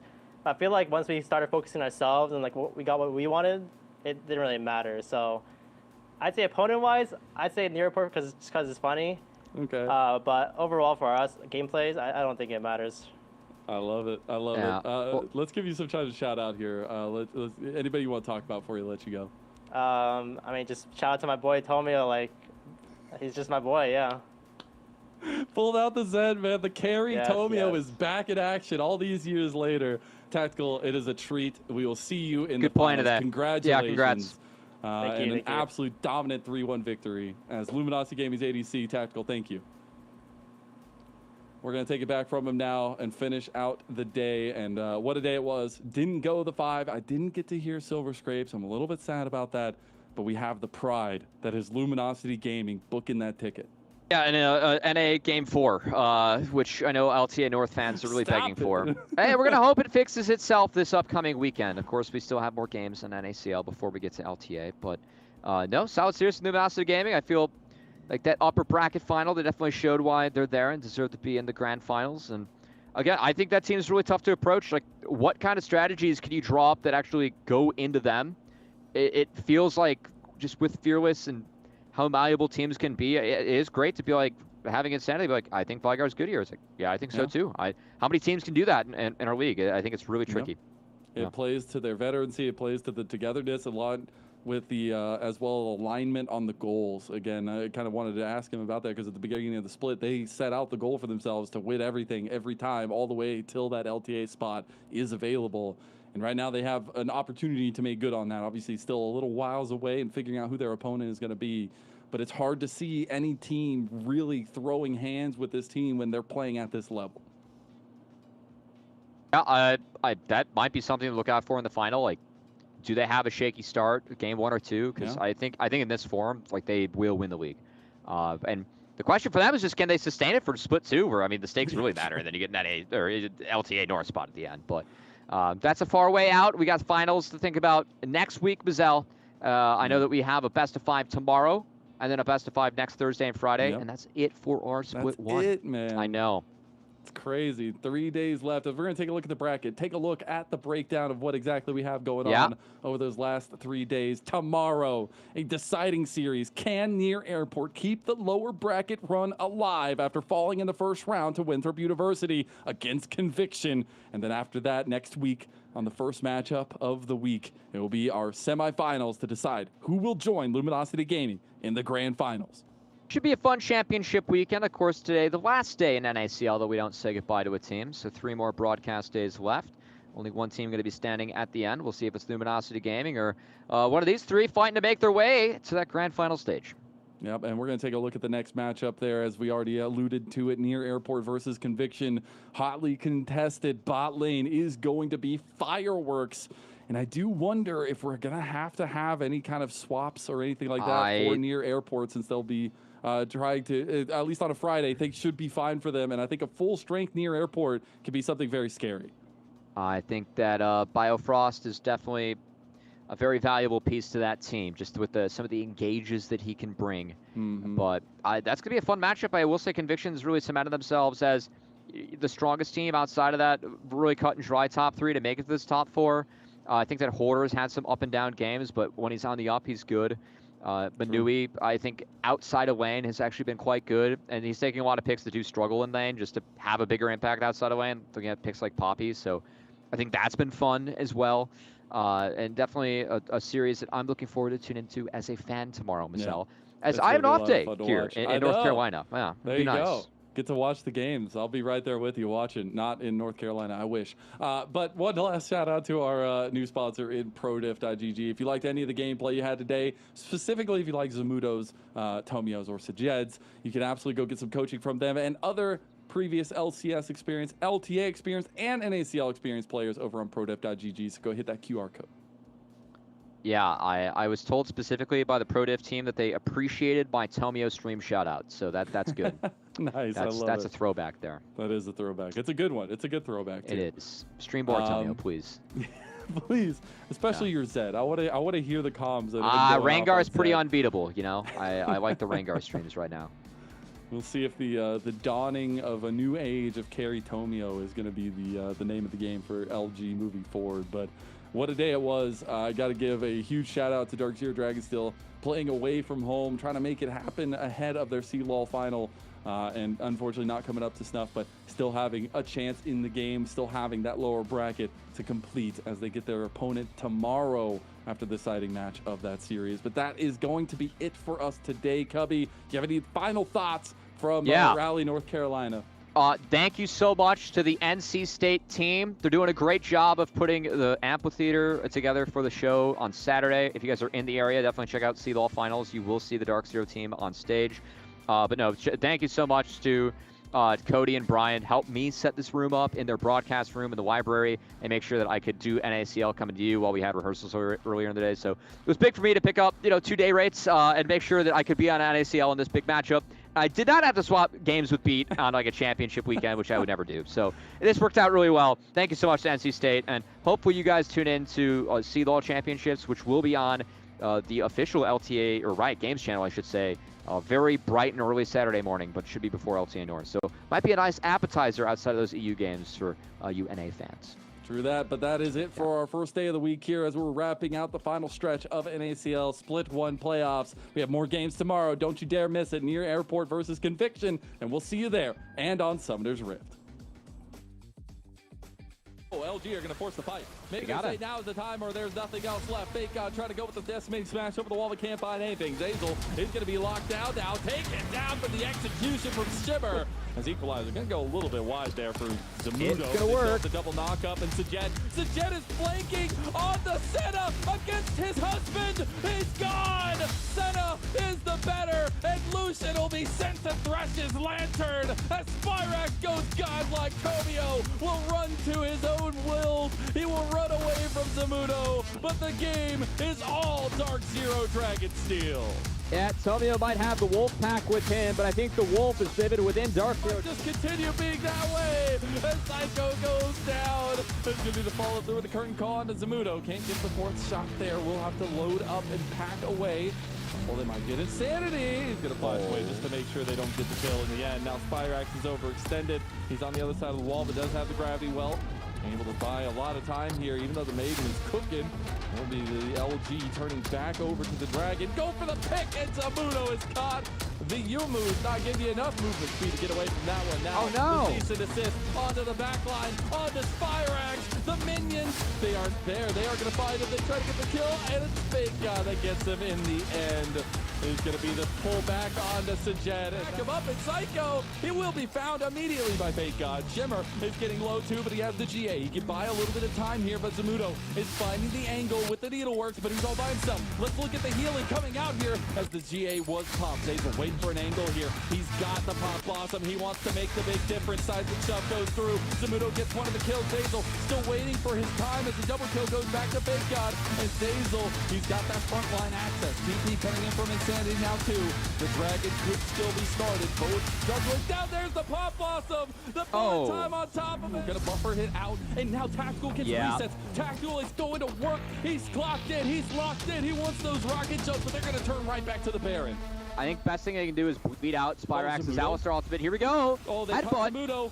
They almost get him in the end. They're trying to take down Spyrax. Spyrax still having the unbreakable will. This is a tense moment. You're down, Shimmer. You can't fool anybody else. No! Zamudo goes down. Tactical finds the kill at Luminosity Gaming. They're ripping Dark Zero Dragonsteel apart. Seam by seam. Wing by wing. The Dragon Slayers have arrived.